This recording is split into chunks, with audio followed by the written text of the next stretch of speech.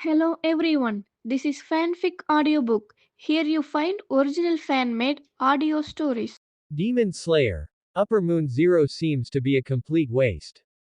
Part 1. Muzan had no great interest in raising a child. It was one thing to turn a child into a demon out of pity, sympathy, or perhaps a recollection of past shared experiences, or for some other reason, and it was quite another to keep that child by his side. However, personally teaching a child was a different matter entirely. He had no experience in raising children, nor did he wish to fill that gap in his experience by going through it himself.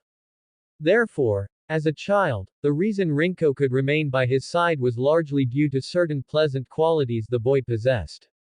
Yes, pleasant. His dislike for the term child stemmed from experience, noisy, boisterous, excessively lively. Too many negative words could be used to describe a child. And the good news was that Rinko possessed none of these traits. He was quiet, did not make a fuss, did not clamor, and made no demands.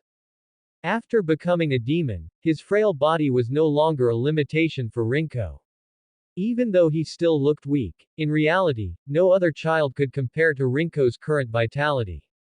Even if his neck were twisted, his limbs broken, or his body severed into 3 pieces, Rinko would regenerate the moment the attack ceased.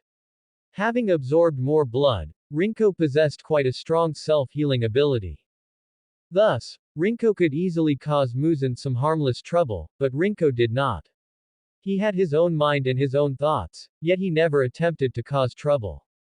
Muzan believed this was a survival instinct from when he was human. It couldn't be called good or bad, but it made him like Rinko very much. Undeniably, such a child was a very suitable living creature to keep by one's side to pass the time. Teaching him to read and write, to recognize things, and to understand everything around him was a leisure activity well suited for killing time. Rinko showed great interest in this. He was keen on accepting new knowledge and enjoyed exploring the unknown, once he had received permission. But in the end, Rinko was still a child. While being as sensible as possible, he would inevitably have some problems that Muzan could not anticipate or understand. The problems were not serious, they were interesting. Or rather, it was more that Muzan had never imagined such problems would arise. Perhaps it was because Rinko was still a child, and his undeveloped brain could not comprehend that his body was completely different from before, or perhaps it was simply a lingering regret and pursuit of the body. Regardless of the reason, the result was this. Rinko would always subconsciously put human food into his mouth, as if he were still a human. And only after the food passed through his oral cavity, slid down his throat, and landed in his stomach would he abruptly realize that he had eaten the wrong thing, and he would vomit it all back up entirely. After inquiring, Muzan realized that Rinko's sense of smell, taste, and reason had failed to reach a consensus. His nose could still smell what humans could, that food smelled like delicious food, but at the same time, the raw scent emitted by human blood also smelled like something edible. His tongue could not taste anything, only when the food reached his stomach would the stomach begin to clamor about whether what had entered was correct. It couldn't really be called trouble. A demon's body could withstand this harmless ordeal. That brand new stomach would not easily break just because it had eaten something it shouldn't have. Even if he ate the wrong thing, for Rinko, it would no longer cause him to collapse on the ground unable to move, it would just be a little uncomfortable when he vomited. Therefore, Muzan did not intend to force Rinko to change, though Rinko's desire to explore in terms of eating was more persistent than Muzan had anticipated. Even though he knew many things were not meant for him to eat, Rinko would still constantly make attempts. Demons had no way of consuming human food. After all, the taste was disgusting to the extreme, and even if they forced themselves to eat it, they could not derive energy from those things. Yet little Rinko, bearing such pain, made attempts time and time again, and found something that could gently enter his mouth without being vomited back out. Candy. This was unreasonable, completely unreasonable. Muzan watched with his own eyes as Rinko put that candy into his mouth, and then kept it there, not spitting it out even until they arrived home. While investigating the reason, He pondered whether he should encourage Rinko for his brave attempts or educate him on such meaningless behavior. Rinko had received more blood than other demons. Logically speaking, after becoming a demon, he should also be more powerful than other demons. Just as Rinko possessed a faster regeneration speed than the average demon, he should also have greater strength. That was what experience told Muzan. And in reality, whether looking at his appearance, presence, or practice, this did not hold true. Rinko had the expected recovery ability, but lacked the corresponding combat ability. He had no interest in fighting, was not good at it, or rather, simply did not know how to fight, did not know how to attack, and did not know how to kill. Even though his current strength should easily allow him to strangle an adult, his actual behavior showed that Rinko had an innate fear when facing adults. Except for appearing calm toward Muzan, when they were outside, if an adult male walked toward him, he would specifically run back and hide behind Muzan. He was no different from a human child. One could even say that, compared to human children, Rinko appeared to be the more fragile one. If one had to say what Rinko had that matched his abilities, it was probably his hiding ability. Rinko was very good at hiding. Whether it was active hide and seek or passively trapping himself somewhere and falling asleep, it would make the task of finding Rinko difficult. Once, Rinko fell asleep in a closet, and until Muzan used the power of his blood to locate him, he had not realized that a child was sleeping right in the closet behind him. Considering the individual differences that arise in demons, Muzan believed this was Rinko's talent. Because when he was still human, he longed to escape that painful home, longing not to be noticed or discovered, so after becoming a demon, what he excelled at was also not letting people notice his existence, not being discovered. Rinko was not good at fighting, this sounded like a problem. But Muzan did not lack demons who could fight, so it didn't matter if there was one more or one less. Moreover, judging by Rinko's height and weight, even if he learned to fight, his combat power might not truly compare to other demons. So, this problem was cancelled out the moment it appeared.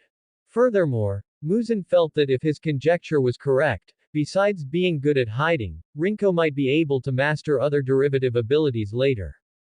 But as to what direction it would develop and what it would become, that was a surprise that would arrive at an unknown time. Muzan decided to leave the answer to this question for the future. Oh, that's right. It was 3 months after Rinko was able to eat candy that Muzan finally discovered the truth. Rinko was still a demon and still could not consume human food. It was just that after the candy melted on his tongue, the sugar water slowly slid down his throat, which was not as obvious as chunks of meat or glutinous rice or other foods with a stronger presence. That was why it was temporarily not noticed that it was something he could not eat. But after eating a few more, and gradually accumulating until the stomach realized it, those things would still be vomited back out as they should be. And at that time, Muzan belatedly provided education to Rinko. Demons cannot eat human food. Then what should I eat? The story seemed to have returned to the starting point. Muzan had once taught Rinyu how to live as a human, and now he had to teach Rinko, who had become a demon, how a demon should live. Raising a child was not a very difficult task. At least, raising Rinko was not difficult. However, Muzan felt that every profession had its own specialty.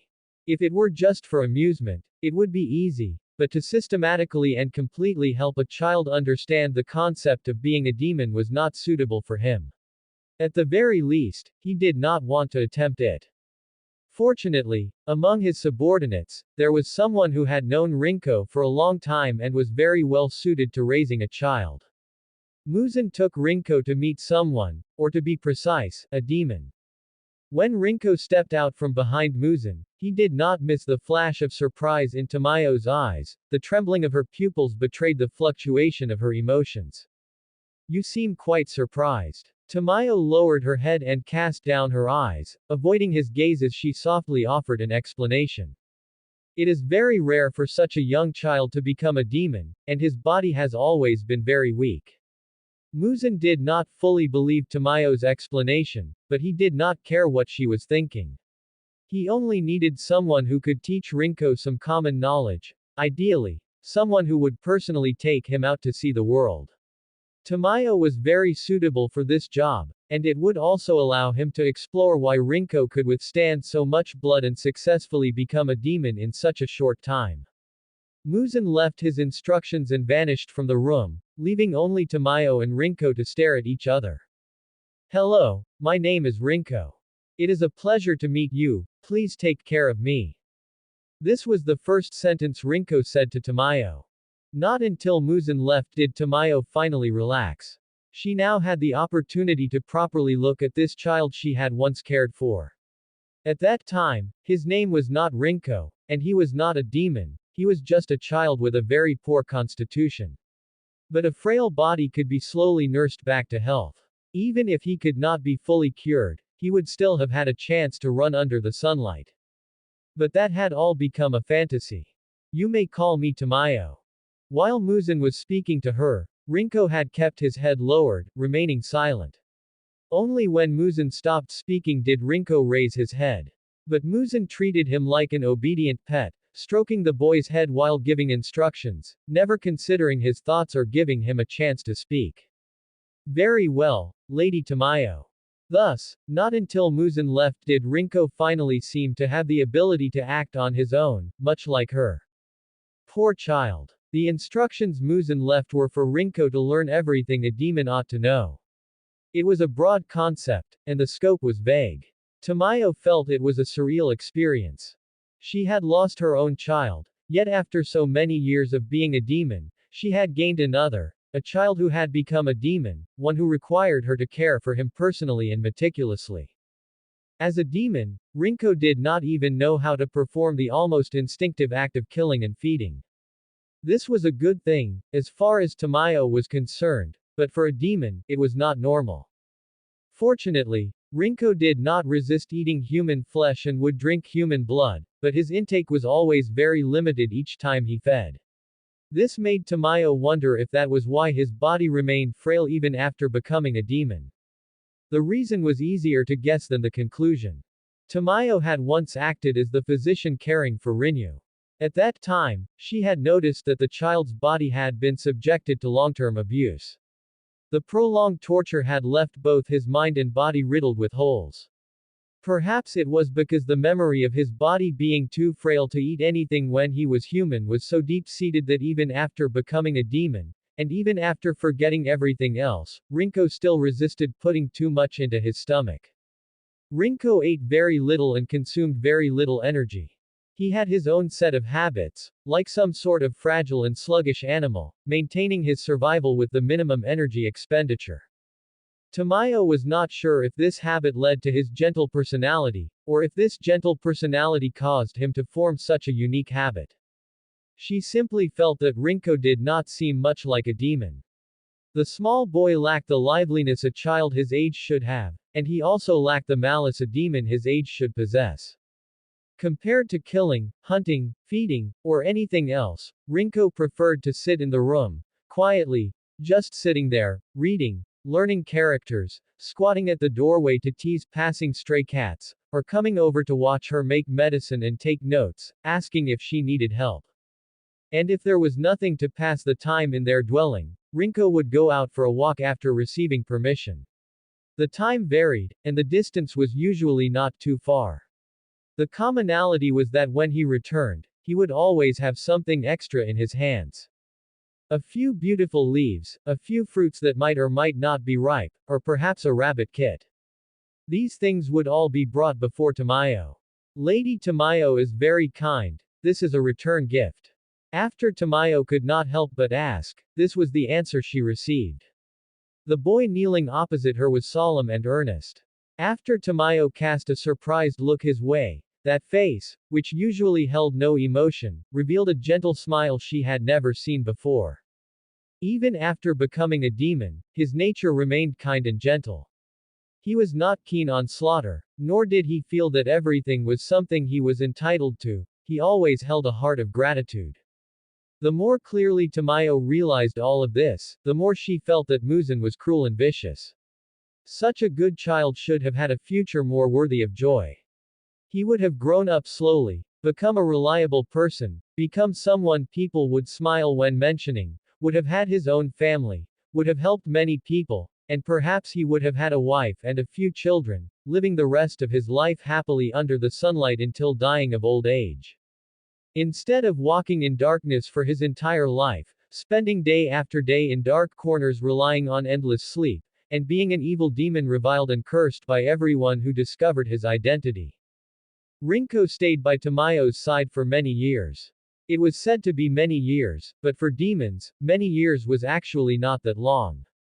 Tamayo remained young, and Rinko remained young. Aside from shortening the cycle of changing residences because a child ought to grow, nothing had changed much. For Tamayo, the days with Rinko passed faster and were more pleasant than before, perhaps also because Muzan had barely come to see her or say anything all these years. Therefore, when Muzan visited in the dead of night, Rinko's memory of him had become somewhat blurred. Muzan. The boy stood before the open door for a moment before finally calling out the guest's title. That is too rude, Rinko. I apologize, Lord Muzan. It has been a long time, you still look very spirited. Rinko switched his address naturally and proactively moved aside to welcome Muzan in. Tamayo cast an imperceptible glance at the man who had arrived suddenly for unknown reasons, a sense of nervousness rising within her heart for no reason. Unlike Tamayo's unease, Rinko showed a rare closeness to Muzan. Even though they hadn't seen each other for many years and Rinko had once been on the verge of forgetting him, after Muzan walked in, the boy followed behind him like a little tail. Muzan casually asked Tamayo about recent progress and flipped through the papers on the table at will, while Rinko followed behind Muzan, watching him look at the bottles and jars he had already seen hundreds of times. How is Rinko's learning progressing? The topic switched quickly, and the boy only raised his head when he heard his own name. I have basically learned everything, survival should not be a problem. Tamayo lowered her head, avoiding those eyes that looked over. Muzan did not pay much attention to her, looking at Rinko instead. Then come with me, Rinko. I will take you to meet our new friend.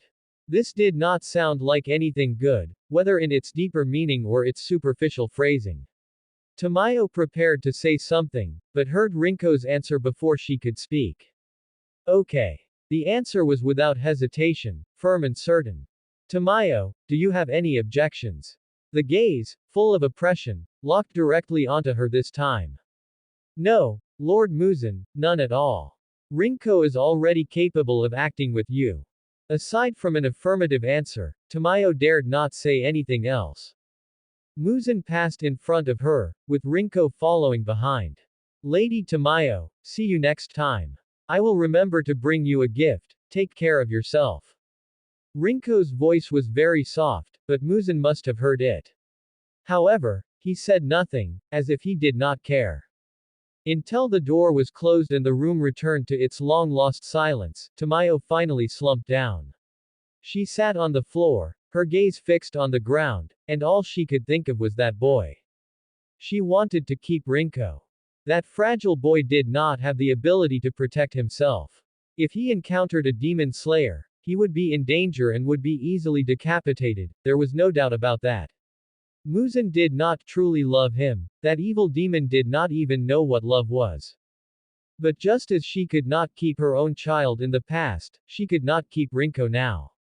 Rinko, who was being easily carried in arms, remained quiet and motionless the entire way, as well behaved as a kitten being picked up by the scruff of its neck, even though Muzan's hand was not gripping the back of his neck.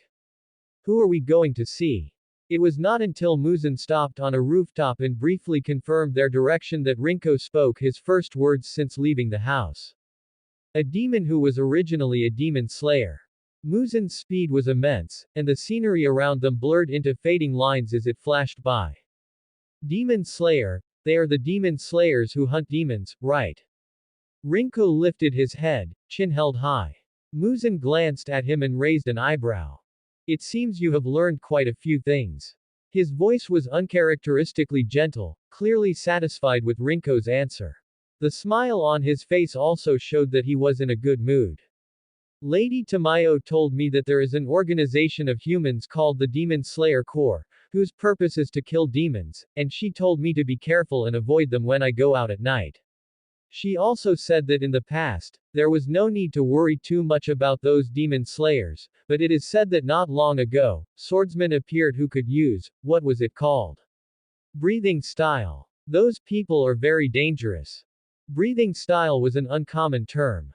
Rinko enunciated it carefully, continuing only after not being corrected. Muzan was satisfied with his learning progress, and after thinking of something, he chuckled with a hint of disdain. That is indeed the case. But there is no need to fear them.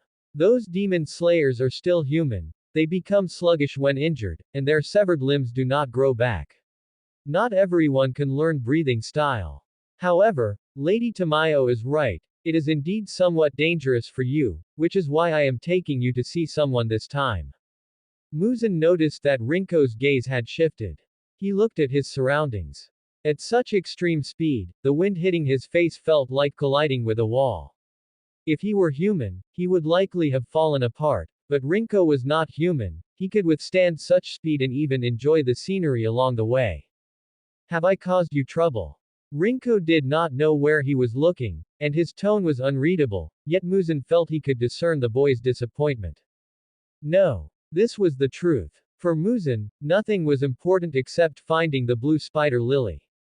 And since too many demons were already working on this most important task, taking some time to cast aside the fool demon slayer core and those brainless subordinates, and to revisit the days of spending time with a well-behaved child, was a form of relaxation. Perhaps it was because of their similarly frail bodies, or perhaps it was the tenacious and unyielding vitality despite a miserable life. It was an indescribable feeling, but it reminded Muzan of himself. However, compared to so-called pity, Muzan felt this was more like a gift after recognition. Such a person was worthy of living, just like him. He, a person chosen by the heavens, should live forever, stronger than anyone else.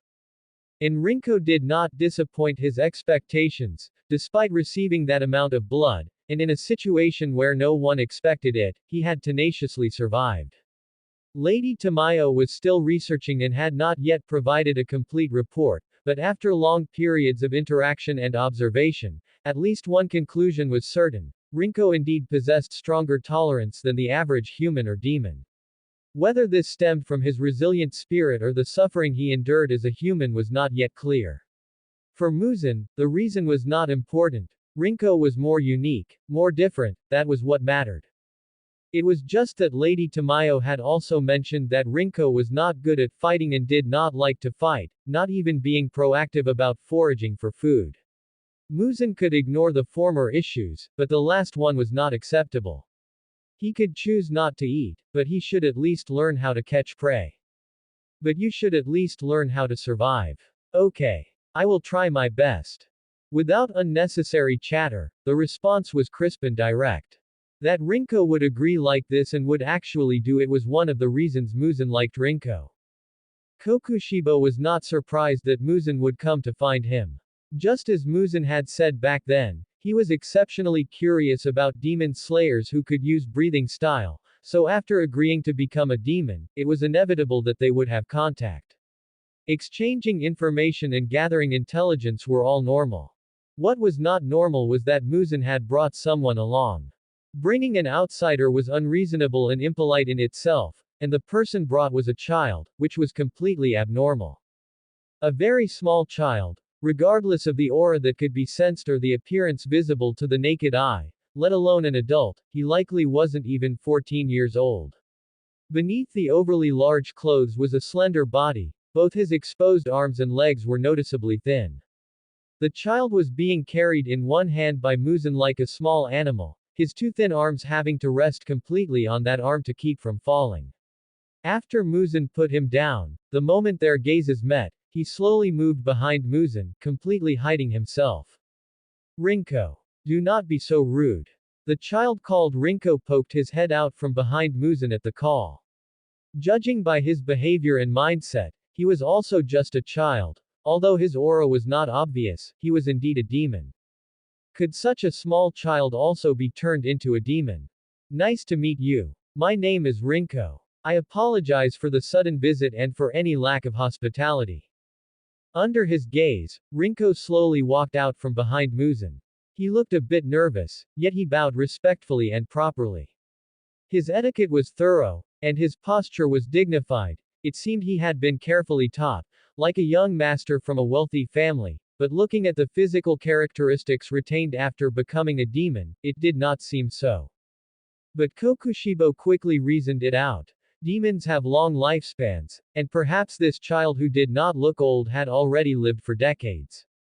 It was understandable for him to learn things a child should learn. My name is Kokushibo. Muzan did not look at Rinko, only stroking Rinko's head as if giving a reward to a pet puppy for following a correct command. I have no other business coming here this time. I want you to keep Rinko by your side for a period of time. I do not expect him to learn how to use a sword, just teach him a little about how to protect himself and how to find food for himself. Kokushibo fixed his gaze on Rinko again. The child looked at him for a while, seemingly memorizing his appearance, then lowered his head to look obediently at the ground, standing properly. Polite, disciplined, and seemed like a very obedient child. Understood. The exchange was surprisingly concise. Muzan left the next second, leaving only Rinko standing there. Kokushibo had no experience raising children, but this was not an ordinary child, he was a demon who had lived for a long time. As long as his head was not cut off or he was not exposed to the sun, there should be no problem. However, Muzan's requirement for him was only self-preservation. In other words, as long as he could realize who the enemy was and leave quickly, or hide well enough not to be discovered, it should be fine. As for finding food, when a demon is hungry, it will naturally go looking for food. Follow me. Okay. The boy immediately started walking to catch up after hearing the call. At least Muzan had educated him well in terms of obedience. Lord Kokushibo, good morning. Before the sun fully appeared, before the moon set, in that briefest, darkest moment, Rinko collapsed straight down in front of Lord Kokushibo. For a child, playing cat and mouse across an entire mountain for a whole night was indeed exhausting, but since the other party was a demon, Kokushibo felt this should be no problem. Thus, he simply stepped forward and easily lifted Rinko by the back of his collar, carrying him toward the cave like a bag of something. To Kokushibo, Rinko was a child very easy to see through, he was easy to understand. Just like his outward appearance, the boy's core was simply that of a pure child. In front of someone who seemed older, he would be nervous, reserved, and cautious, doing whatever the other person said. Rinko would master what Kokushibo taught him as quickly as possible, and if he couldn't learn it, he would keep practicing until he was allowed to stop. Although Muzan said he did not expect Rinko to learn swordsmanship, Kokushibo still made an attempt.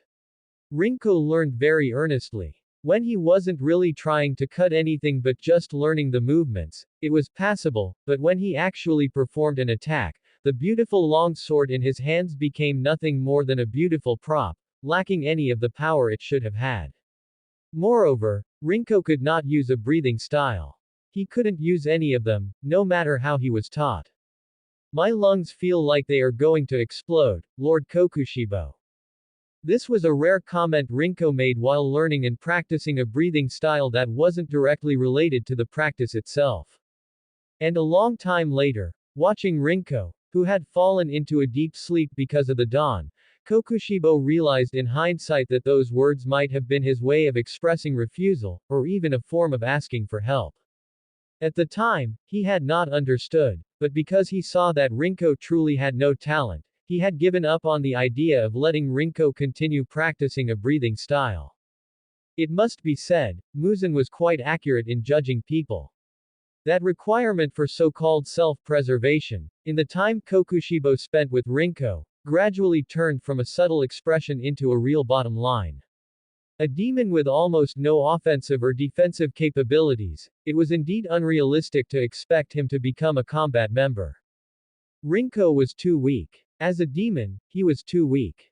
even without comparing him to demons, but rather to other boys of his estimated age, and setting aside the special constitution of a demon, Rinko could completely be classified into the lowest tier.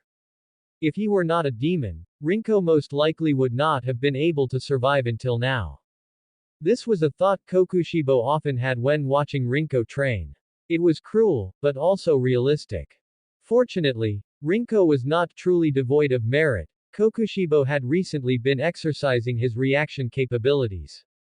After abandoning combat and defense, this body had retained other characteristics, such as being more agile, more cautious, more careful, and faster. The greatest advantage of having a demon as an opponent was the extremely high fault tolerance.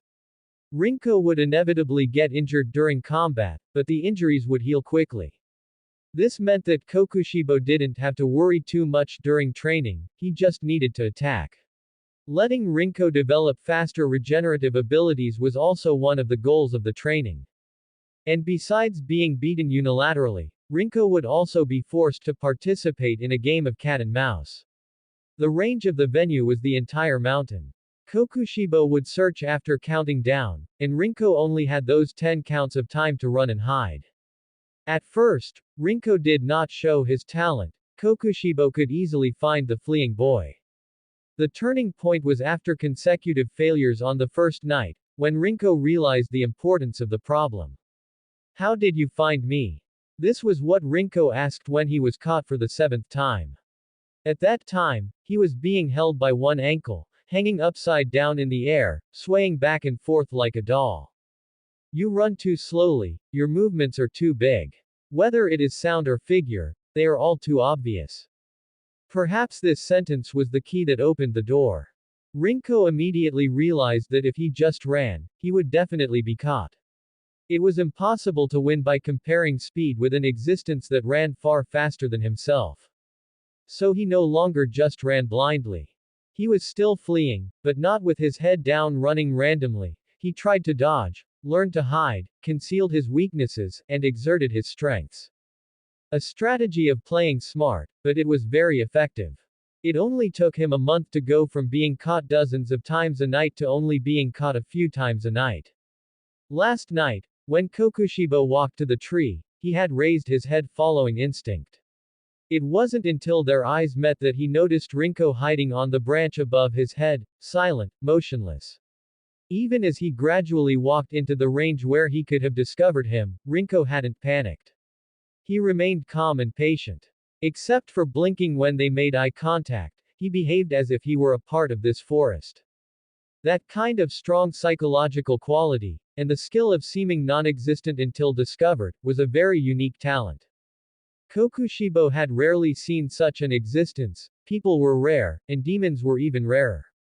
If he could fight, such a skill would be very suitable for launching a surprise attack, but Rinko couldn't. He was just good at hiding. After quickly opening up distance, he would use a momentary blind spot in vision or a distraction of attention to achieve the goal of making himself disappear from view, using that brief time to make himself truly disappear. Kokushibo always felt that this didn't seem like a strategy for fighting demons, but rather a method aimed at demon slayers. Demons could quickly destroy large areas. A tree is hidden in a forest, but if the forest ceases to exist, even a blade of grass will be conspicuous. And humans struggle to do all of this, whether it's large-scale destruction or wanton ruin. Rinko remembered Muzan's words. His enemies were demon slayers. The ones he needed to avoid were demon slayers, and the ones he needed to pay attention to were just demon slayers. A very simple child. And without talking about other things, just looking at the results, Rinko's training was still quite effective.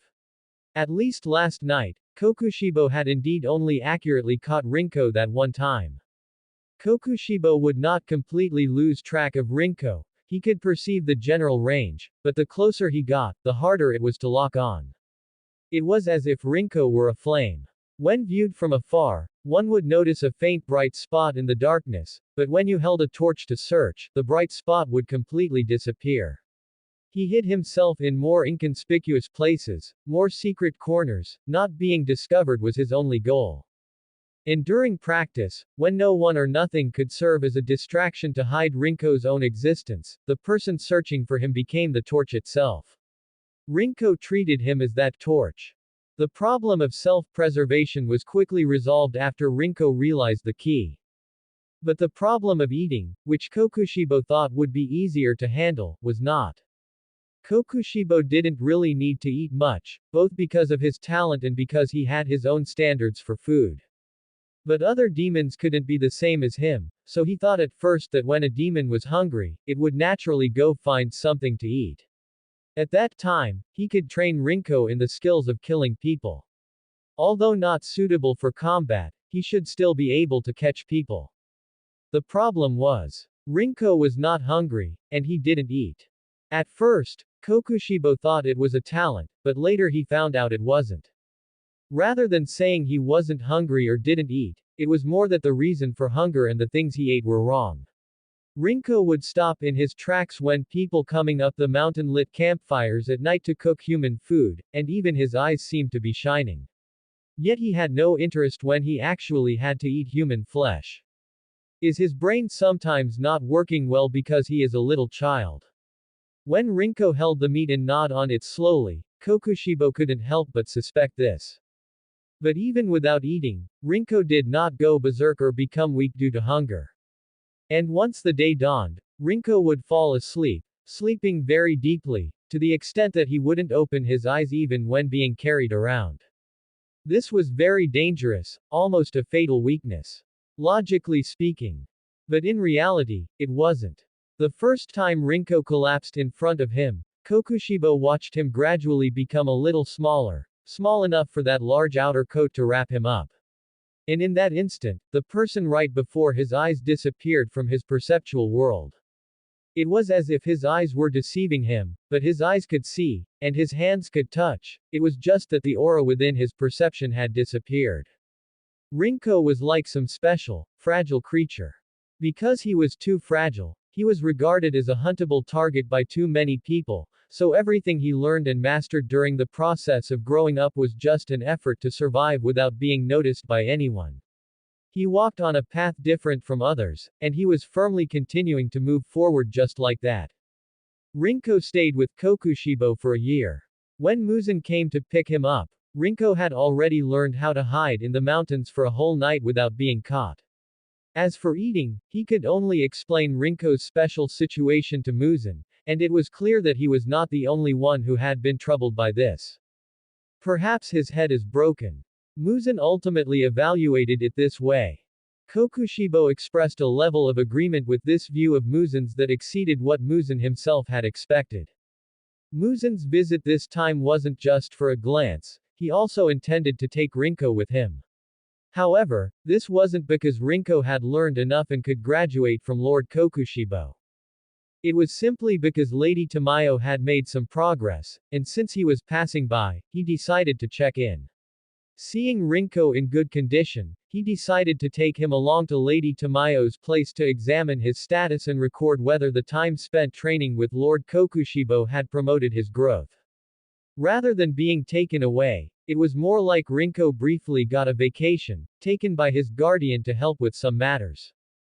So, before leaving, Rinko was still waving goodbye to Lord Kokushibo, promising to see him next time, only closing his mouth after being lifted away the next second. Lord Kokushibo also liked to carry Rinko, whose large clothes were like cloth wrapped around luggage, and he was the luggage wrapped in the cloth.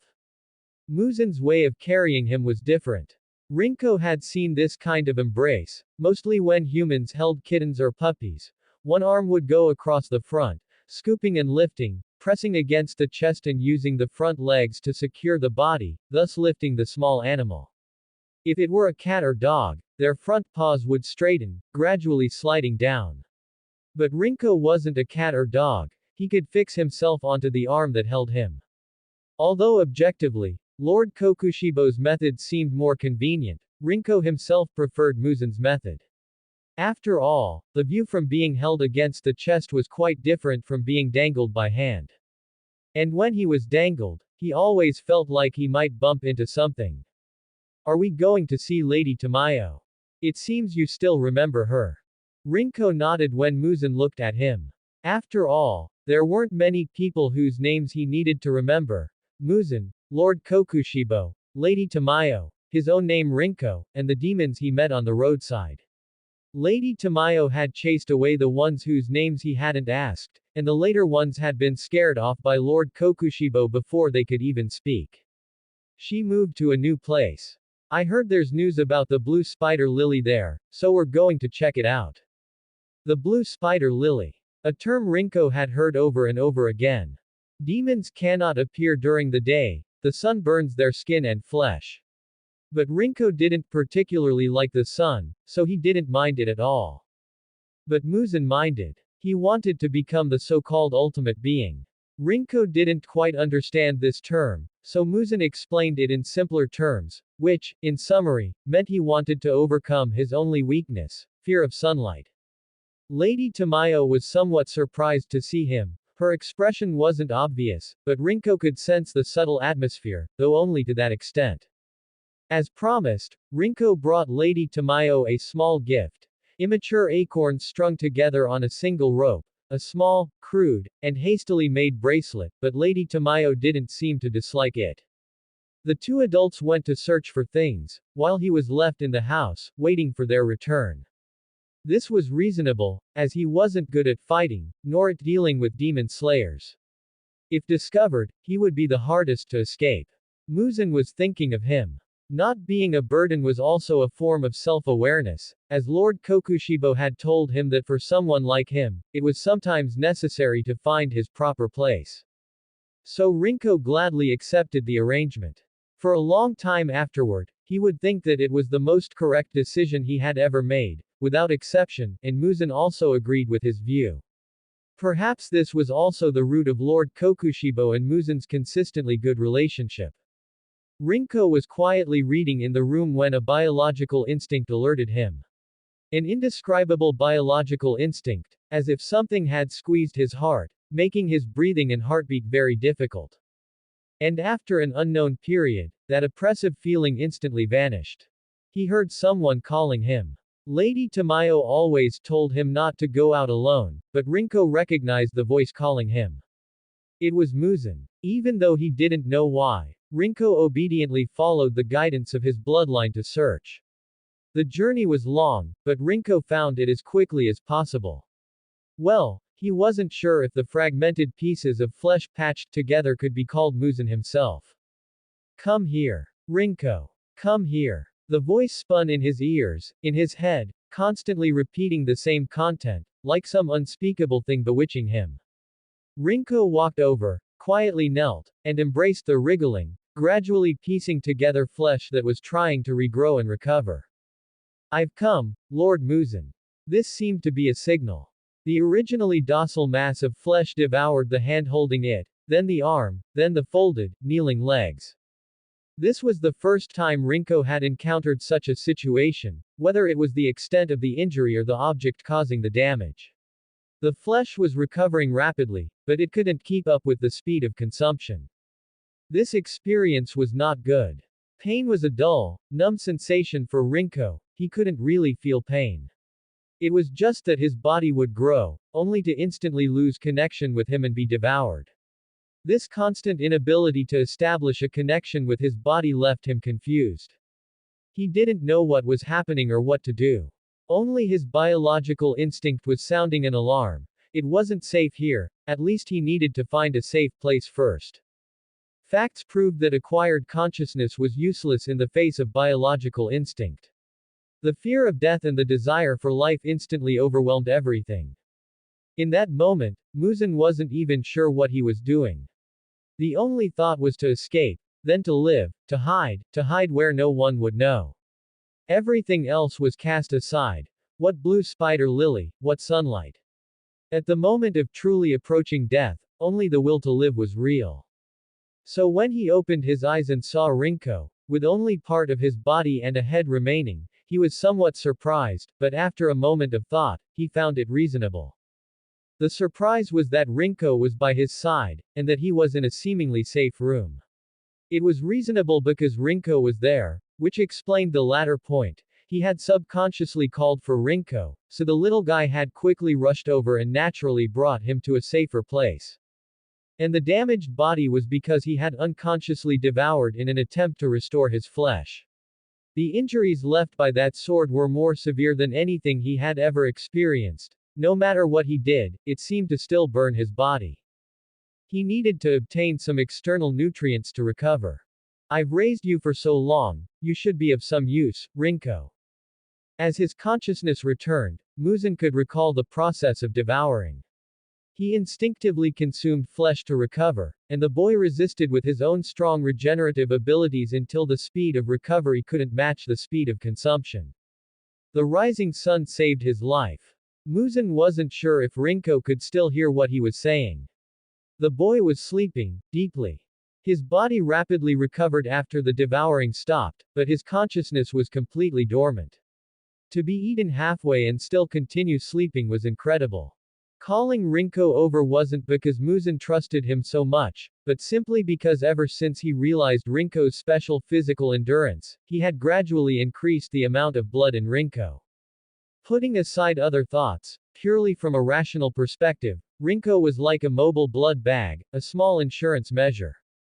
If he were ever injured, eating this little guy would at least ensure he wouldn't lose the ability to fight back. The ultimate fate of stray cats and dogs is to be buried in some unknown wasteland. In comparison, being eaten by him and becoming part of his power was a better outcome for Rinko.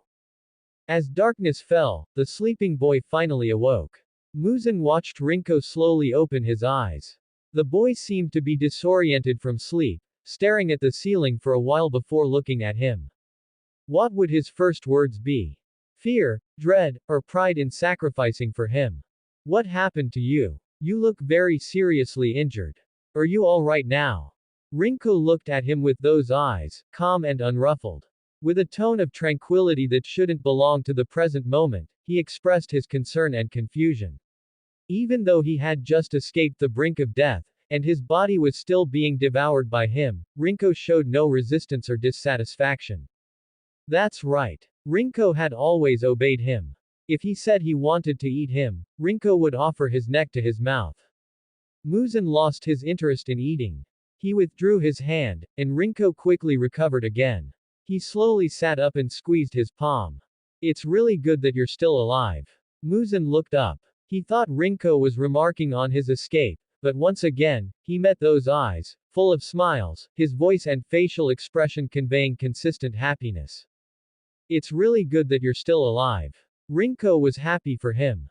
Happy that he was still alive. Flashback. Lord Muzan is a very good person. Some animals remember the first thing they see when they open their eyes, whether it's a person, an object, or their parents. They remember it and identify it as their parent.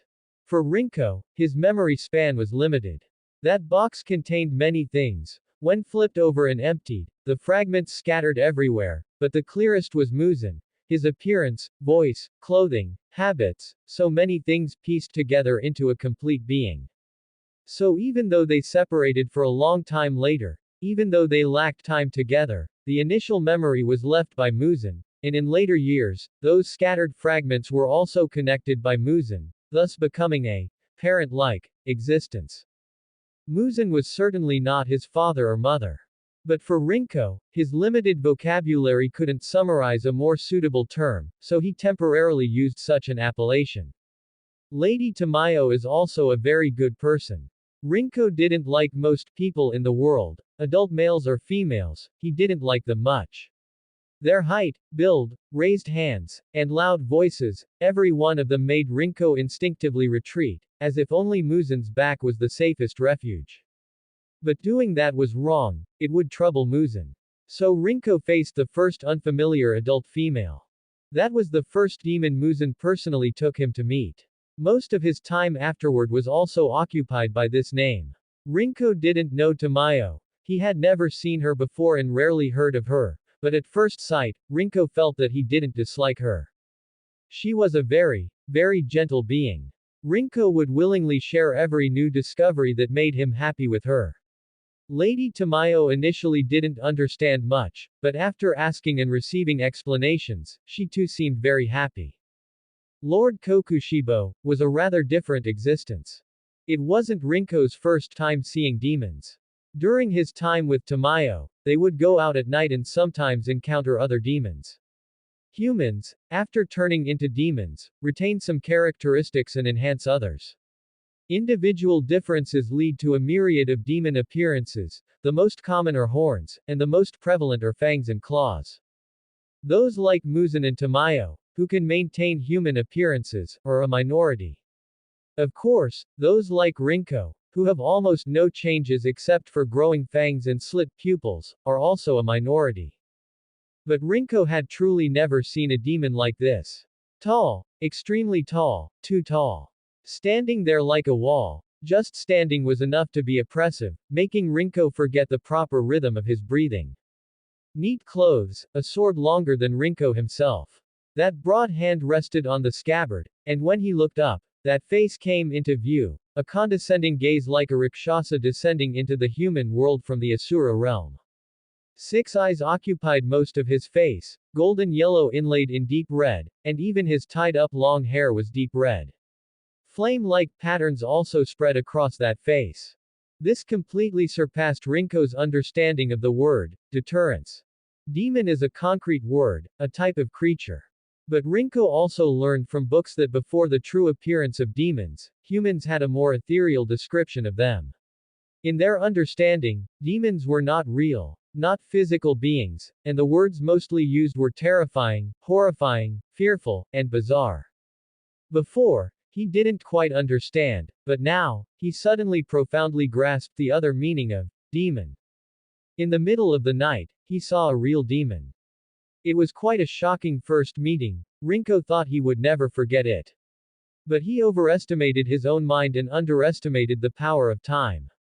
Decades could fade Muzan from his memory, and a few months were enough for him to see that the person in front of him was not a Rakshasa crawled out of hell, nor would he easily crush his head even though Lord Kokushibo nearly did so countless times in later training.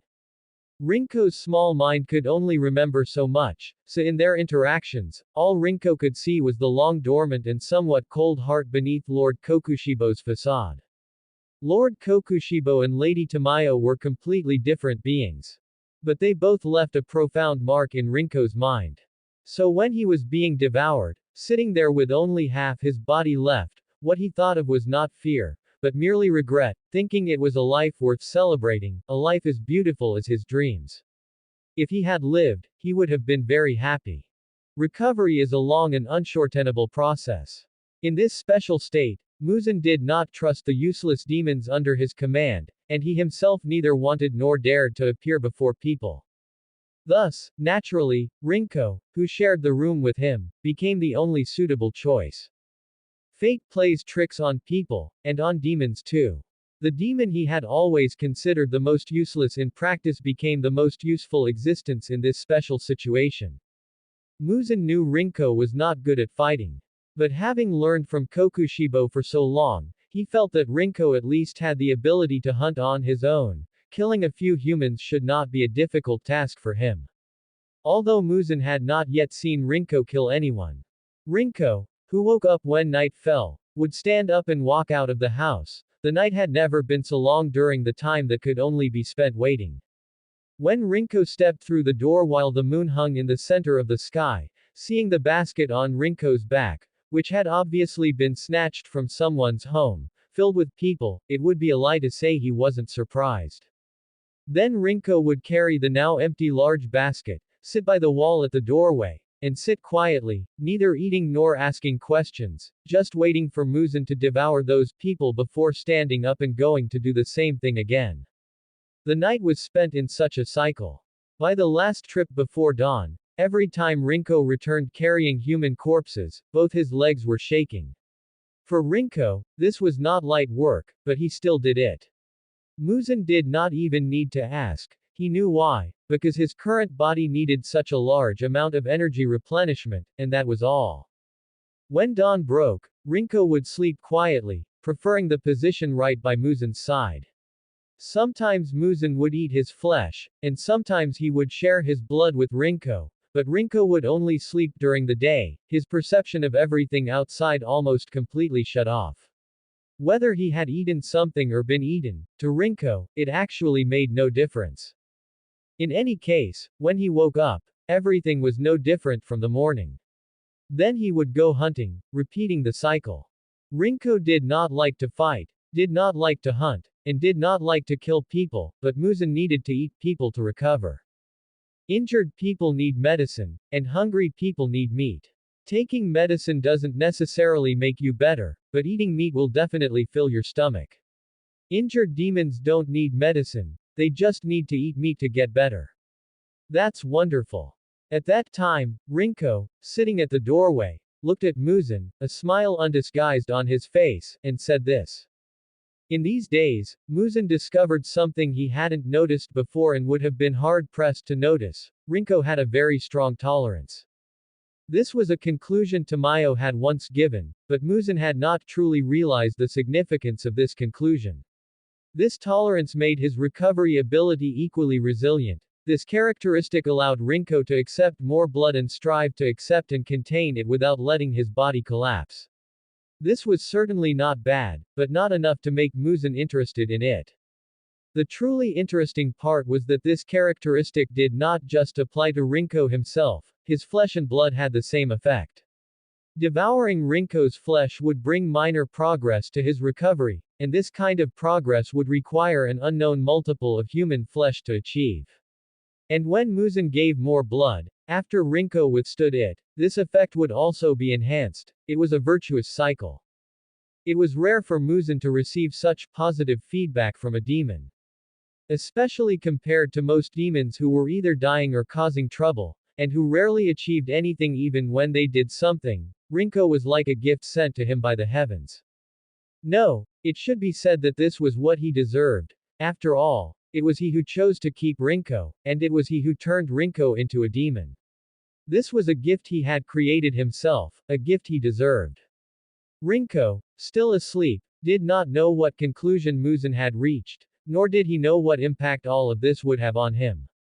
He was simply immersed in his own dreams, only opening his eyes when night fell, but when he rubbed his eyes and stood up to go out, he was stopped by Muzan. That's enough. Let's go. The basket that had been used for so long was discarded casually. The basket, the house, and everything here were destroyed by a fire. Above the flames, two figures, one large and one small, turned and left. For the first time in a long while, Rinko did not need to run on his own feet. Instead, he was picked up and could look at the surrounding scenery, only needing to remember to hold onto this arm. Muzan took Rinko to many places, they saw many demons and many people. Some people became demons, and some were eaten. This was a long period of wandering. Rinko experienced travel for the first time. During the day they would stop to rest, and at night they would wander around. Spring, summer, autumn, winter, days like this passed year after year. Muzan would not stay in one place for too long, nor would he go to places that were too lively, as if he were hiding from something, but Rinko did not know what he was hiding from. Later, during one rest, Muzan finally mentioned to him that he had previously encountered a very dangerous person, and emphasized to him that the man had red hair and red eyes, a flame-like pattern on his forehead, and wore earrings. Rinko was not good at remembering faces, and such features made him construct an image in his head. Why did it sound a bit like Kokushibo? It must be an illusion. In all fairness, Rinko felt he didn't need to worry. After all, he couldn't go anywhere, being carried around by Muzan like he hadn't been weaned yet. How could he have any chance of running into that nightmare of demons? Rinko felt that Muzan's brain was very useful. Muzan could remember many things, many people, and also knew a lot of knowledge. Sometimes they would live in remote places for a while, and occasionally Muzan would pick up the reading sessions they hadn't done for many years. But Rinko's brain was not as useful. Those characters that were hard to recognize and not commonly used were forgotten completely over the long period of time. At this time, that hand would knock on his head as a reprimand. I am preparing to promote some demons, to let some stronger demons obtain more blood. To form a team to deal with those demon slayers, what do you think? Rinko had no interest in how to manage a large group of demons, nor could he come up with any plans. Considering that one of Muzin's educational philosophies for him was, when adults are talking, children just need to keep quiet and do their own things. So Rinko nodded without a word, and Muzin was very satisfied with his reaction. That hand would then turn to stroke his head. In fact, Rinko did not understand what the so-called 12 Kazuki was at that time. But later he understood. After an unknown number of years, Rinko saw Kokushibo for the first time in a long while. He reported the death of a person. Rinko had not heard that name, but Muzin looked very happy. He thought, that must be a good thing. Someone dying and being able to make Muzin happy sounded very worthwhile. When adults are talking, children are supposed to stay by themselves on the side, even though by actual age, Rinko had long been an adult. But his appearance was still that of a child, and they therefore still treated him as if he were a child. After talking with Muzin, Kokushibo walked over to look at him. Rinko raised his head. Those 6 eyes were as oppressive as ever. He looked at the pair of eyes in the middle. There were characters written inside the eyes. He looked to the right, then looked to the left. 1. Upper rank. Fortunately, they were characters he recognized. His head escaped a disaster. Rinko let out a breath in his heart. It is upper rank 1. The 12 Kazuki are divided into upper ranks and lower ranks, with 6 of each. Muzin's voice came from that side, and Rinko nodded in sudden realization and made an "oh" sound. Then does this mean Lord Kokushibo is the most powerful one among those demons? Rinko moved a little closer to Kokushibo and asked in a low voice. Currently, that is so. But other demons can also initiate a blood battle. If successful, the ranking can change. Muzin often said that Kokushibo had no shortcomings, except that communication required a lot of patience. Rinko deeply agreed with this. When he followed him for training in the past, once Kokushibo started lecturing, Rinko could prepare to not move for the whole night. After all, Kokushibo once had a record of talking until dawn in one breath. It was truly shocking to a demon. But Lord Muzin told me about the 12 Kazuki many years ago. After so many years, Lord Kokushibo is still upper rank 1, doesn't that mean you are truly very powerful? Kokushibo did not answer this question immediately. He thought for a while, seemingly deliberating on how to answer. And Rinko sat quietly with great patience, waiting for that answer. Muzin watched these 2 serious puppets from the side and just chuckled, letting them continue to stare at each other, maintaining the rhythm of not being able to squeeze out 2 sentences in a long time while catching up. Anyway, he was in a good mood for the first time in a long while, so he let them be. When Rinko was carried onto the eaves, he felt like a kitten raised by Muzin, being carried around every day and taken to various places, and whether he was praised or made a mistake, it was always directed at his head. As for why it wasn't a puppy. Because a puppy cannot climb onto the roof. Rinko's life has been very fulfilling lately. Although calling it fulfilling is a bit of a stretch, as there wasn't much for him to do. It was mainly because Muzin hadn't found a next place to settle him yet, so he took Rinko along wherever he went, making Rinko appear quite busy constantly traveling around. In reality, Rinko's job was simply to occupy the highest eaves, acting as a lookout in name, but actually serving as a spectator bird watching the show.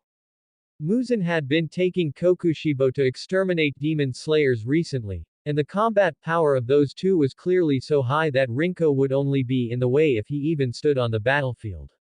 Thus, Rinko's current state was moving battlefields, being tossed onto a roof to bask in the moonlight, watch the stars, and count leaves, and then being claimed back from the roof by one of the 2, who would ask him if there was anything he wanted to eat as if they were teasing a child. Muzin was mainly responsible for the teasing, while Kokushibo was usually the one who did the tending. As Rinko was carried around like a small parcel and forced to patrol the entire battlefield, he would wonder how he was actually viewed in Kokushibo's eyes. A puppy. Is there anything you want to eat? Asking it like that made it feel even more like it. Held up high and forced to make eye contact with Kokushibo, Rinko eventually shook his head. He clearly caught the flash of disdain in the eyes of the two adult men. Disdain directed at his picky eating. But Rinko didn't think it was his problem. First, his stomach didn't feel hungry. Second, his nose wasn't interested in those smells. And third, this body had its own ideas, which failed to reach an agreement with the ideas of those two. There was a difference between this and picky eating caused by subjective fussiness. But in the eyes of those two, such explanations were just excuses. Even when he actually sat down to eat something, Rinko would without hesitation take whatever was stuffed into his hand, shove it into his mouth, chew it up, and swallow it. It seems I have been too indulgent with you. Muzan reached out and took Rinko from Kokushibu's hands. Rinko. You are completely spoiled. The pause this time was longer than usual, as Kokushibo searched his mental vocabulary for the most appropriate word to describe him. Rinko, who had done nothing but seemed to be getting scolded, looked up. Am I? No one answered him. But silence is sometimes a silent stance. Just like now, their meaning was yes. But if someone really needed to take responsibility for him being spoiled, it was because of Muzan's indulgence and support. Rinko looked up, casting his gaze toward Muzan, who had always shown support for his actions and encouraged him to try things. But at this moment, the culprit remained silent, washing his hands of it all, and even met Rinko's gaze with a smiling expression. Even though all of this was thanks to Muzan in the first place. After Sugikuni Yorichi died, a great mountain was finally lifted from Muzan's heart. That feeling of being choked and blocked at the gates of hell finally vanished after confirming that man's death. During that period, Muzan was in a very good mood. He took Kokushibo and tore through the demon slayer's ranks repeatedly, and incidentally wiped out everyone related to the so-called sun-breathing. After that, his mood seemed even better. It was from that time onward that Muzan began to give his attention to Rinko. Rinko's personality could be described as gentle to put it nicely, but to put it another way, it was cowardly and introverted. This wasn't exactly a problem, but Muzan seemed inclined to cultivate him to be more extroverted. At least to learn to speak more, rather than becoming a mute in front of outsiders. Rinko's personality and behavior had clear origins. His inherent fragility and the misfortunes he suffered as a human led him to prefer not provoking anyone and hoping not to be noticed. It also led to a pessimistic lack of expectation for most things. Without expectations, there is no disappointment. By being ready to welcome death at any time, he wouldn't feel fear when death arrived. Changing this wasn't impossible, it was just a matter of methodology. A more direct and crude way would be to make Rinko eat more flesh, become stronger, and train him to no longer be fragile. A more subtle and gentle way would be to subtly cultivate Rinko's personality without changing the status quo. The latter was obviously more time-consuming and a bit more troublesome. Rinko was not good at fighting, this was a consensus among those who knew him. However, Kokushibo gave Muzan another perspective. He said Rinko's talent did not lie in combat. Instead of clashing with the enemy's main force on the front lines, it would be better to consider having him handle infiltration, reconnaissance, and gathering clues, or have him provide support and distraction during battle. But the most suitable role would be post-battle retreats. If Rinko's ability could be applied to other demons, his existence would have an effect beyond imagination. Muzan had experienced it personally. If Rinko hid himself, he would be very hard to find. Rinko. Like a spark, it is precisely because you are not strong enough that you are ignored. This was Kokushibu's viewpoint. Muzan didn't want to lose a rare case, nor did he intend for Rinko to lose his inherent characteristics, so he chose the latter method. Muzan had always been sensitive to the emotional changes of others, let alone the inner world of a child who was completely transparent before him. Everything Rinko saw and thought was witnessed by him. A little suggestion, a few casual reminders, some indulgence, and some privileges. Just as Kokushibo said, Rinko was just a child, and his head wasn't even very sharp. So wanting to change him wasn't actually difficult. All it required was long-term cultivation. And as demons, the one thing they didn't lack was time. Rinko was aware of Muzin's indulgence, but it wasn't a bad thing. It was worth being happy when casual little requests were permitted, and it was also worth being happy that Muzin was willing to be more indulgent with him. So even though he knew it was a paved path, Rinko still stepped onto it without looking back. By the time he realized everything had changed, certain habits had already become second nature. After such a series of deliberate cultivation, Rinko's personality underwent a change. For example, he became much more lively than before. Occasionally, he even dared to argue a few more words with Muzin. Upon finding himself at a disadvantage or seeing that Muzin looked unhappy, he would immediately run behind Kokushibo to seek protection. And the moment he felt Kokushibo's dissatisfaction, he would hide behind Muzin, then mumble in a very low voice. I think I made him angry. Although his age continued to accumulate, because his environment remained unchanged, his personality didn't mature. Instead, he became more and more like a child, a more normal child. Muzin stroked Rinko's short hair, pondering in his heart. But this wasn't a bad thing. Raising a slightly active child like this was indeed more interesting than that little mute from before. Akaza was among the earlier batch of demons to stand out under Muzin. After becoming a demon, aside from following orders to search for the so-called blue spider lily, he had been persistently pitting himself against the strong, gradually making himself stronger. These things were all heard by Rinko from Muzin's own lips. It was said that even Akaza's transformation into a demon was an accident. A place without demons had experienced an inexplicable mortality rate, so Muzin went to investigate. Upon his return, Rinko had gained another bedtime story. Even though he didn't need them, Muzin still leisurely told them to him.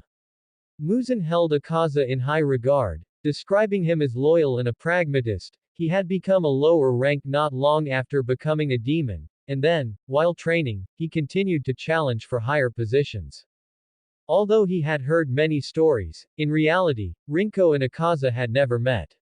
It was only because Muzin rarely praised other demons that he felt more curious about Akaza. But this did not mean Rinko actually wanted to meet him. But Muzin had his own ideas about this. The child was interested, the child wanted to make new friends. Akaza. This is Rinko. I am entrusting him to you, keep him by your side for the time being. Akaza had heard this name before, mentioned by other demons. It was said that Lord Muzin had an inconspicuous child by his side. It was unknown whether it was a human child or a demon, a tiny thing that looked incredibly weak. They had once viciously discussed whether it might be a reserve food supply. But Akaza was not interested in these rumors, nor was he interested in eating children. When Muzin came to see him, he had never brought that legendary child along, so Akaza had once assumed they would never cross paths. Clearly, he had been underprepared. Now, not only were they meeting, but he had to keep this legendary child by his side. Is there anything I need to do, Lord Muzin? He naturally went to ask. If there were any tasks, could he finish them quickly and then send this child back? No. If you can teach him, then teach him. It doesn't matter what you teach. If you can't, don't force it. Rinko has his own purpose. You just need to keep an eye on him so he doesn't run into a demon slayer and lose his head. This sounded like a rather troublesome errand. But Akaza had no room to refuse. He knelt on one knee, lowered his head to gaze at the ground, and silently accepted. Not until the oppressive feeling vanished did he lift his head, prepared to get a good look at this reserve food supply that only existed in legends. What reflected in his eyes was a child. He swept his gaze from bottom to top. Bare feet, a section of calf exposed, loose shorts on the lower body, and an even larger coat on the upper body. He didn't know who had dressed him, but it was clearly ill-fitting, even absurdly large. The hem hung down even when tucked into the waistband, and long sleeves completely covered his arms. He would have believed it if someone said it was Muzin's own coat. Above that was a pale face, gray-blue eyes watching him without blinking, flat and calm, showing no emotion, with only those slit pupils proving his identity. He felt like a somewhat dull child. Moreover, he was absurdly weak, at a level where it was almost hard to distinguish if he even truly existed. Rinko. My name is Rinko. Nice to meet you, please take care of me. Inside his open mouth were the sharp fangs of a demon. It was hard to tell from the child's build, but once he spoke, Akaza could tell this was a boy. Although dull, he was quite polite. Akaza. Compared to those human children who would start crying and screaming the moment they saw him, Rinko was the type that he could tolerate. That counted as good news. Akaza had no other way to console himself besides this. Since Lord Muzan has entrusted you to me, then we have no choice but to get along well. Akaza swept his gaze again over the thin and small child in front of him. Let alone a demon slayer, he felt like any passing demon could crush his head. He felt that taking care of him was, 9 times out of 10, not an easy job. Something about taking good care of this child's little head so it wouldn't be cut off by a demon slayer. A little guy who looked like he had absolutely no ability to protect himself would only be a priority target for execution in front of a demon slayer. Troublesome. You don't need to take his words to heart. Akaza was walking in front, and just as he was thinking, Rinko spoke without any warning. The voice was right beside him, and the boy was standing right there. The phrase, without any warning, was not an exaggeration, it was a true description. In his perception, the boy had been following 2 steps behind him, but the instant before he spoke, he had vanished from his sensory world, only to appear directly beside him the next second. What? Before showing any sign of abnormality, Akaza asked back. I mean, regarding the matter of not letting me run into a demon slayer, I can look after myself. You can go about your usual activities, it's fine. Akaza's face twisted a bit. He even momentarily ignored Rinko's strange performance just now. Huh. What kind of nonsense was this kid spouting? Was this brat even aware of how easily his head could be targeted? Did he really understand how weak he was? This child could protect himself. And he was telling him not to listen to Lord Muzan. How many heads did they have between them to lose? Please rest assured, Akaza reached out and interrupted Rinko's explanation. He held up one finger. First, don't use that honorific to speak to me. Second, kid, how many heads do you have for demon slayers to cut off? The 2 extended fingers tapped on the boy's fluffy head. The force was not light, causing Rinko's head to tilt straight back. With you like this, let alone demon slayers, even a demon could tear you into 3 pieces. Get a clearer idea of your own standing. Akaza sighed, straightened up, waved his hand, and continued walking forward. A person who does not believe you will not believe you no matter how you explain it. Rinko understood this well. Therefore, he did not expect to be able to persuade Akaza directly in one go. While accepting the arrangements of this Akaza, who considered himself an elder needing to seriously supervise him, which was read as management, but written as care, he pondered his next plan. Akaza's life was terrifyingly regular. As soon as it got dark, he would start running around, training, searching for flowers, fighting demons, and occasionally fighting humans. The last time Rinko had been lifted off the ground right after the sun set was when he was studying under Kokushibo. And that was many, many years ago. Rinko actually did not understand why Muzan had suddenly arranged for him to be by Akaza's side. Their personalities and styles were worlds apart. Compared to sitting down quietly, Akaza preferred to find something to fight for the whole night.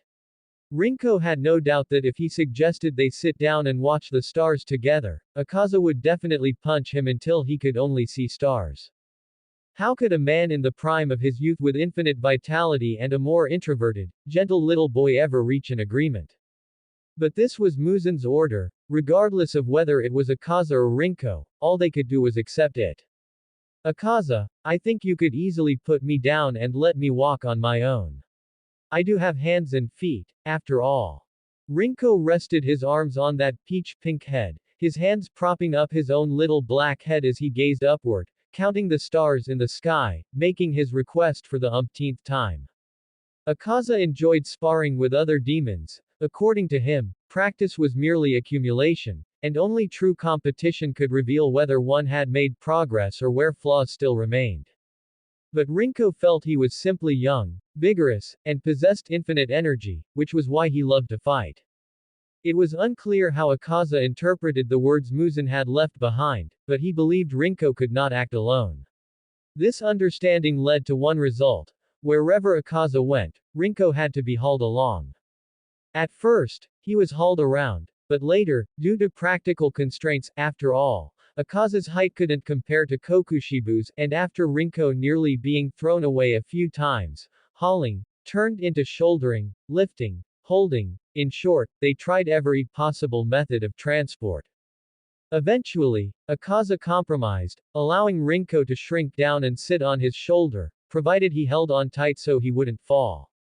While not very elegant or polite, it was a rare travel method that allowed Akaza to free up both hands while being quite comfortable for Rinko.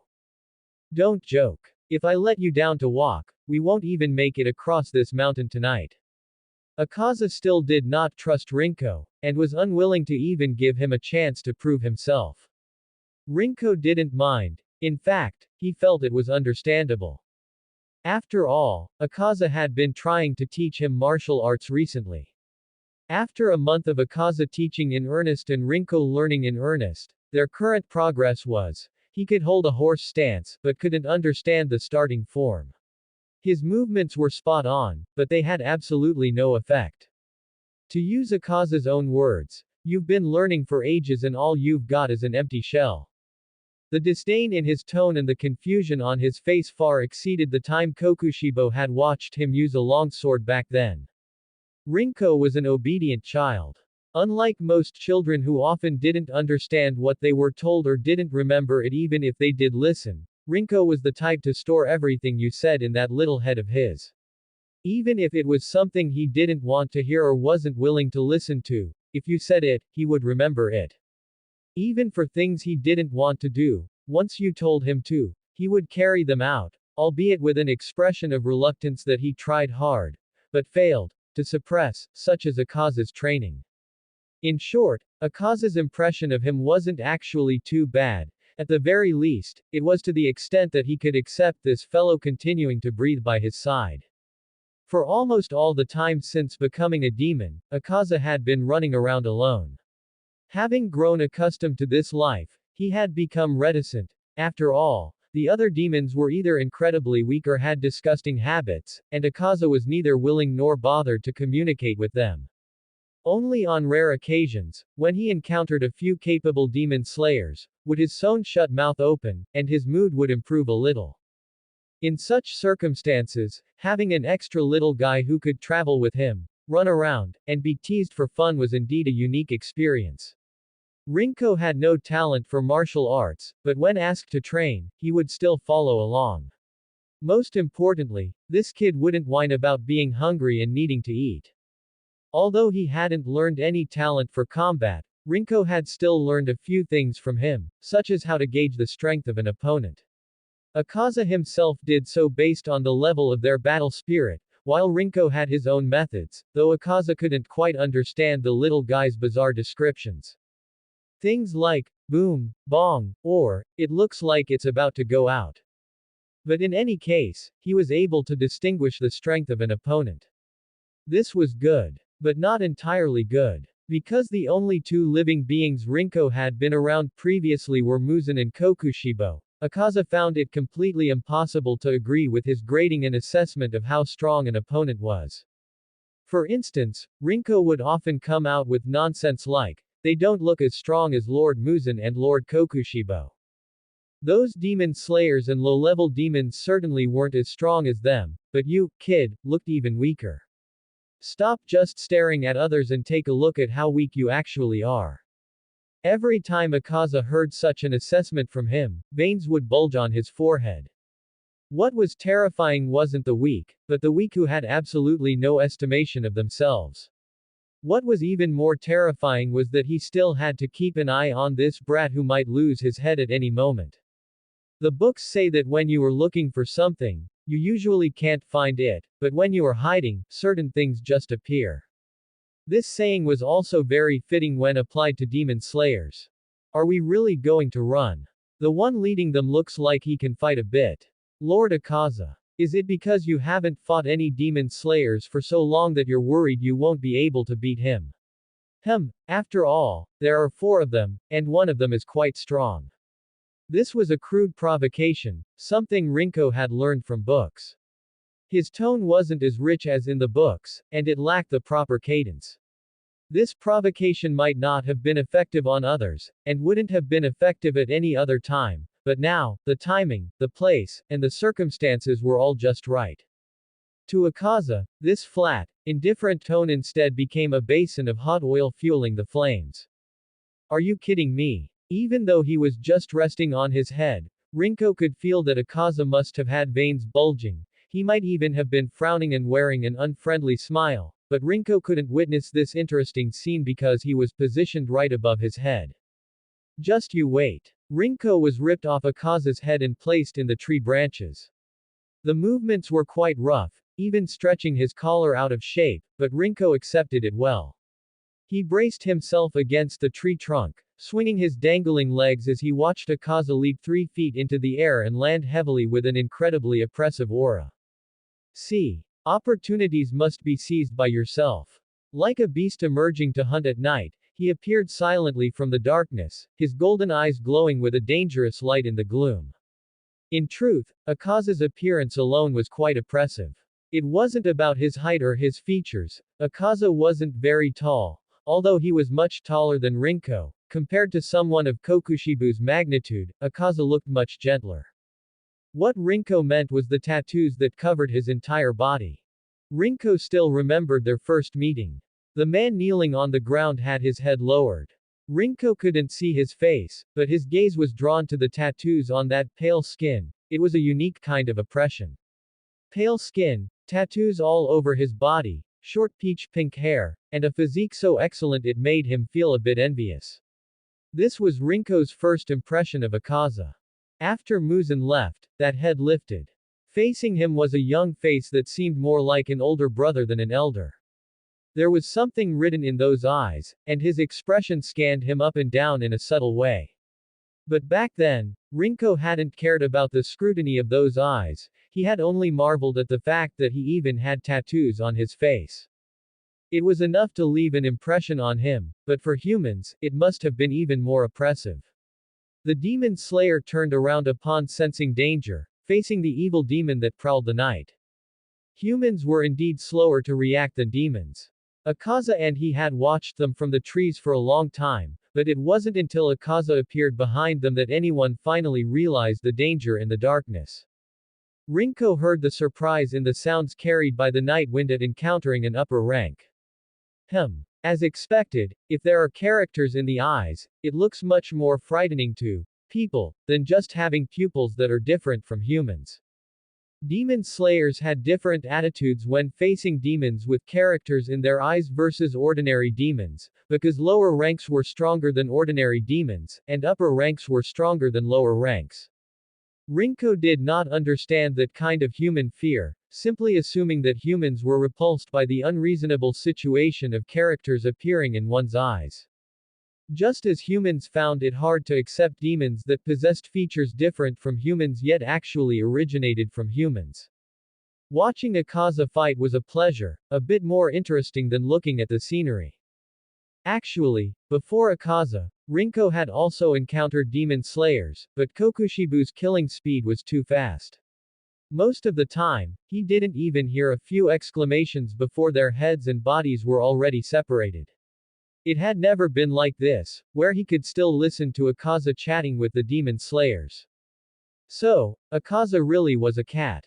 His eyes were golden, he was good at using his claws, liked to toy with his prey, and didn't necessarily eat them after killing them. Battles between the strong were something that those not on the same level could not participate in. When Akaza fought, Rinko's greatest role was to hide and watch, rather than going over and holding him back. And in the same situation as him were the 3 other demon slayers who had followed. Even if they wanted to join in and provide help, they were powerless to do so. The air type that was swung out knocked away the Nisharan sword of a demon slayer who was preparing to join the fray. The long blade flew out of the battlefield and struck the tree trunk, right on target. This world was just like that. The more you didn't want something to happen, the more it would happen, so this wasn't strange. The demon slayer came to retrieve his sword. It was just like fate. The moon tilted, the wind blew past, the leaves rustled, and shrouded in shadows, the man looked up completely subconsciously. The light cast by the moon through the branches and leaves was blocked by the silhouette of a child, and the gray-blue gaze fixed upon him was a pair of eyes that belonged to a demon. One coincidence after another formed an ending that wasn't necessarily a happy one. There's another demon here. Come over and deal with this one first. There were no characters in its eyes, it was hiding to the side, and it looked just like a child, with almost no sense of oppression as a demon. Even though he was confused as to why there was a demon of this age, or why it would be hiding here, for now, this demon was clearly a more suitable target for hunting than the one on the field. The man felt happy about his discovery. And the demon that had become the prey blinked, seemingly still confused as to why it had been found. The demon slayer raised his long sword, and after gathering his strength, thrust it from bottom to top toward the younger demon, wanting to knock this brat hiding among the branches down. But the child noticed his intention and nimbly leaned back, hanging upside down from the tree. Those eyes scanned the surroundings, attempting to find the next suitable foothold.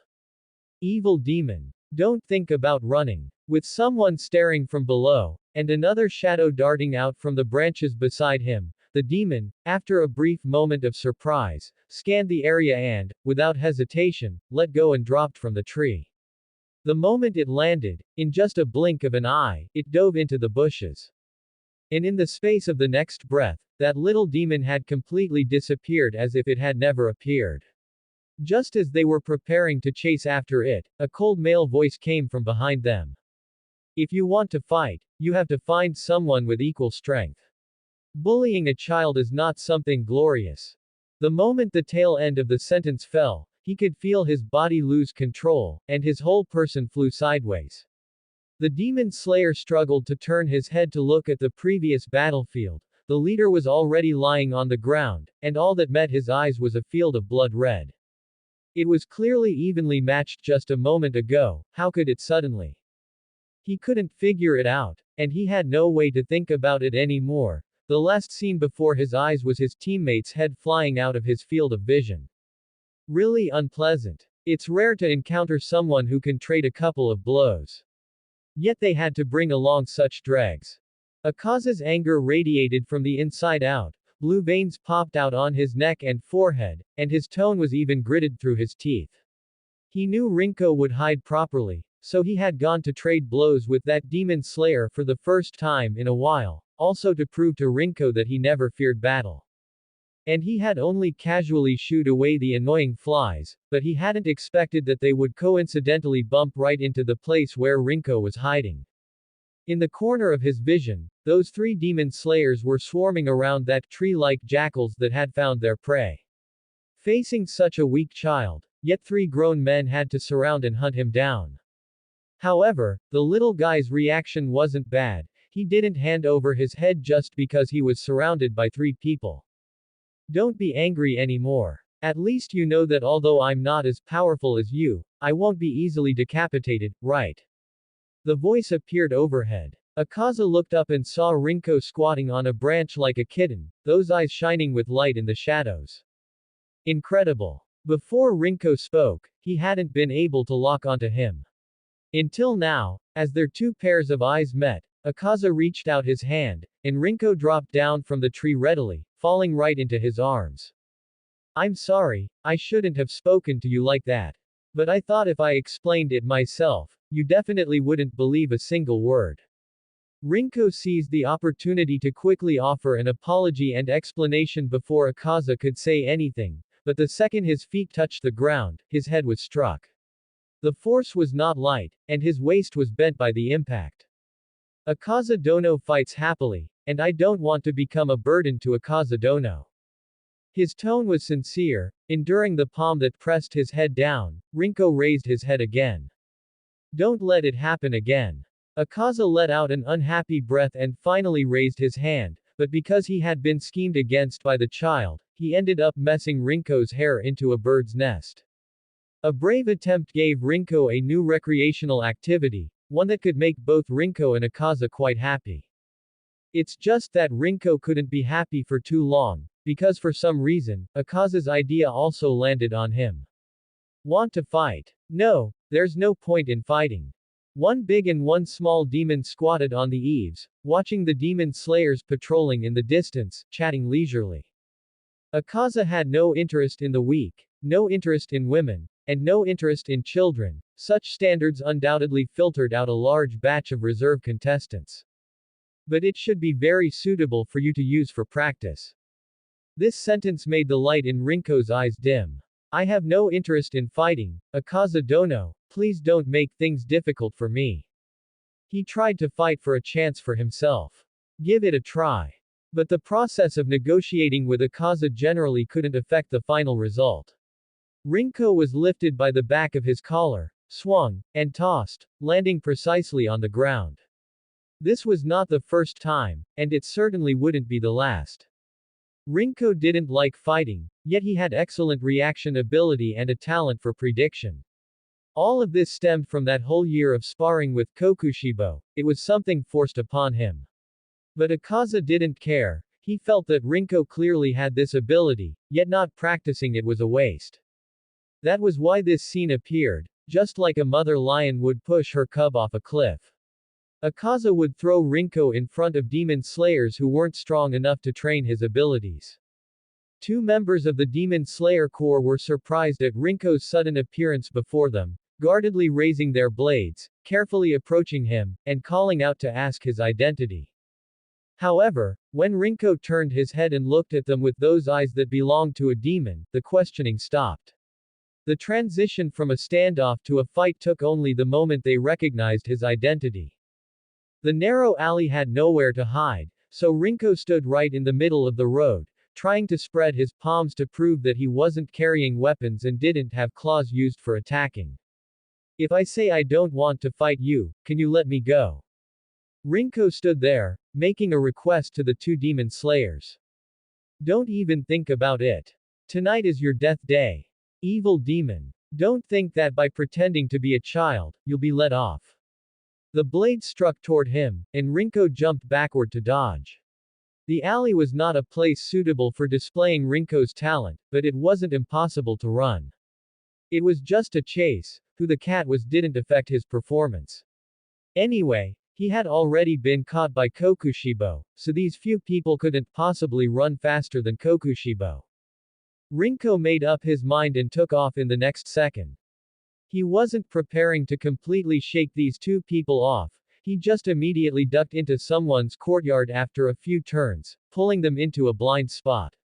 Among the bushes, under the corridor, any inconspicuous corner, any suitable place could become Rinko's new home. It wasn't until the demon slayers returned empty-handed that Akaza reached out to fish Rinko out from the jar he was hiding in. In the end, you brats still only know how to run. And Rinko, dripping wet, used silence as a soundless protest. He had said it, how could he possibly get along well with Akaza? Akaza is a formidable fighter. This is not a deliberate compliment, just an objective assessment. Not only is he a formidable fighter, but he also truly enjoys fighting. Although Rinko did not witness how a demon became a lower rank, nor how one fought their way from lower rank to upper rank, he was fortunate enough to witness how an upper rank 6 continued to fight his way up. After being entrusted to Akaza by Muzan, Rinko rarely met with Muzan on his own initiative. Most of the time, it was because Muzan had instructions for Akaza, or Akaza had something to report, and Rinko would be brought along by Akaza, as if Muzan were checking on his feeding status during a routine inspection. For instance, this time, Akaza wanted to initiate a blood battle and came to find Muzan. After receiving permission, the other challenged upper rank was also summoned. Rinko naturally found the safest spot, by Muzan's side, and sat down, preparing to watch the battle unfold. How does it feel to be with Akaza? Muzan did not look at him, simply asking the question lightly. It's very good, I like it a lot. Akaza and I get along very well. We are quite compatible, most of the time. This was the truth. The many years Rinko had spent with Akaza could actually be summarized in a single sentence. Sleeping, waking up to exercise, fighting, being on the way to a fight, and then finding flowers along the way. That was it. Repeating in a cycle, year after year. Akaza did not eat many humans, and neither did Rinko. Akaza enjoyed finding people to fight, while Rinko was keen on inserting a leisure activity between sleeping and exercising, watching a battle. Thus, they got along quite well. Most of the time.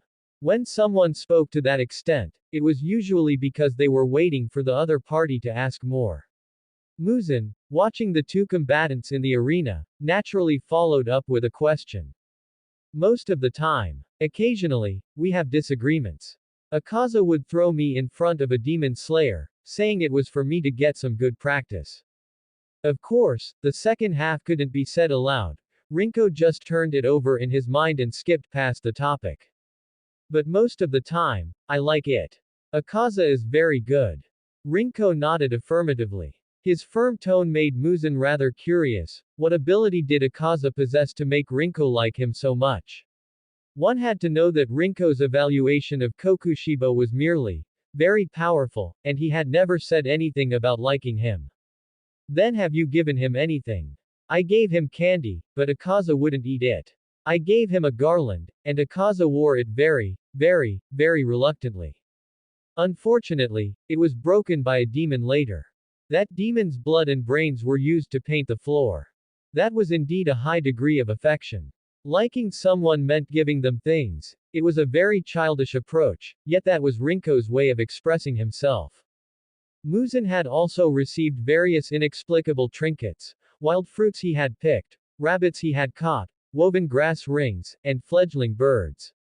Of course, there were also some inappropriate ones. For instance, a Nichiren sword Rinko had swiped from somewhere, which could hardly be called a gift. At that time, Muzan had come within a hair's breadth of throwing both the demon and the sword out. As their brief exchange drew to a close, the battle in the arena had been decided. The loser was devoured by the winner, much like when hunting, where the successful party obtained spoils and food. Therefore, a blood battle and a hunt were essentially no different. At least, that was what Rinko thought. Can I go over now? Rinko looked up at Muzan, and after receiving a signal, stood up. Demons were possessive of their food, it was the same as their territorial instinct, so Rinko generally kept his distance when demons were feeding. Whether it was Akaza, Kokushibo, or Muzan, he maintained the same etiquette toward them all. Yet, whether it was because the fact that he truly disliked eating was too deeply ingrained in the demons' minds, or because this group of demons truly viewed him as some sort of cub, this politeness would always vanish after a feeding session. The next time they ate, he would be hauled over by his temporary guardian to join them. After his repeated resistance proved fruitless, Rinko had calmly accepted reality. How amazing, it's become 4. Rinko sat opposite Akaza, tilting his head as he looked at that blood-stained face, his gaze locked on those golden eyes where the characters had indeed changed. Next time, it will be 3. Akaza did not value his current achievement, his goal was always the next, higher point. Rinko leaned his head back and let out an, oh. 3, then 2, and so on. Would Akaza eventually go on to challenge Kokushibo? Akaza was a formidable fighter. Indeed. But Kokushibo. Was he perhaps even more formidable? If one lost a blood battle, they would be eaten. If Akaza couldn't defeat Kokushibo, would he also be eaten by Kokushibo, just like the former upper rank 4 who had been eaten by Akaza? What are you thinking about? A blood-stained hand tapped his head. Rinko pulled back his thoughts and blinked. I was wondering which one of you and Lord Kokushibo is a more formidable fighter. And your conclusion? Lord Kokushibo. Akaza was not surprised, he merely snorted. I'll kill him sooner or later. Sooner or later, a very useful phrase. Much like the so-called, in a couple of days, it could mean the day after tomorrow, or it could stretch on for years.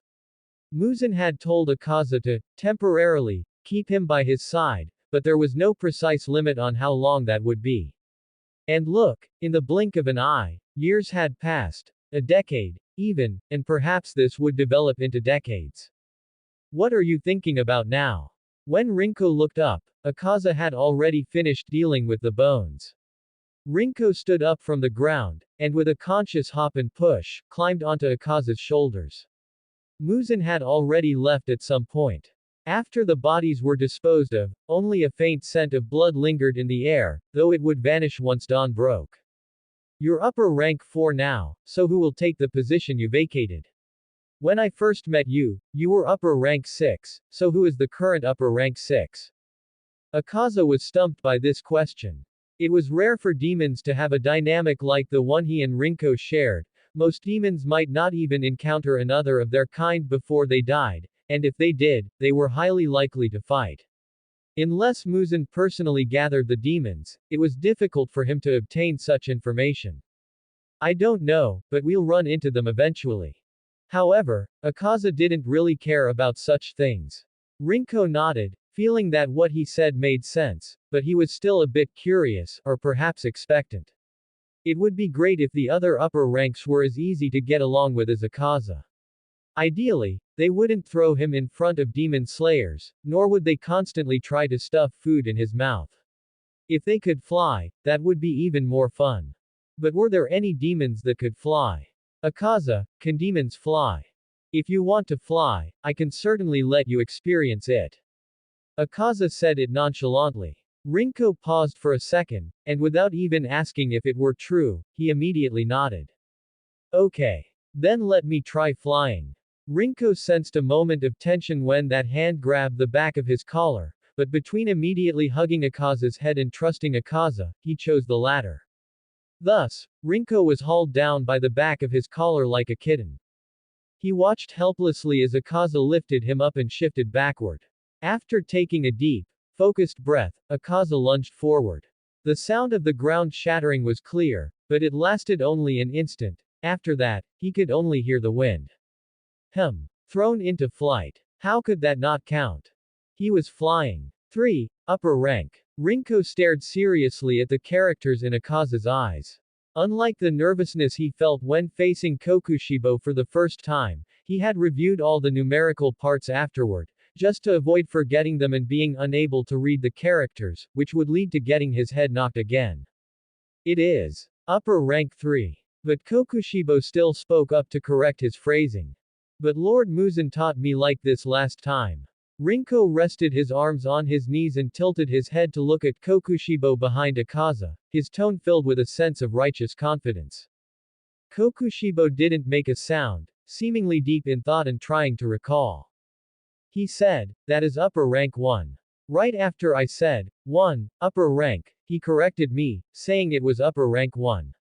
So I corrected it. See, 3, upper rank. To prove himself, Rinko quickly shifted from a sitting to a kneeling position, moved in front of Akaza, and turned his head toward Kokushibo.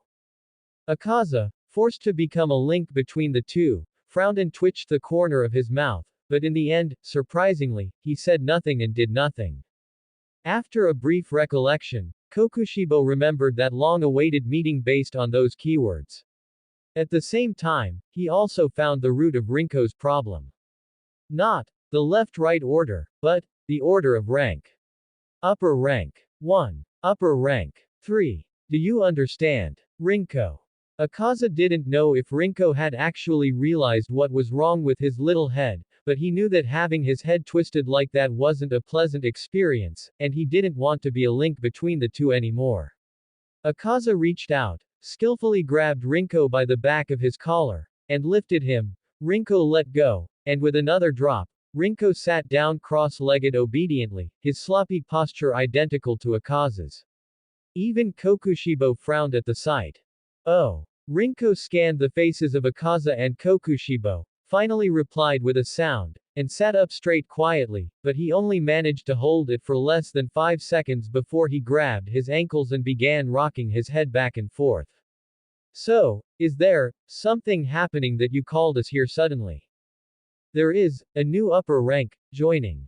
Let you get to know them, and it might also mean you will change to someone else, to learn from.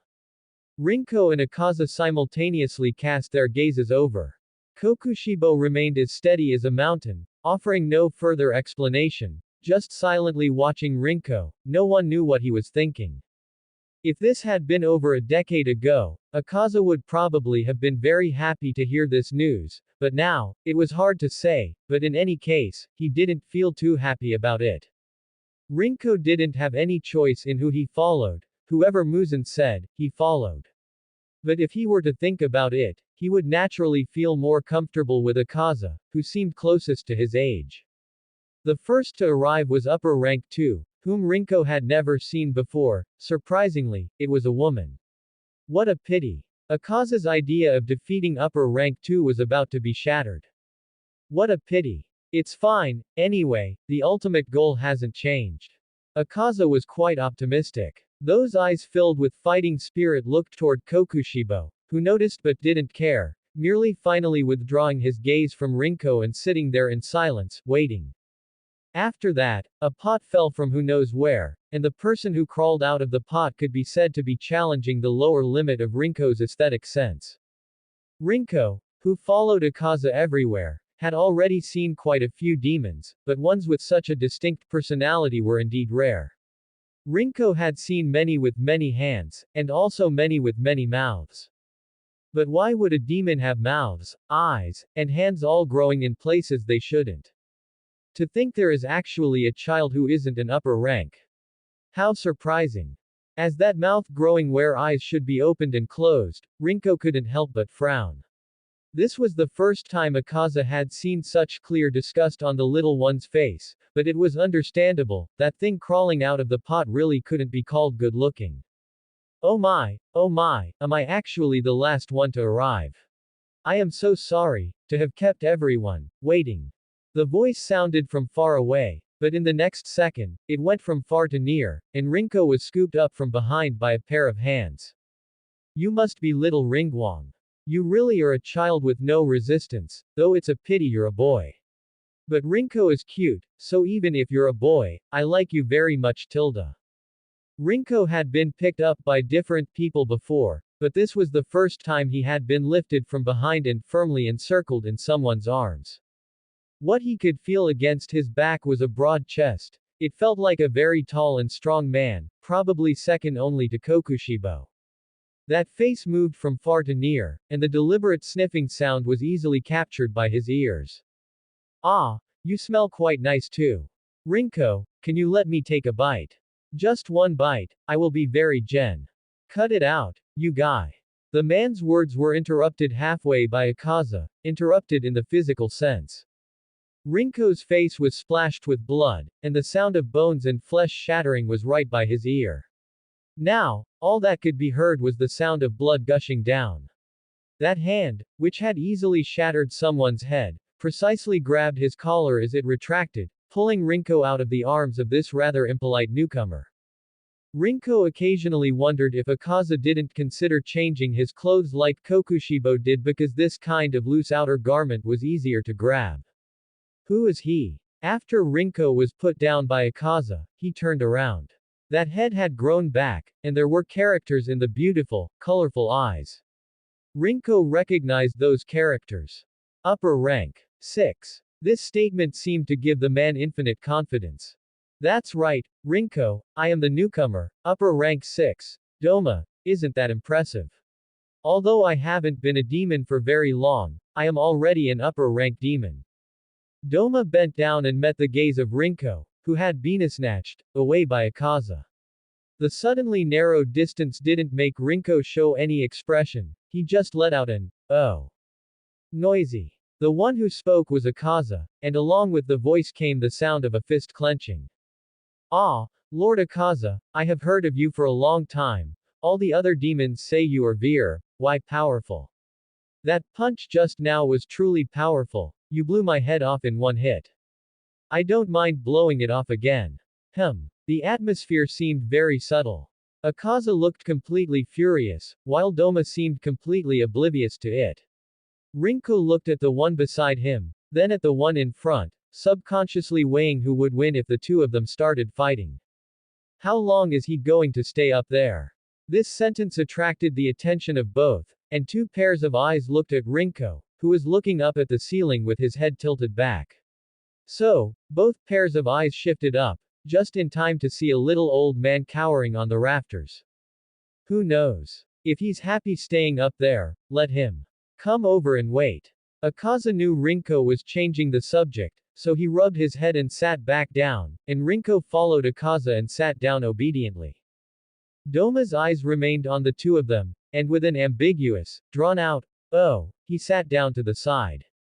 Not long after everyone arrived, with the sound of a biwa, Muzan appeared before everyone without a sound. The first to notice was Kokushibo, and Rinko also quietly looked up. Children don't need to listen to adults' meetings. This was something Muzan had told him long ago, and Rinko truly implemented this to the end. Every time he heard these people starting to talk about things he didn't understand, he would lower his head and start thinking about his own things, or simply lower his head and sleep for a while. Anyway, someone would be responsible for carrying him away after the meeting ended. Rinko. During this time, follow Doma. It wasn't just Rinko who was surprised by this arrangement. Both Kokushibo and Akaza cast their gazes over, especially Akaza. Rinko could even see the veins bulging on Akaza's neck. Do you have any objections? No. No problem. Being absolutely cooperative in front of outsiders was something Rinko knew, but even if there were no one else here, Rinko actually wouldn't refuse. He had never refused a request from Muzan. Then, from now on, you will have to get along well with me. Rinko, I have been curious about you for a long time. If the one who was happiest after the meeting ended was Doma, the one with the foulest face was undoubtedly Akaza. Watching Doma immediately edge close to Rinko, the expression on Akaza's face was even worse than the expression Rinko had when he saw Gyoko. If you don't like him, tell me later, and I'll help you smash his head to pieces. Akaza would not and could not disobey Muzan's orders, but he had absolutely no liking for Doma. He crouched down to instruct Rinko a few words, then left with a belly full of fire. After all, Muzan had just assigned him a task. Oh, does Lord Kokushibo also have something to say to Rinko? Rinko is truly popular. If I stay with Rinko, I will also be more popular, right? Doma picked up the expressionless boy from the ground. The thin, small body had almost no weight in his hands, cute like a little doll. A child raised with favoritism by Lord Muzan looked very interesting. Even Lord Akaza and Lord Kokushibo seemed to like him very much. What an interesting child. Rinko. Kokushibo was always the one with few words, but to be this sparse was completely incomprehensible to Doma. But Kokushibo disappeared faster than Akaza, so Doma turned his gaze toward another person who knew the truth. Hey, Rinko, what was Lord Kokushibo saying to you? He shook the boy in his arms, who looked like a little toy, while Rinko tilted his head, not knowing where his eyes were looking. Just normal greetings and instructions. After all, we don't see each other very often. Don't brush me off, tell me, what were you guys talking about? If Kokushibo was silence and Akaza was normal, then Doma was undoubtedly the other extreme of this line. To put it nicely, it was eloquent. To put it bluntly, it was noisy. Sure enough, Akaza's intuition was very accurate, and so was his judgment of demons. Rinko, hey, let me take a bite. Lord Akaza must have eaten you too, so it's fine for me to have a bite, right? The first second Rinko escaped from his dream, he heard that clingy voice. Opening his eyes, he met those beautiful eyes marked with upper rank 6. In an instant, that face loomed before him, so close he could feel the cold air as he spoke. Beautiful eyes, a beautiful face, a beautiful voice. But the frequency of that voice was too high, and the face was far too close. Rinko didn't like adults. Even though his personality had improved now, this instinct remained. Especially tall adults. Doma clearly fell into that category, tall, large, overly enthusiastic, and visibly powerful. A hand covered his opening mouth, another covered his eyes, and his whole head was slowly pushed away. Rinko took the chance to roll over and create distance. Lord Akaza has never eaten me. Rinko's tone wasn't exactly friendly. Huh. How can that be? I heard Lord Akaza never eats women or children, but I thought it was a joke. Women are the most nutritious. Does Rinko like eating women? The topic switched in the blink of an eye. Doma never seemed unhappy or discouraged. Even though Rinko had just pushed him away and then dodged further, he still looked enthusiastic.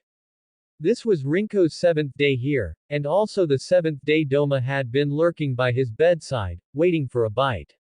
To be honest, Rinko couldn't understand it at all. Why didn't Doma go eat humans instead of fixating on him, a demon? He had never encountered such a situation before. Rinko. Don't ignore my question. Doma stared intently at the boy, whose brows were furrowed as he tried to suppress his emotions but still revealed some displeasure. Rinko was indeed a demon, but he didn't act like one at all. Just after waking up, he was groggy like a human, his eyes unfocused, his voice sticky and slurred. He slowly straightened his disheveled clothes as he stood up sluggishly. His body, which had maintained the same posture all day, let out pained groans, and his bones cracked crisply as he moved. He was completely unguarded while asleep. Even with Doma sitting right there, eager to act, Rinko showed no signs of waking. What an incredible child. I don't like eating. I don't like eating women, and I don't like eating men. I don't enjoy feeding. After stretching, Rinko turned back. Doma was still staring at him, tilting his head at the answer, his face trying hard to show confusion. How can you not like eating? It must be because Lord Akaza always picks tasteless people that Rinko hates feeding. Doma concluded on his own. Before Rinko could say anything, he stood up, lifted him from behind, and held him in his arms. Hey, Rinko, want to see what I usually do? It didn't sound like a request that allowed refusal, and judging by his actions, there was no room for rejection. Rinko remembered Muzan mentioning that Doma seemed to run some kind of religious organization. Rinko didn't believe in gods or Buddhas and found it hard to understand the corresponding theories. In the end, he concluded that Doma kept a herd of animals, coaxing them daily to grow up quickly while scattering feed, and periodically picking the most pleasing one to eat. Muzan didn't seem to fully approve but couldn't find fault with it, so Rinko just accepted that. Okay. Doma exaggeratedly expressed surprise and delight upon hearing Rinko's agreement, immediately turning and carrying him out of the room. As expected, he hadn't left Rinko any chance to refuse, though Rinko wouldn't have refused anyway. Held like a doll, Rinko remained as docile as one. As if wondering why he had been left with Akaza, Rinko also didn't understand why he was handed over to Doma. But thinking yielded no answers. Doma was now constantly clinging to him, leaving no room to escape. All Rinko could do was find something else to do and try not to mind the large adult beside him. The scene of the ritual was different from what Rinko had imagined. The humans below the stage were neatly dressed and courteous. Doma sat steadily on the stage, looking the part. The humans below knelt in worship, voicing their wishes to the demon on stage. Human wishes were simple. For men, it was always money, power, and women. Most problems could be solved with money, so they prayed for wealth, begged for blessings, hoped for smooth careers, or sought ill-gotten gains. Women were even simpler. Men, children, and then money. Rinko had no concept of money. Living deep in the mountains with Kokushibo, he barely saw any. Later, with Akaza, it was even worse, they didn't even have a proper home. Demons didn't need to eat or drink, didn't need a specific place to live, and could even restore their clothes with blood demon art. Akaza had mastered this skill, though Rinko hadn't yet. They truly regarded money as something external. Hey, is money very important? A childish voice suddenly rang out, echoing in the silent hall. What? No one would object to Doma bringing a child to the venue, but probably no one expected that the well-behaved doll would suddenly speak. Including Doma himself, who was holding the doll. But Doma reacted quickly. Rinko is asking you a question. Remember to answer him. He narrowed his eyes with interest. Rinko was looking at the audience and didn't notice him, so he turned to the man kneeling on the floor and reminded him gently with a smile. Why yes, Lord Rinko. In your eyes, money may not be worth caring about, but to me, to this humble one, it is precious. I really need that money. The man pressed his head to the floor, his voice muffled. Then, which is more important, your life or money? Rinko tilted his head. The question came without warning, his tone flat, impossible to tell if it was interrogation or curiosity. Life, of course. But without money, my life would soon be taken away. The man hesitated for a moment, his voice stumbling at first, but then firming up as he spoke. Life is more important, yet you chose to exchange a life that can see its end at a glance for less important money. Then, with a life that is no longer enough to exchange, you come to beg the gods for money so you can get back the life you willingly gave up. Is that it? Rinko's tone was very flat, so flat that it was impossible to tell if this was a lesson, sarcasm, or just stating facts. Hey, is that so, sir? Not answering a question is rude, you know. Rinko cares a lot about manners. Doma tapped his fan against his head lightly, as if troubled by this. The man hurriedly nodded and stammered a response. Why yes. You didn't come with sincerity when you still had the chance to exchange. You only came when you were desperate. Do you truly believe in the gods? Rinko's voice wasn't loud, but in the empty, silent hall, it echoed like a bell. I'm sorry. I'm sorry. The man kowtowed repeatedly, but Rinko didn't know who he was apologizing to, the non-existent gods, his past self, or them on the high platform. It's okay. The gods will be willing to forgive lost believers. Stay. Your problems will be solved. Don't worry, you will be reborn. Rinko felt there was a reason Doma was placed in this position. A gentle smile, a sweet voice, a beautiful appearance, and a tolerance like that of a god, uncertain to Rinko but believed by others. At least when he sat there speaking, the humans below looked at him with shining eyes. Like a demon. Rinko is more ruthless than I imagined. I thought Rinko would be the kind of cute kid with a lot of sympathy, but this isn't bad either.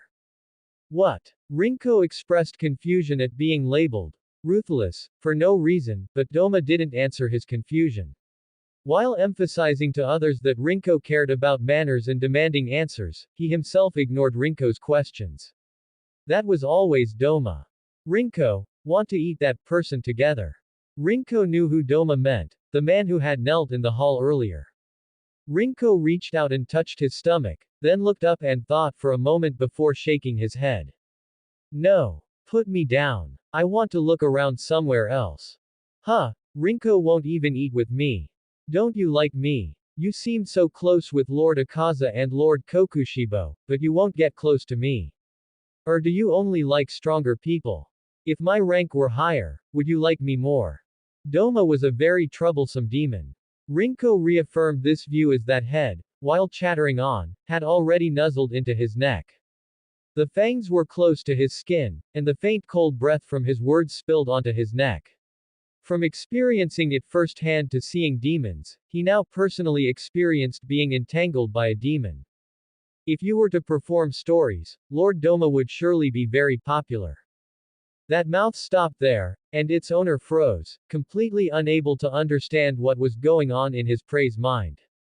What? Rinko looked up, nodded seriously with a straight face. Because Lord Doma is just like the demons in books. They cling to people, whisper day and night, tempt them to do what you want, and finally eat them. Doma withdrew his fangs, straightened up, and thought seriously for a moment. But I am a demon after all.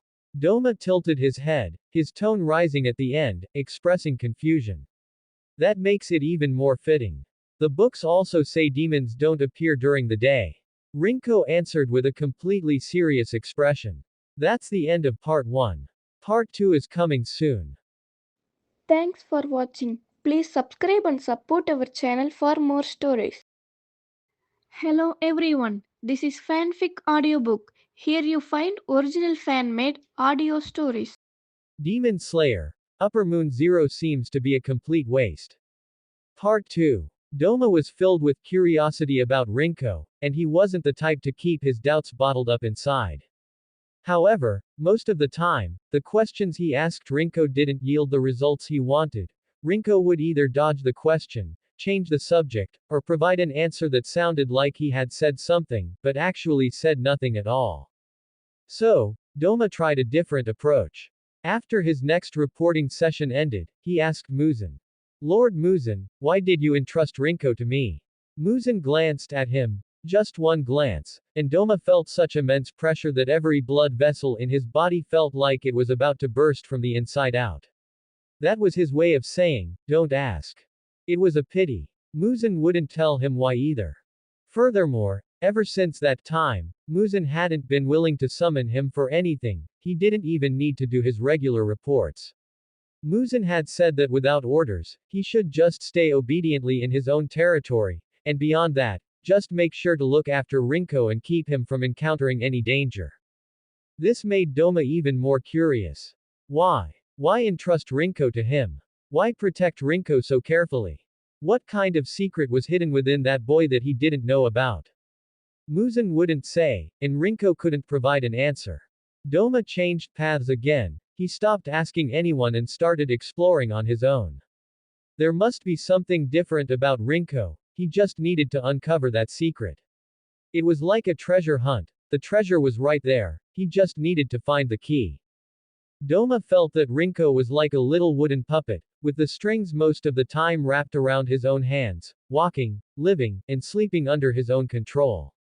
He had no interest in anything, he didn't like to eat, didn't like to drink, and didn't like to play. He could just sit there, head tilted up to watch the trees outside, or head bowed to look at the book in his hands. If no one disturbed him, he could sit like that for an entire night. But if invited, Rinko would agree. Do you like me, Rinko? When Doma asked this, Rinko remained expressionless, his head shifting from the book in his hands to Doma's face. I don't like you, but I don't dislike you. The boy thought for a long time before speaking. Even with the qualifier of not liking him, the final conclusion still made Doma smile. Oh, really? I'm so happy. Really. It was as if anyone could snatch the control of those strings from his hands. Rinko didn't understand why Doma would ask such a question, but he answered anyway. He didn't like Doma because Doma was a tall, clingy, and imposing adult male. But Rinko had no reason to hate Doma, there was a difference between not liking someone and hating them. Doma wasn't likable, but he wasn't exactly hateful either. At least, it was hard for Rinko to truly hate Doma.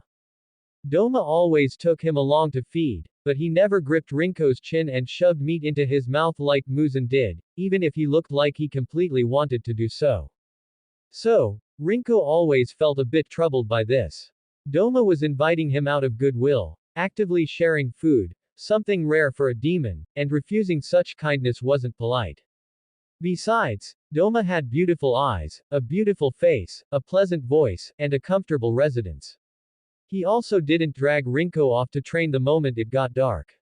Their time together could actually be described as a rare case of both host and guest enjoying themselves. Rinko did not hate Doma. Rinko, do you want to go out for a walk tonight? So, when Doma extended the invitation, Rinko agreed without hesitation. Rinko had not a shred of talent or ability for combat. Even though the people he followed were supposedly among the top ranked in terms of fighting power, Rinko seemed unable to learn any offensive techniques from them. When facing a demon slayer, his greatest utility was simply not appearing before anyone, not being a burden was his greatest strength. So, what would Rinko do if faced with an enemy? Doma was curious about this, and he actually did it. The battlefield was always filled with accidents and coincidences. Rinko's hiding spot was noticed by a demon slayer, and consequently, he was discovered. Even when being chased and slashed at by blades, Rinko remained expressionless. I have no intention of fighting. He said this to the demon slayer, but how could those stubborn demon slayers ever listen to him? The poor little puppet hopped and skipped to dodge, and the demon slayer couldn't even touch the hem of his clothes. Then, without warning, around a corner, in the blink of an eye, the moment he slipped out of sight, that child could no longer be found by anyone. That child demon is gone. We'll find him later, deal with this one first. The demon slayer's attention instantly returned to Doma. Having lost his target, Doma also lost the urge to play with the demon slayer. He unfolded his folding fan and, with a wave, left several ice sculptures in his wake. Rinko, I didn't mean to, so don't be angry, let's go back. The smile on his face never faded, and his tone remained consistently gentle. Doma strolled along, searching the area. Unexpectedly, a cursory sweep revealed absolutely no trace of a demon's presence. Had he run away? Did he use a blood demon art? Could such a skill even be considered valid? He couldn't kill enemies, only run away. It didn't sound like a powerful demon. If it wasn't powerful, it was actually useless, right? I'm not angry. I just feel like my luck always seems to be bad. The voice was very close, so close it seemed to be right behind him. Doma turned around and saw that Rinko was indeed standing behind him. What a magical ability. Is it Rinko's blood demon art? It's very suitable for playing hide and seek. Is it something only Rinko himself can use? His narrowed eyes were filled with curiosity, his smile appearing less than genuine. He bent down, erasing the distance created by their height difference, and the boy looked up, their eyes meeting. It's not a blood demon art, and I don't know if it can be used by others. Rinko tilted his head, his gaze falling on the hand Doma held behind his back. The fan had already been put away. He had just seen how effortlessly Doma had dealt with those demon slayers. If he could also master a blood demon art, perhaps Muzan wouldn't keep tossing him around everywhere. Can you teach me? What? Blood demon art. This time it was Doma's turn to be silent. He straightened up, one arm crossed over his chest while the other hand stroked his chin. His handsome brows furrowed, appearing troubled, and he hummed and hawed for quite a while, tilting his head this way and that. That's not something someone else can teach you, and besides, Rinko is so weak, it would be very difficult to master a blood demon art. This was said very bluntly and was quite unpleasant, yet Rinko wasn't angry at all. He hadn't been able to learn how to use a long sword before, later he couldn't learn Akaza's martial arts, and now, wanting to master a blood demon art that was completely different from those was indeed quite unrealistic. Hey, Rinko. Rinko looked up, meeting those eyes not covered by the fan, a pair of glowing demon eyes. Can I try snapping your neck? Doma has a huge appetite. Whether viewed objectively or simply compared from Rinko's perspective, Rinko felt that if you added him, Akaza, and Kokushibo together, the three of them combined might not eat as much in half a year as Doma did in a single month. Of course, this isn't a problem. After all, during the time Muzan was recovering, Rinko was able to provide even when they exceeded the combined amount of the three of them for a whole year in just 3 nights. Moreover, Doma doesn't need Rinko's help. He has an entire religious organization that he can use to satisfy his hunger at any time. So, logically speaking, this isn't a problem.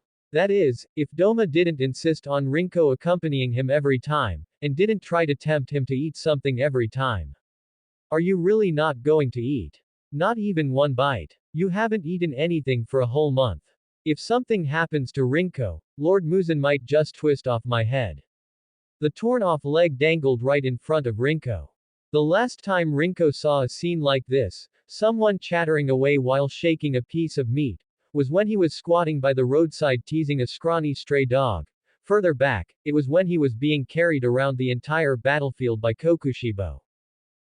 It's fine if I don't eat. Doma's eyes were filled with confusion. As he swallowed the meat in his hand, he looked Rinko up and down. The boy being watched simply continued to observe him eating. It seemed he had more interest in the act of eating itself than in the meat in Doma's hand. Rinko is really strange. Why would a demon dislike eating?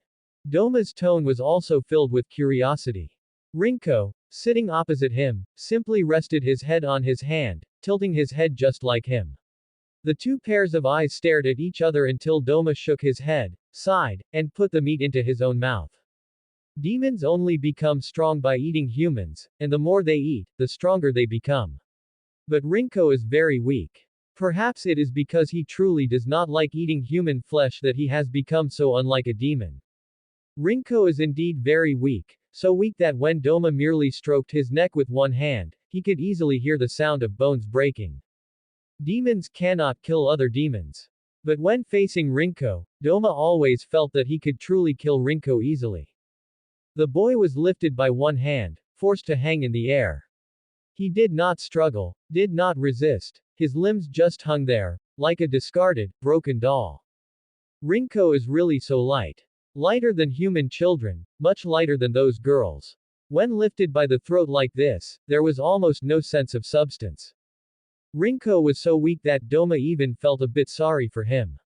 Perhaps he didn't have a good life when he was human, which is why he is so pitifully weak even after becoming a demon. But such a demon would be easily beheaded by a demon slayer, right? Why, then, is Rinko able to be kept by Lord Muzan's side? And why do Lord Kokushibo and Akaza treat him with such special care? Ah, come to think of it, did Akaza notice the expression on his own face at that time, like a child whose favorite toy had been snatched away? He certainly wouldn't have noticed. Obedient children are certainly interesting, but a puppet shouldn't be able to hold one's interest forever, especially not such an incredibly weak little child who looks less capable than any random demon grabbed from the roadside. Even his way of speaking is so unpleasant. Doma couldn't figure it out. A momentary distraction caused his grip to slip. A crisp cracking sound pulled Doma out of his memories. Because his palm loosened, the boy with the twisted neck fell to the ground. The puppet was broken. Sorry, Rinko, but Rinko is a demon after all. This level of injury should be fine, right? The apology wasn't particularly sincere. Doma's smiling face buried any guilt. It even sounded like he was teasing. The broken neck recovered rapidly at a visible speed, returning to normal from its grotesque angle. The excellent recovery speed made Doma narrow his eyes. It's fine. After all, I am a demon. Even if I were cut into 3 pieces, I would recover immediately. Rinko stood up from the ground, tilting his head to adjust to his newly healed neck. Really? Then can I try? Rinko seems to recover very quickly. If you want to. Having received permission, Doma unfolded his fan. Rinko felt that even if he hadn't agreed immediately, Doma wouldn't have abandoned the idea, he would just have started apologizing after doing it, just like every other time before. Impolite or brainless, which one is Doma? Rinko asked himself. Rinko is indeed very fragile. Both Doma and Rinko himself are well aware of this concept. Therefore, when he was easily frozen after the fan was waved, and then collapsed and shattered with the next gust of wind, it was completely in line with expectations. Doma held his fan against his lips, observing leisurely. The moment he stopped, self-healing took place. In just a few seconds, the shattered body reconnected to form a complete Rinko, though the oversized coat he wore was tattered and did not recover along with him. Ah, it's ruined. Compared to being shattered like a puzzle and automatically sticking back together, what was more worthy of his concern was that the coat Muzan had given him was destroyed. He quite liked that coat. Hey, Rinko, can you let me have a bite? Delicate women possess the huge potential to nurture new life, and there is more power within them. What about Rinko? Fragile Rinko has recovery abilities comparable to an upper-rank demon. Does this fragile body also contain that kind of hidden, immense power? If you are hungry, you can go eat humans. I am not human. Demons eating demons won't make your stomach feel any better. He refused immediately and mercilessly with the most appropriate excuse. Just one bite. I will be very gentle. Like I said, just go eat humans. I will go with you, so please stop staring at me. Rinko is afraid of adults. This is something Doma can see. The reason is easy to guess. The sense of oppression brought by the difference in height and build would indeed make a young child aware of the danger from adults. But he doesn't care. Watching Rinko become troubled every time he approaches, his brows subconsciously knitting together and his eyes unnaturally looking aside, is very interesting. Alright, then Rinko can accompany me to go eat something. The little boy stiffened for a moment when he was picked up, but that unnaturalness gradually disappeared as they moved along. Rinko, don't tell anyone about what happened today, okay? What are you referring to? The part about me accidentally twisting your neck and freezing you to pieces. Okay. Just as unhesitating as when he agreed to the experiment. And so, everything seemed as if it had never happened. No one had maliciously tested anyone, and no one had had their neck twisted. Doma wanted to bury everything in the past. Rinko felt that Doma didn't seem like the kind of demon who would be afraid of Muzan crushing his head, but since he wanted to do it, Rinko did as he asked. It was like that night many years ago when Muzan used a fire to burn away the traces that had been left behind. Only this time, the burning fire was invisible, and so was the soil that buried them. Doma would still deliberately wait by the bedside for Rinko to open his eyes, and then say he wanted to take a bite out of him. Rinko would still reach out to push that head away and refuse righteously. Doma would take Rinko out for a walk, and they would probabilistically encounter some danger, demon slayers. Sometimes Rinko wouldn't be discovered, and sometimes he would be noticed. The difference between unintentional and intentional doesn't matter. Either way, Rinko would always escape and hide. Sometimes Doma would want to go to a slightly further place. Sometimes Rinko would go with him, and sometimes he would stay behind. The difference lay in whether Doma would extend an invitation to him. We are going to the entertainment district this time, Rinko, do you want to come along? This was Doma issuing an invitation. If one had to say what Akaza and Doma had in common, Rinko felt it was that they both did not take the other's opinion into account. The hands they extended, the words they spoke, were not to await an answer, but to tell you their thoughts, and the only thing the listener could do was agree. Akaza was like this, and so was Doma. Rinko, having been yanked out of a pile of books, was certain of this. The term entertainment district was not too unfamiliar, because Rinko had been there once before. That was a coincidence. He had just heard a word he hadn't heard before while taking a walk at night, and there were no annotations on the subject in books, so naturally, Rinko sought help from Doma, who was sitting to the side. What is the entertainment district? The entertainment district. Oh my, has Rinko reached the age where he started to become interested in that kind of place? Doma's expression was somewhat surprised. Both his face and those eyes revealed subtle emotions, as if Rinko had mentioned some extraordinary place. Rinko did not understand what being curious about an unknown term had to do with his age, and if it had to be said, his age should have surpassed Doma's anyway. He could not read or understand it, so he continued to ask, trying to get the answer he should have received in the beginning. So what kind of place is the entertainment district? That's not easy to explain clearly. Wouldn't Rinko know if he went to see for himself? Doma was always like this, refusing to speak clearly. Rinko felt there was a kind of tacit understanding between him and Doma that couldn't quite be called a tacit understanding. Doma didn't know what he was thinking, and he didn't know what was inside Doma's head. It was like how he didn't understand why Doma liked to play house with humans, or why a man-eating ghost would fixate on the flesh of another ghost. And Doma would say he was heartless, but Rinko still didn't know where exactly he was heartless, let alone what standing a ghost had to call him heartless when it would greet someone in the morning and eat them by night. The entertainment district was very lively, brightly lit. If one didn't know, they might think this was some gathering place for ghosts, as humans mostly needed to rest at night, but this place seemed not to know what rest was. Does Rinko like it here? Doma's voice came from overhead, and Rinko, eyes filled with the lit-up lamps, just opened his mouth subconsciously, surprised by everything he saw, and gave a response only after a long while. I like it. Rinko, you're not listening to me again. Doma's voice pulled Rinko from his memories, and when his eyes refocused, they met those colorful eyes with words written in them, wide open, staring at him. What are you thinking about? Thinking about the time you brought me here last time.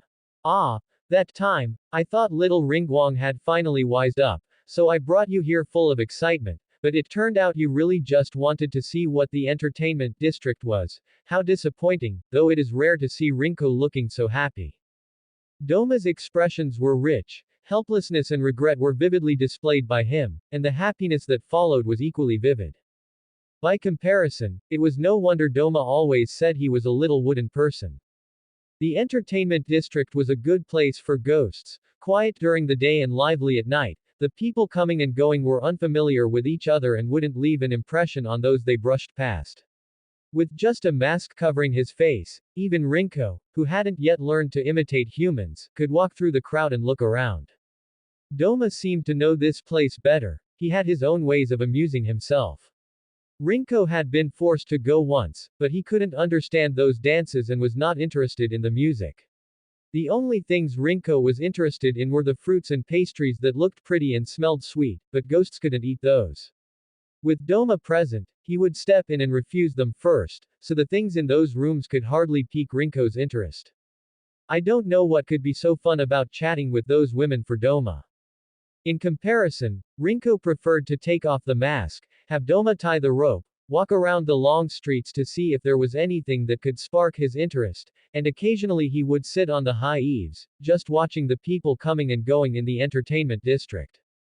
For example, today, Rinko was placed by Doma on the highest roof, legs dangling and swinging over the eaves. A good spot, at least the view was good, and he wouldn't be noticed. At times like this, besides looking at the scenery, Rinko would also think about other things, like what to do now, or what to do in the future. Doma often asked him why Muzan liked him. Rinko felt this sentence was more like Doma asking himself why Muzan liked Rinko, more than Doma asking him. More likely, was asking himself, but this was Rinko's conjecture. Perhaps Doma really expected to get an explanation from his mouth, or perhaps Doma was actually just teasing him again. Because Rinko truly didn't know why Muzan liked him, like was not a very precise word, the concept of liking was very vague, but the manifestation was very concrete. Muzan wouldn't make Rinko keep searching for flowers like other ghosts, or try hard to eat humans to become stronger. It was okay to be weak. It was okay not to be able to face demon slayers. Not being strong enough wouldn't lead to being erased, and he didn't even need to think about how to become stronger. He was just himself. If he wasn't good at fighting, he wouldn't fight, and if he could only hide, then he would hide. Muzan's requirement for him had always been, just stay alive. Even handing him over to others time and time again seemed to have a plan behind it. For example, Kokushibo, who was upper rank 1 with impeccable strength. For example, Akaza, who was loyal, capable, and close to him in age. For example, Doma, who was a bit strange but did have his own sphere of influence. Following Doma, he only needed to be an inconspicuous little wooden puppet, and he didn't have to worry about anything. Muzan had no requirements for him, and the requirements for these temporary guardians mostly revolved around that. Just stay alive, point. As for himself, whether he could really master any skills or learn any knowledge by following them didn't seem important, because Rinko had never received any substantial punishment. On the contrary, Muzan was always giving him more blood. Rinko knew very well that he couldn't do more. The only return he could give Muzan was to obey as much as possible and try not to cause trouble for the other party. If Muzan wanted him to learn how to protect himself, he would learn. If he wanted him to learn how to hunt, he would learn that too. If he wanted him to learn some skills from Akaza, Rinko would work hard at it. But this raised a new question. What did Muzan want him to learn from Doma? This time, it seemed no requirements or hints were left behind. Did he need to think and research it himself, or was it that Muzan simply wanted him to get to know Doma? Just like getting to know Kokushibo and Akaza, to get used to such an existence. But what was the purpose of doing this? This was the consequence of not participating in the discussions. Plans were always made by the adults, and the processes and results were always discussed in meetings, but Rinko never listened to those, so now he had no clue about all of this. Faced with this pile of question marks, all he could do was sit down quietly and wait for the answers to come out on their own. Rinko. The call came from below, a familiar voice.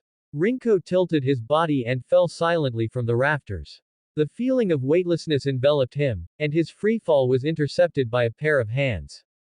Rinko really trusts me, huh? Aren't you afraid I'd let you fall to the ground? Doma's face wore that same smile again, ambiguous, mixed with malice.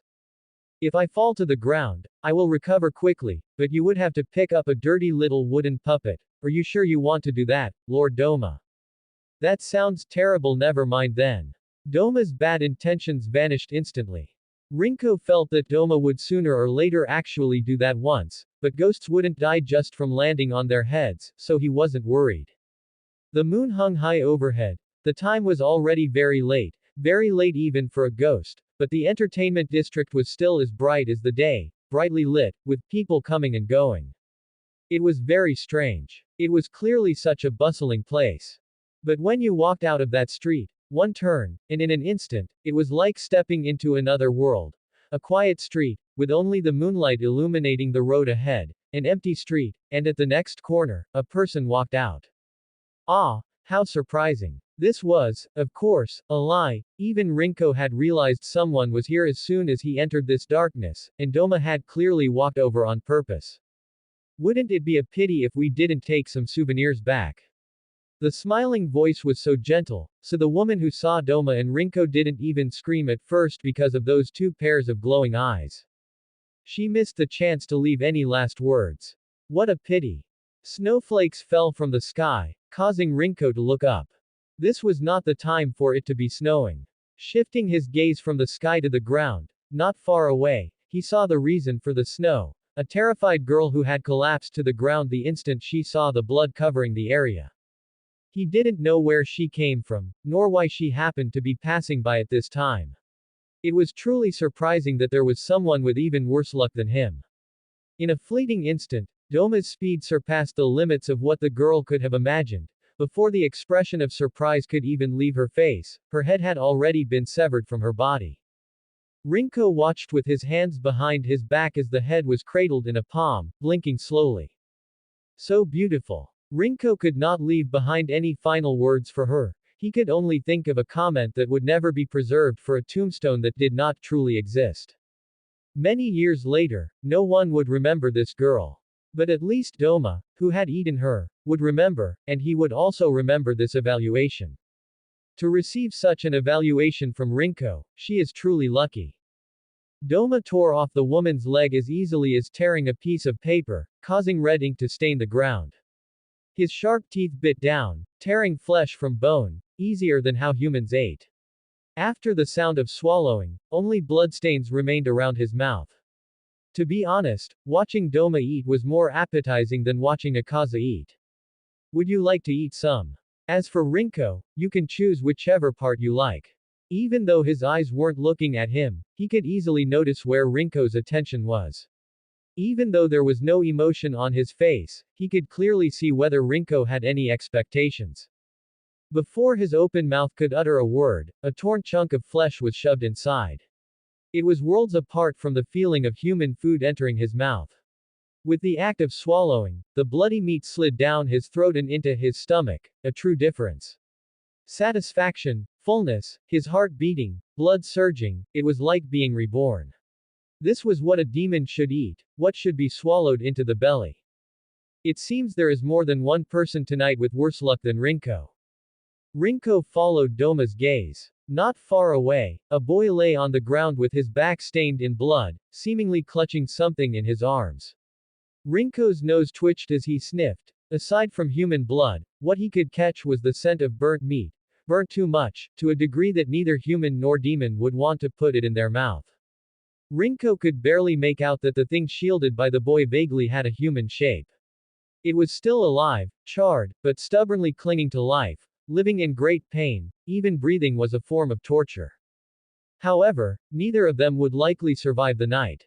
What's wrong? What's wrong? They look so pitiful. Doma walked over step by step, his tone gentle and mixed with a smile.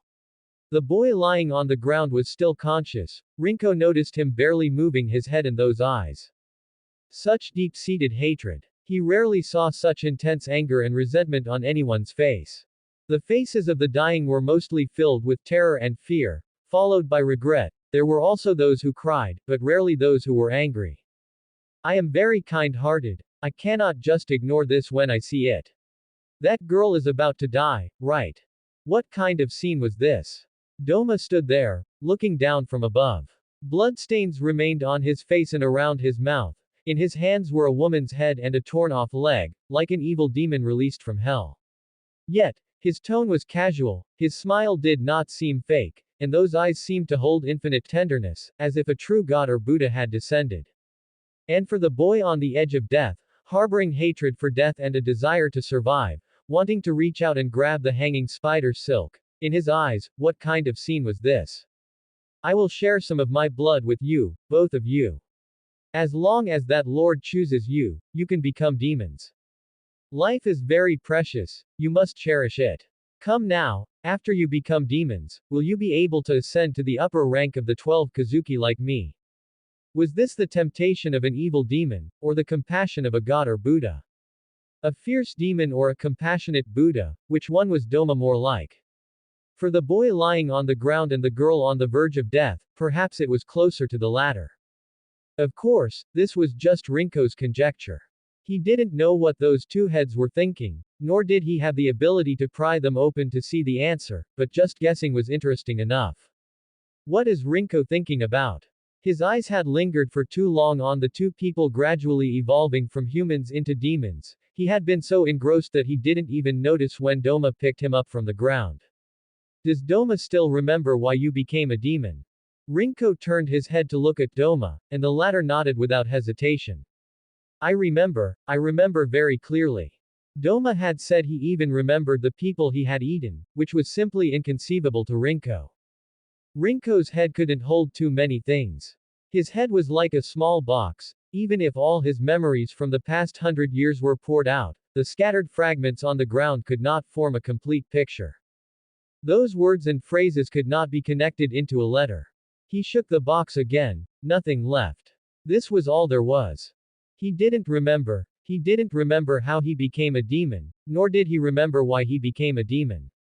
At the very beginning of his memory, the first person he saw when he opened his eyes was Muzan. Other than that, there wasn't much left. Kokushibo occupied a part, Akaza occupied a part, Lady Tamayo was in an inconspicuous corner, and Doma now also occupied a piece of territory. But Rinko himself didn't actually have much curiosity about the past, he was more curious about what came next.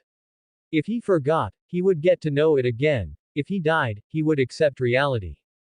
Rinko had been asked many times why he could receive Muzan's protection and tolerance, and Rinko had no answer. He just knew. He knew that Muzan was relatively tolerant, forgiving, and one could even say indulgent toward him. As for the reason, there were so many things in the world that needed thinking about, not every matter could have an answer. He didn't know what was going on in the heads of the two children lying on the ground, didn't know if Doma was torture or salvation in their eyes, and would never know why Muzan treated him a little better. But it didn't matter, not knowing was fine. Wasn't it perfectly fine as it was now? Why did there have to be a reason? Liking something was inherently a very pure thing. Rinko didn't like the sun, liked the moon, liked cloudy days, didn't like eating, liked trying human food. There was no need for any reason, nor any inevitable cause, just simply liking it. Could it be that once one became an adult, one would no longer have such simple and pure feelings? That sounded too regrettable. Adults were always pursuing a cause and a result, but rain was up to the clouds in the sky, and snow was also up to the clouds in the sky. Neither humans nor demons could demand that tomorrow only have the sun or only have the moon. Things that could not be changed existed, and things that did not meet expectations would also happen, but there were always people who found it hard to accept all of this. Ah, how impressive, you both actually survived. Congratulations. The slightly surprised voice brought Rinko, who had fallen into thought once again, back to reality.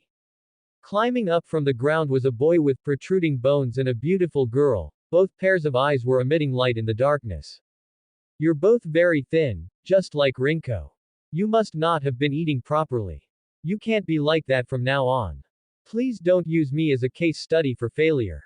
Rinko's tone was flat, he didn't seem angry, nor did he have any imposing manner. Oh my, is Rinko angry? My fault, my fault. I shouldn't have said that. Rinko is just a bit of a picky eater and a bit useless, but you are still very likable, not a case study for failure at all. This didn't sound like an evaluation that would make anyone happy. It wasn't just Rinko, even the two children who had just become demons thought so. Can I also turn people into demons? Rinko had a long reaction time when it came to irrelevant matters, so when he asked about this a few years later, Doma thought he had met someone he was interested in. And thinking this, he asked, but what he received was Rinko raising his eyebrows and his confused eyes. What does that have to do with people? Facing only those confused eyes, Doma blinked, having not quite kept up with the rhythm. Because I remembered you turned that brother and sister into demons, so I was curious if I could. I see. Rinko cannot do that. Only the upper ranks can share their blood with others, and it must be done after receiving Lord Muzin's permission. As for Rinko, you won't be able to become an upper rank even in a few hundred years. After all, Rinko is very weak. Doma was telling the truth. But Rinko felt that if another demon were sitting here, his chin and head would likely at least lose one of them. As for Rinko, the reason this association appeared was because, looking at Doma's head, he suddenly wanted to play with Akaza's fluffy short hair. Muzin saw Rinko again several years later. Ever since he threw Doma out once and emphasized that he didn't need to come unless there was something important or he received a message, they hadn't met for a long time. Rinko, who was always with Doma, also hadn't appeared before him for a long time. However, Muzin could sense Rinko's status at any time, so he wasn't worried about anything happening. Although Doma wasn't likable, his strength was enough to protect Rinko. After many years, Doma contacted him for the first time in a long while and requested to initiate a blood battle. This counted as an important matter. Muzin readily agreed. Thus, Doma, having received permission, came before him after a long absence, and accompanying him was the long unseen Rinko. The boy, the moment he landed, took a few quick steps and lightly jumped to Muzin's side, unhesitatingly hugging his leg. Although Muzin was surprised by Rinko's initiative, he gladly accepted the unprecedented closeness from the boy. Some were happy, some were sad. Doma, who brought Rinko, didn't seem so happy. The man stood with his arms crossed, stroking his chin, his fan resting against his face, a complete picture of distress. We've been together for so long, yet you've never hugged me so proactively. How disheartening, Rinko. Doma's tone was exceptionally pitiful. Rinko turned his head at the call, but his face showed none of the reactions Doma expected. You're not here for this, are you, Lord Doma? Rinko, whose head was being stroked by Muzin, tilted his head and watched Doma, his tone flat, his face expressionless. Although his eyes held no emotion, Doma just felt a sense of triumph emanating from Rinko. It was like a cat lying on its owner's lap, raising its head to look at a cat on the roadside that wanted to be petted but didn't get the owner's permission, proud, languid, and triumphant. Of course, Lord Muzin, as I told you, I wish to initiate a blood battle against the current upper rank too. Doma really wanted to chat more with Rinko, but the third person present was someone who couldn't be ignored. When those eyes swept over him, Doma obediently lowered his head, temporarily putting aside the thought of having a good talk with Rinko. Muzin gave a look to the silent Kodo woman kneeling in the corner. With a single pluck of the string, a pipa sound later, a fourth guest appeared in Rinko's line of sight. Rinko still remembered that face. Although not deeply, he hadn't forgotten it. They had only met once, which was normal, and Rinko wasn't very good at remembering people he hadn't spent time with and who had no particular characteristics. The same applied to demons. The battle began after it was permitted. One realm was divided into two parts. One side was a struggle to the death, the other was peaceful and serene. How does it feel to be with Doma? Rinko sat on the ground, still cross-legged in an ungraceful manner. The bad habit learned from Akaza showed no signs of changing after all these years, presumably because no one had ever restrained him. Muzin took this small detail into his eyes but did not point it out or correct it. Not unpleasant. It's very leisurely, with Doma. Very comfortable, but Lord Doma himself, he is truly not very likable. The slow articulation, the drawn-out tones, the deliberate pauses, every word that emerged revealed Rinko's changes to Muzin. As he had envisioned, the unlikable Doma would sooner or later temper the usually gentle Rinko into having a temper. He just hadn't expected Rinko's change to be so quick. He had originally planned to leave him for a longer period, but now he could consider preparing to choose the next temporary guardian. Why did you want me to follow Lord Doma? What exactly am I supposed to learn from him? Rinko still asked the question, the boy raising his head, his eyes blinking, expecting Muzin to provide an answer, until the hand stroking his head pressed him down. You don't need to learn anything, just be yourself. Would experiment or observation be more fitting? But in fact, there was no difference between the two. Experiments required observation, and observation was part of an experiment. Rinko's uniqueness was beyond doubt. Even Doma had endless curiosity about Rinko, but the answer was actually right before his eyes. Doma just hadn't thought of using the most direct method to verify it. Perhaps not just Doma, but most demons who had contact with Rinko would have this awareness. Rinko was different, but exactly how he was different, no one could accurately say. Rinko was good at attracting the attention of those around him, drawing focus, and then quietly planting a seed in their hearts. This allowed him to smoothly hide in that shadow, like a child seeking shade behind an adult. It sounded like a parasitic relationship, but demons would not willingly undertake giving and actively protecting, so there was a slight difference. Rinko provided his own value. For demons who were usually solitary, a being that didn't require vigilance, like a pet, was simply a matter of convenience whether kept by their side or protected behind them. So rather than saying a stronger being protected a weaker one, it was more like the possessiveness of those stronger demons at play, an instinct to declare ownership over something they possessed. This was one of Muzan's conjectures. Rinko hadn't noticed any of this, and Muzan didn't intend for him to notice. He found such behavior interesting, and conjectures required more experiments for verification, so he entrusted Rinko to different demons for testing. It turned out that Muzan's reasoning was correct. Rinko indeed had his own unique characteristics. He was weak enough not to make demons wary of him, and as the weaker party, he was brave enough. His numbness to death made hunters lose interest in hunting him.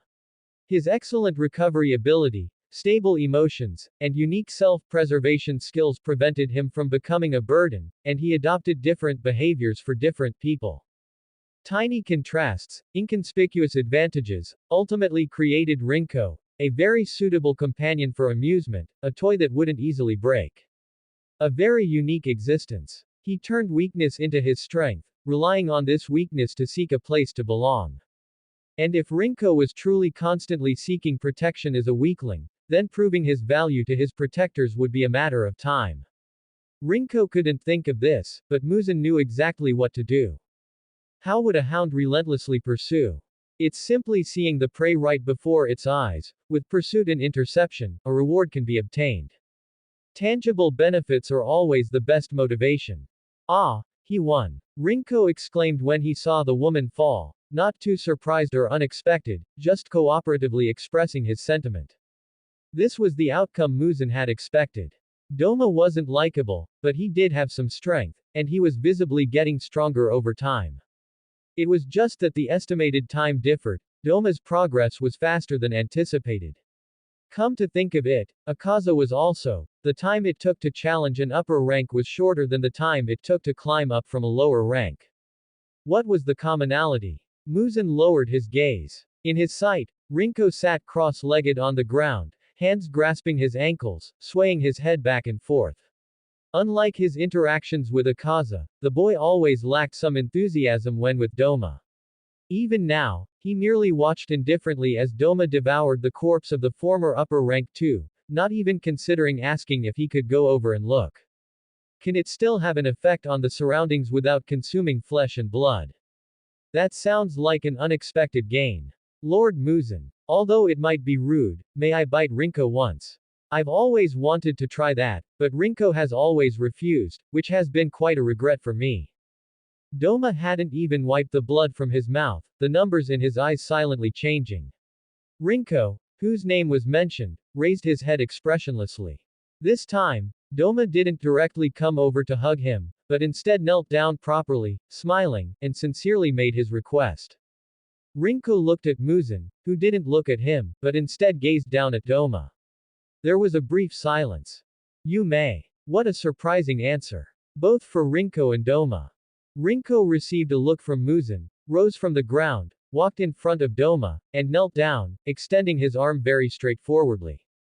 Although he didn't understand why Doma was so persistent in wanting to eat him, Muzan had already permitted it, so all he could do was cooperate. Thank you, Lord Muzan. Then I won't be polite, Rinko. Rinko had never been bitten by a person. At least, there was no such memory. Muzan had once directly devoured him. That was a completely different experience from sharp teeth piercing flesh, blood gushing out, and then losing a piece of flesh during forceful tearing and teeth clashing. The wound healed very quickly. The moment Doma's mouth left, only the bloodstain on his arm proved that he had caused injury with his fangs. And it was Rinko's first time facing such eyes. How to describe it? Rinko had only seen similar gazes when watching wild beasts hunt, but that intensity was far too different compared to now. Those multicolored eyes stared at him. For an instant, his heart beat even faster, as if thumping right beside his ears, making his eardrums numb. He had no doubt that in that moment, Doma truly wanted to eat him whole. Tips. I've been thinking and deliberating whether to specifically explain this. Logically, it would be more appropriate to write this in the main text, but I kept polishing it and felt it was still lacking, so my skill level isn't enough. Therefore, I'm adding a special supplementary note. Why Muzan paid attention to Rinko is actually quite simple. One reason is that Rinko was also sickly, similar to Rui. As for his characteristics, his flesh and blood can provide buffs because Rinko has relatively pure rare blood, and he retained the buff after becoming a demon. This is a personal setting, I'm not sure if this setting can be used. The materialistic part is because of rare blood, and the idealistic part is consistent with the so-called concealment characteristic. Because when he was human, it was never put to use, he wasn't cared about or needed. What he wanted to do wasn't even revenge, just to leave. His personality was very gentle, so even when Muzan killed people back then, all he wanted was to leave. Because he had seen worse things, he felt that even if someone died, or if it was a demon, it didn't matter, it was just death. As a human, Rinko already had self-destructive tendencies, so after becoming a demon, he had no great fear of death and was very tolerant of pain. It's not that he couldn't feel it, but that he could endure it. Because he was used to pain as a human. Now, let's talk about why I think Rinko is more likable to demons. For Kokushibo, Rinko is well-behaved, obedient, and sensible, he listens when spoken to, a very diligent good child image. Such a child would not receive a bad evaluation from the rule-abiding Kokushibo. Plus, Rinko isn't completely useless, his skill points are just misplaced. Once Kokushibo realized he had specialties in other areas, Rinko was considered acceptable. Akaza is easy to understand. Akaza naturally likes to interact with normal people, and Rinko is a lively child, very obedient, doesn't cry or make a fuss, well-behaved, but actually has a bit of his own mischievousness, making harmless jokes. And his age is quite similar to others, so their relationship wouldn't be too bad. As for Doma, Doma thinks Rinko likes him. Look, this child goes when told to eat, goes when told to play, agrees to whatever you say. What else could this be but liking? He also plays around and acts spoiled with him every day, referring to Rinko pushing his head away or expressing refusal, which in the eyes of sufficiently powerful people is still cute even if you're angry. Initially, they were all hovering around the passing line, but after Muzan verified Rinko's characteristic, the buff adding quality, they would go above the passing line. Although I use the word liking, I actually believe demons' understanding of liking might be different. While it's called liking, it leans more towards possessiveness, a feeling of declaring ownership, like, this is my prey, don't touch it, or more bluntly, food guarding. Because Rinko's inherent characteristic is to add buffs, Muzan's blood makes Rinko stronger, and the steadily increasing power he can't fully utilize makes his buffs even higher. However, Muzan misunderstood one thing. Rinko hasn't developed to the point of being a mobile Wi-Fi, meaning he doesn't get stronger just by being around. This part can be understood as, Rinko's inherent weakness makes people pay a little more attention to him, and during non-combat periods, Rinko himself is easily lost, so he actually becomes a suitable training partner. Regarding the concealment part, Rinko is a late-blooming transparent world user. He has talent but was never guided. When he studied with Kokushibo, he only learned half-heartedly, and the focus wasn't on that then, so he didn't understand what he was seeing. Later, when he studied with Akaza, he got confused. He mixed up battle aura and transparent world, which is why Akaza felt Rinko was talking nonsense. But the child actually studied quite seriously. In terms of combat power, the child currently has all his skill points in stealth and evasion.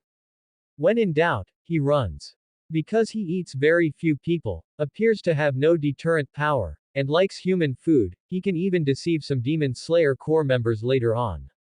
In the very late stages, he might encounter the three youngsters and be mistaken for being targeted by a demon or afflicted by a blood demon art, because his inherent combat ability is ridiculously poor. Apart from his recovery ability and stamina for escaping, he's exceptionally useless in terms of strength and everything else.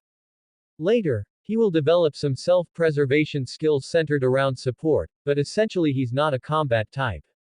He'll probably become a lookout bird part-time healer, a squishy physical healer. The main storyline is expected to follow the normal ending, the all characters die scenario, but there might be what if routes where things go awry. I'm sorry, but I really want to write some memes, such as a Missison Kocho encountering a certain 3 and turning into a fist Hashira, Akaza, or the flame Hashira surviving with one eye, and some legally grouped pairings I saw in the comments. In short, I want to write a lot of messy things for fun. Feel free to suggest anything you'd like to see, I'll write anything I find interesting for fun. If hell truly existed in this world, then the person before him was certainly the one who would be guarded most strictly within it. Facing the smiling, narrowed eyes of Doma, Rinko was convinced of this. Doma became the new upper rank 2, so the position of upper rank 6 became vacant. The lower rank demons were constantly rotating, and clearly, they lacked the qualifications to fill the spot in order.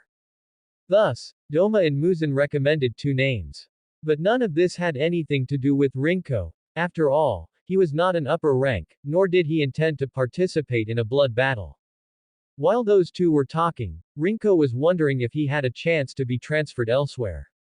He didn't expect to see anyone he knew, but at least a change of company would be good. The new upper rank 6 would be a decent choice.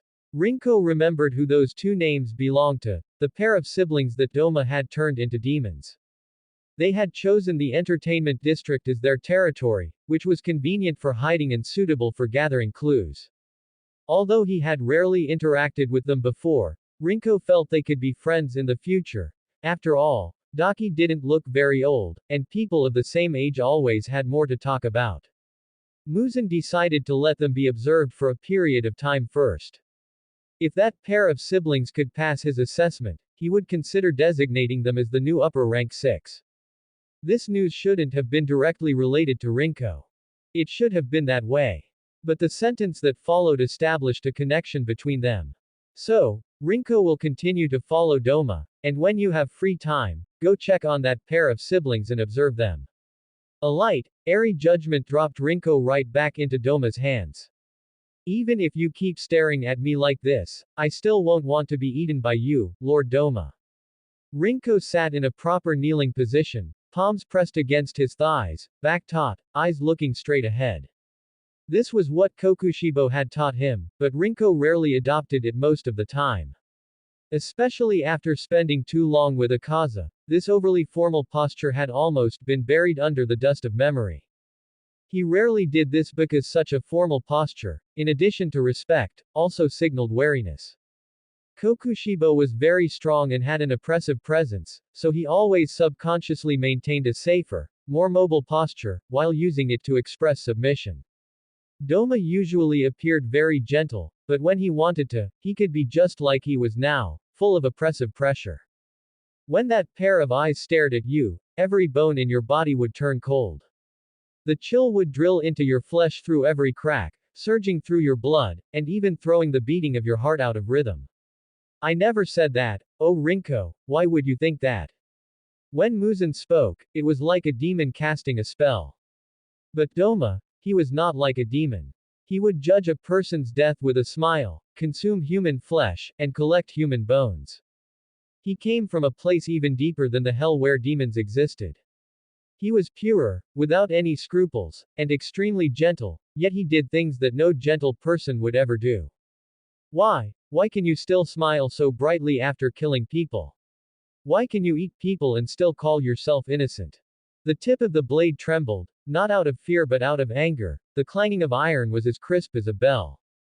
Are you talking about me? The evil demon's face wore a smile brighter than a child who had just received candy.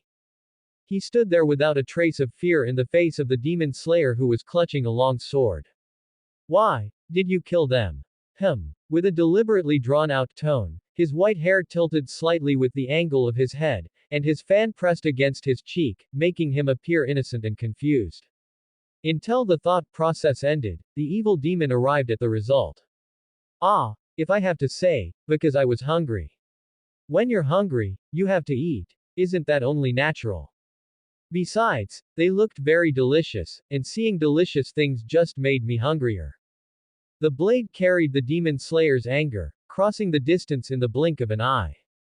The fan spread open, the narrowed eyes opened, and with a flick of the wrist, a cold wind blew out, freezing the anger along with the flames of life. What fell to the ground were exquisite ice sculptures, lifelike, as if they could let out a roar the next second. Really, they never listen to what people have to say. Today's demon slayers are truly annoying, aren't they, Rinko? We were clearly in the middle of a meal, yet they suddenly came to interrupt. The boy who was called sat in the shadows, having been there the whole time yet unnoticed by anyone. It's clear that the people who are eaten will all be inside my body, becoming a part of me and living forever with me. Why can't they understand that? Only I can save them. What Doma's true thoughts were, Rinko did not know, and the demon slayers would never know. But for those who were eaten, it seemed the latter explanation was more comforting. Those eyes blinked, and the intense oppressive pressure vanished in an instant. Lord Cult Leader, someone is looking for you. The next second, there was a knock at the door, and the woman who opened it spoke in a gentle voice, bowing her head submissively to issue an invitation to Doma. All right, I'm coming right away. Rinko, be a good boy and stay here. Everything was like a nightmare. Rinko remained seated, but every bone in his body gradually regained his control. The door opened and closed again, and the taut string was suddenly released. Rinko slowly let out a breath. Rinko felt that death was not terrible, just a bit of a pity, losing the chance to explore, losing the chance to see others, losing the chance to continue tasting food. It was a bit of a pity. But his body and consciousness seemed difficult to align. He did not fear death, yet this body was exceptionally afraid of those stronger than him. When Kokushibo stood before him, that trembling sensation, that subconscious retreat, that instinctive avoidance, it was like a survival rule cultivated from a much more distant past, one remembered by his body. It was as if someone invisible was standing behind him, existing in his mind, hiding in his body, always dragging him, time and time again, in the direction of staying alive. Perhaps it was that lost part of his memory acting up, but Muzan said the past was not worth remembering. Rinko felt he was right, since it had all been forgotten, it certainly wasn't anything good. And based on those habits that had remained, that sense of fear, it certainly wasn't a good memory. Rinko's brain didn't work very well, he felt it was already quite difficult to remember everything now. If his head were to be occupied by other things, that sounded too terrible. So, the past he didn't remember, it would be best if he never remembered it in the future. But that was for later. Returning to the present, what Rinko needed to think about was how to deal with Doma later. If I ask to go out and play, will he take me? I feel like I didn't explain it very clearly. Actually, Rinyu himself didn't want to live at the beginning because his whole life was suffering. But people are hard to say, if he hadn't seen the good, Rinyu's life would have just passed like that. But unfortunately, at the brink of life and death, he was picked up by Muzan and had a good life for a while. I could have endured the darkness, if I had never seen the light. It's the same for Rinyu. If he hadn't met Muzan, whether he died that snowy day or lived and died in some unknown corner, it wouldn't have mattered. But he did see it, he knew everything could change. So, even if it were a spider thread hanging down from hell, his will to survive would make him grab that thread and crawl out of hell.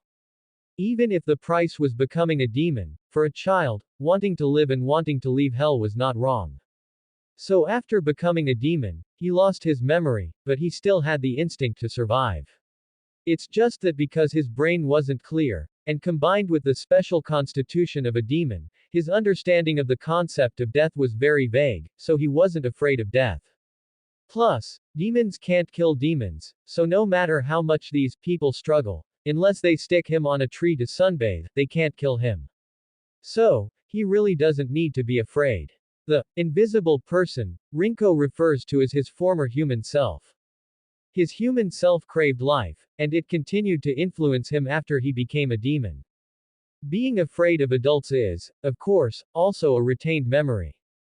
After all, he had an irritable dad and a spiteful mom. In his cognition, those who were taller, stronger, and more powerful than him would be equated to what he feared, a father. There were too many memories of being beaten while being looked down upon. So, at first, he was quite afraid of Muzan. Later, after becoming a demon, there was a fledgling effect, and his relationship with Muzan pulled back. The only exception is that he isn't too afraid of Muzan, this powerful and tall man. However, if Muzan gets angry, Rinko will still instinctively tremble, it's muscle memory. Doma was indeed a hard person to figure out. So hard to figure out that he seemed a bit simple. Most people Rinko had met called him a child, but Rinko felt that if he counted as a child, then Doma was an even younger child than him. Doma's actions, or rather everything about him, didn't need any reason to support them, just like the teachings of the Eternal Paradise cult. He didn't do things for a purpose, he did things because he wanted to do them. He didn't trouble himself or force himself, just living to be carefree and happy. As for the so-called eating someone to live together forever, Rinko once thought it was nonsense, but Doma believed it deeply. And he truly remembered every person he had eaten, their names, wishes, appearances, and voices. If everything about someone was recorded in another person's mind, then at least in that memory, the dead still lived vividly. Even if the one remembering everything was, strictly speaking, not human. Lord Doma, you've created your own paradise. Such rebellious and unreasonable words could only come from Rinko's mouth. Hearing this, Doma smiled so much his eyes narrowed into slits. As for Daki, she didn't really understand such things. She knew Doma had a cult and that he was a cult leader, and that was it. She didn't believe in gods or Buddhas, nor in heaven or hell. To her, the only ones worth remembering were Muzan and Doma. One was the supreme being surpassing any written deity, and the other was a decent person who had guided her and her brother. As for the actual rituals of burning incense, praying, and worshipping, in her eyes, they were far less interesting than finding a woman to eat or playing tricks on men. Hey, Rinko, at your age, are you already thinking about such boring things? Sharp claws tapped against the side of her face, the soft skin indented by the tips. Daki had no doubt that if she pressed a little harder, that face would be easily pierced, and blood would flow. Even though she was a demon, she wasn't much stronger than a human, in appearance or reality. What does age have to do with it? If we're really counting ages, I'm older than both Daki and Doma.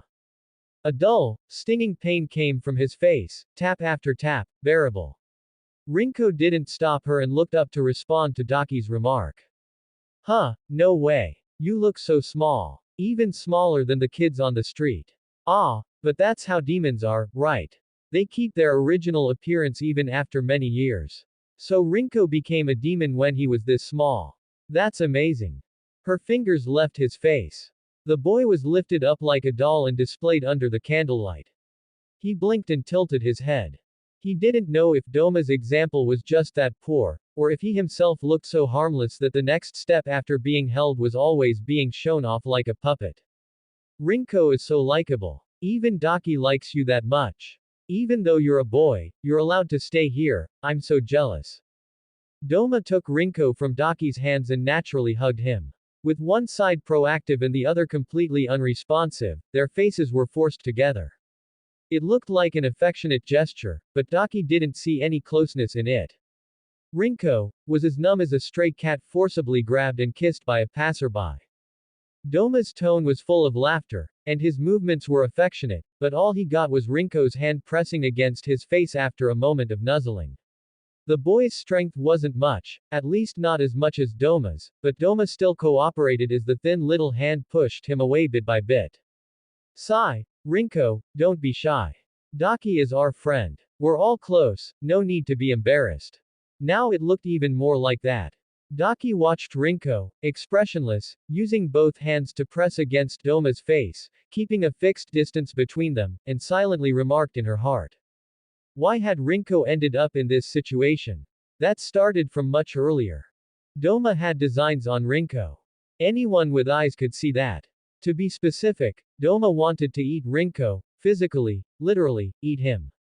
Probably not even leaving a bone behind. And Rinko, clearly, did not want to die young here. So Rinko decided to use his little brain and, for the first time in a while, try to think of a way out. Then he remembered the little hint Muzan had left him. Since I have nothing to do, I might as well go check on Daki. The reason was sufficiently absurd. After hearing this, Doma's look at him was very subtle, even more subtle than when he had wanted to go to the entertainment district. But the process didn't matter. Rinko didn't know what kind of deliberation Doma had gone through, and he didn't really care. The important thing was that Doma agreed. So Rinko successfully got a new place to stay. In a shop in the entertainment district. With the identity of a blind child sold by Doma, one who was good-looking, obedient, and ate little. It can't be helped, Rinko. You can't learn to hide your eyes, so I had to say that. Besides, this way you can do less work. Those were Doma's exact words. It was hard to tell how much was truth and how much was lies.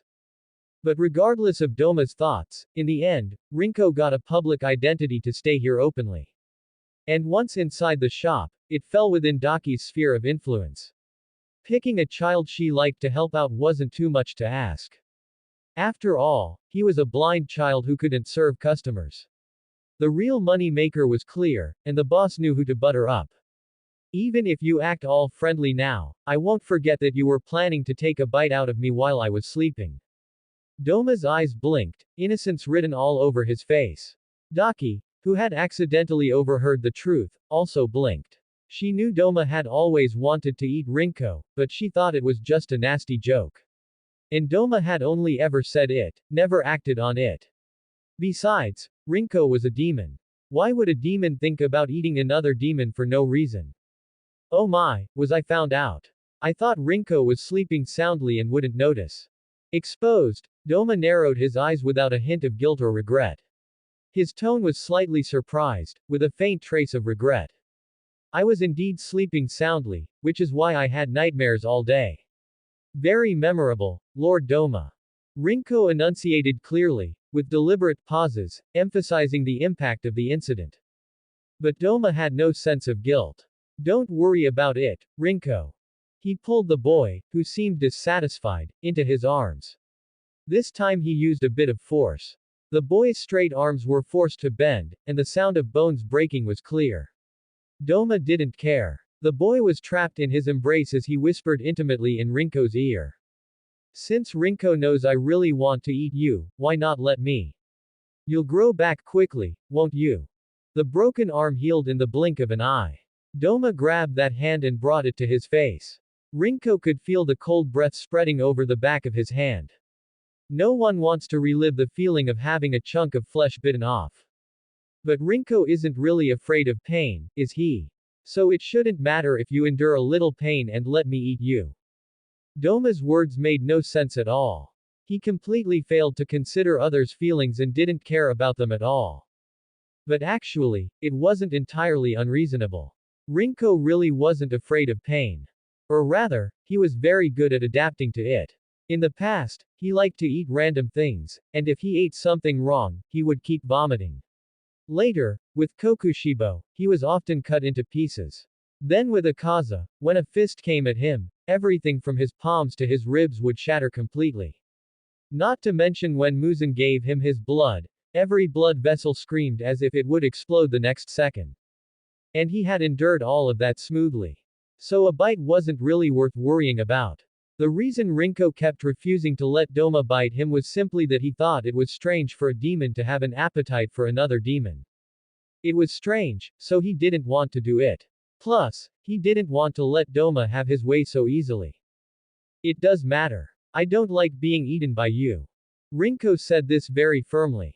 If Muzan had a ledger in his heart, and it happened to contain the names of demons, Doma would certainly be at the top of the list. Doma was undoubtedly a troublesome existence, but Muzan felt that, at the very least, Doma wouldn't cause him any unexpected chaos. This viewpoint was completely overturned when he habitually went to inspect his field of vision. Doma was being punished, to a rarely seen, quite severe degree, to the point where even the upper-ranked demons were called over to watch, including the siblings Gyutaro and Daki, who had recently been officially added to the upper-ranked demon list after being observed for several years. It was rare for an upper-ranked demon to be punished, and a public punishment could be said to be unprecedented. Furthermore, that the target was Doma, who had always been progressing rapidly, was a level of event that could warrant its own page in the history of the upper-ranked demons. The newly arrived siblings didn't know what kind of reaction was appropriate for such an occasion, so they just knelt quietly to one side. Yoko couldn't help but gloat on the side. Hantengu trembled, clutching his head. Although Akaza didn't make a sound, any demon could see that he was in a good mood. As for Kokushibo, he had no reaction. There was no reaction on his face, nor any clear emotion in his heart. Doma's punishment was Muzan's decision, he had no right to interfere and was not prepared to meddle. Comparatively, he was thinking more about why Doma was being punished. Muzan wouldn't just idly grab an upper-ranked demon and chop him to pieces in front of this group of people just to relieve boredom. The key to the problem was what Doma had done wrong. Sweeping his gaze across the scene, Kokushibo found the key to the problem. The upper-ranked demons were all there, and Muzan was there too. In such a situation, one living creature was missing. Rinko. Kokushibo still remembered that at the end of the last meeting, Rinko had been entrusted to Doma once again. And now, Doma was there repeating the endless torture of being shattered and healing, cracking and sticking back together. Yet, Rinko had not appeared before everyone until now. The reason for the punishment didn't seem hard to deduce. Kokushibo just couldn't quite figure it out. Rinko was indeed very weak, but he was ultimately not a piece of trash that would be easily beheaded. After growing up for so many years, even if there was no progress, there shouldn't be regression. Moreover, this batch of demon slayers was far weaker than the batch that Muzan and he had personally slaughtered. It was unrealistic for them to capture Rinko. Although Doma didn't follow rules, he shouldn't be stupid enough to throw Rinko, whom Muzan had personally entrusted to him, to the demon slayers. I should have said that I can know every single thing you do, and every single thought you have.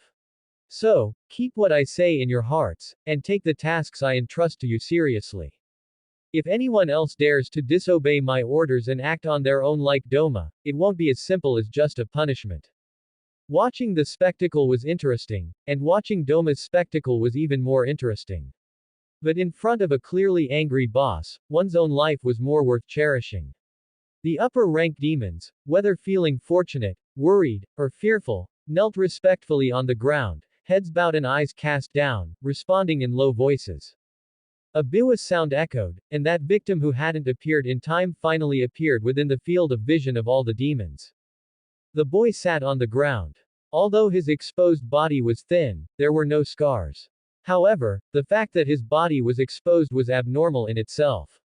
That outer garment had clearly endured rough treatment it shouldn't have. Brute force had torn holes in the high-quality fabric, causing the garment to lose its intended function. Scars wouldn't remain on a demon's body, so they had no way of knowing what had happened, but seeing Rinko in this state, and then looking at Doma, who couldn't speak for the moment, anyone with a brain could roughly reach a conclusion. Rinko had suffered, and it was inseparable from Doma. As for whether Doma had done something himself, or instructed or used someone else to do something, it didn't affect the result that Rinko had suffered some treatment he shouldn't have. Unfortunately, Doma's offense was noticed by Muzan, so whether it was insubordination or negligence, it didn't affect the established reality that Doma needed to accept punishment. Rinko, from now on, follow Hantengu. Muzan didn't seem prepared to reveal what had actually happened. There were no explanations, only conclusions. The boy who received the order rose from the ground, but was stopped by Muzan before he could take a step. Before his vision could react, that tattered garment was replaced. It was still an oversized, ill-fitting top, but at least it could fulfill its intended function. Muzan's gathering of this group was sudden, and the dismissal was also very sudden. When he left, he didn't forget to take Doma with him, so the man who had just prepared to open his mouth couldn't leave a single word. The boss's departure made the atmosphere relax considerably. Akaza stood up, and in the blink of an eye, he was in front of Rinko, tapping his fingertip on his head. What did that guy Doma do? Compared to trying to figure it out himself, asking the victim directly was obviously easier to get an answer. He wanted to eat me, I didn't agree. We pulled at each other for a few years, then he decided not to ask me and just ate me. Rinko spoke lightly, glossing over the long process of actually being entangled with Doma from verbal tug-of-war to physical struggle in a single sentence. I just said there was something wrong with his brain. He deserved to be punished. It's just a pity I didn't get to punch him twice. Akaza's dissatisfaction with Doma didn't suddenly appear just now. It was a disgust accumulated over years and months. At first, it might have just been a difference in style, later it was Doma's provocation, and then Rinko got dragged into it. Now, he had one more reason to hate Doma. Something wrong with his brain. Yeah, noisy as hell. Rinko expressed curiosity appropriately. Akaza's temple veins were throbbing, and there was an unfriendly smile on his face. He clenched his hands into fists, and the bones clicked as he kneaded them against each other, as if warming up before doing something. This was a somewhat funny story for Rinko, it was an extremely terrible experience for Akaza. Upper-rank demons could spy on the vision of demons lower in rank than themselves, or even speak directly into the other party's head. And coincidentally, Akaza, who was one rank lower than Doma, just happened to be Rinko's previous guardian.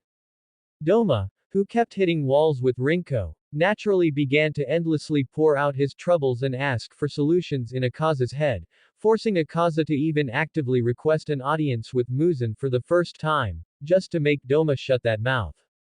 That sounds like a very exhausting experience. Rinko, who was well qualified to say this after decades by Doma's side, sighed with emotion. Akaza exhaled, his tightly clenched fists relaxing. A casual flick dissipated the anger, and his open palm finally landed on Rinko's head, messing up his short hair into a bird's nest in a few strokes. I told you to learn properly. If you knew how to fight, you could take off Doma's head and kick it like a ball. Akaza said it as a matter of course.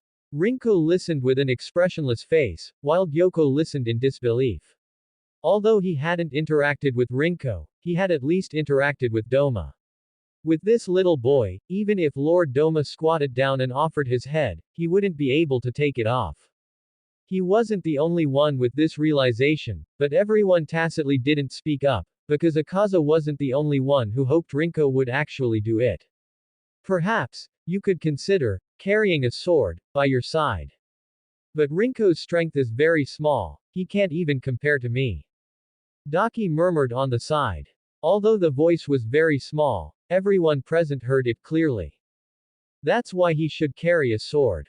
It doesn't matter if he has little strength, as long as the blade is sharp enough, it can at least have some effect, right?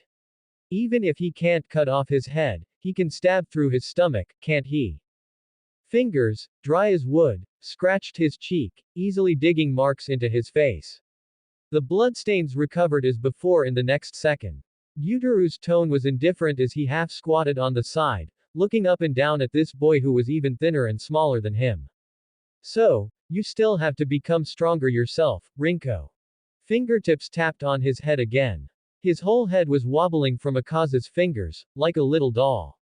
Yoko, who had witnessed everything and listened to everything, had his eyes widened. Is this something that can be said? A group of people teaching a little child how to take off Lord Doma's head. The discussion naturally yielded no results, because no matter how many plans were proposed, they all became impossible to implement once they fell on Rinko. Blades. He couldn't use them well. Fisticuffs. He lacked the strength. Underhanded tactics. People would look down on him. Poison. It was neither realistic nor appropriate, Akaza strongly opposed it. But that doesn't matter, right?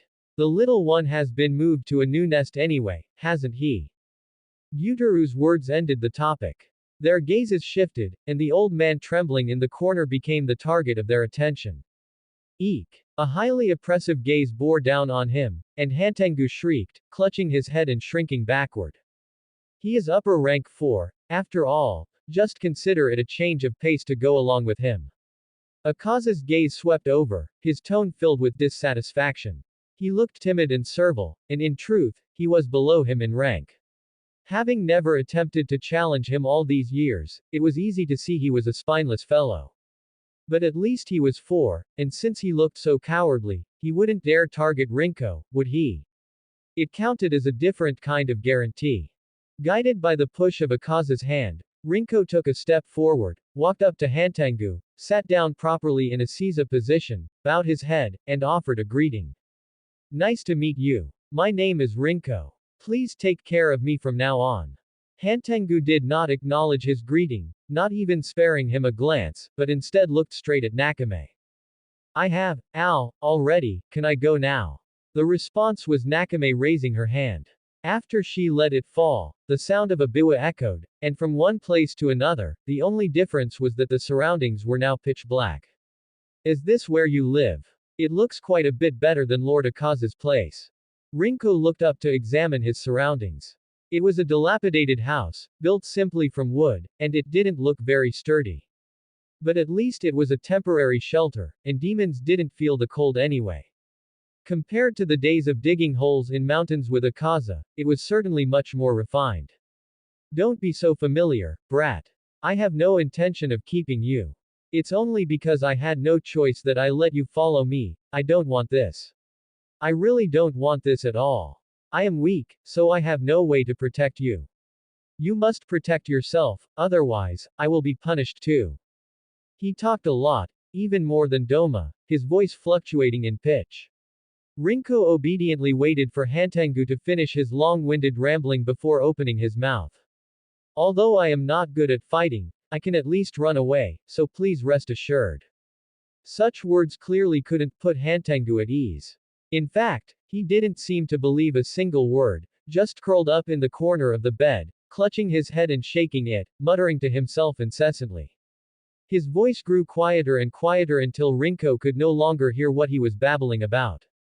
Being ignored, Rinko rose from the floor and walked around the house to take a look, then wandered around the premises. Cutwood was piled behind the house, showing that it had once been a human dwelling, and the dust covering the wood proved that its true owners hadn't returned in a long time.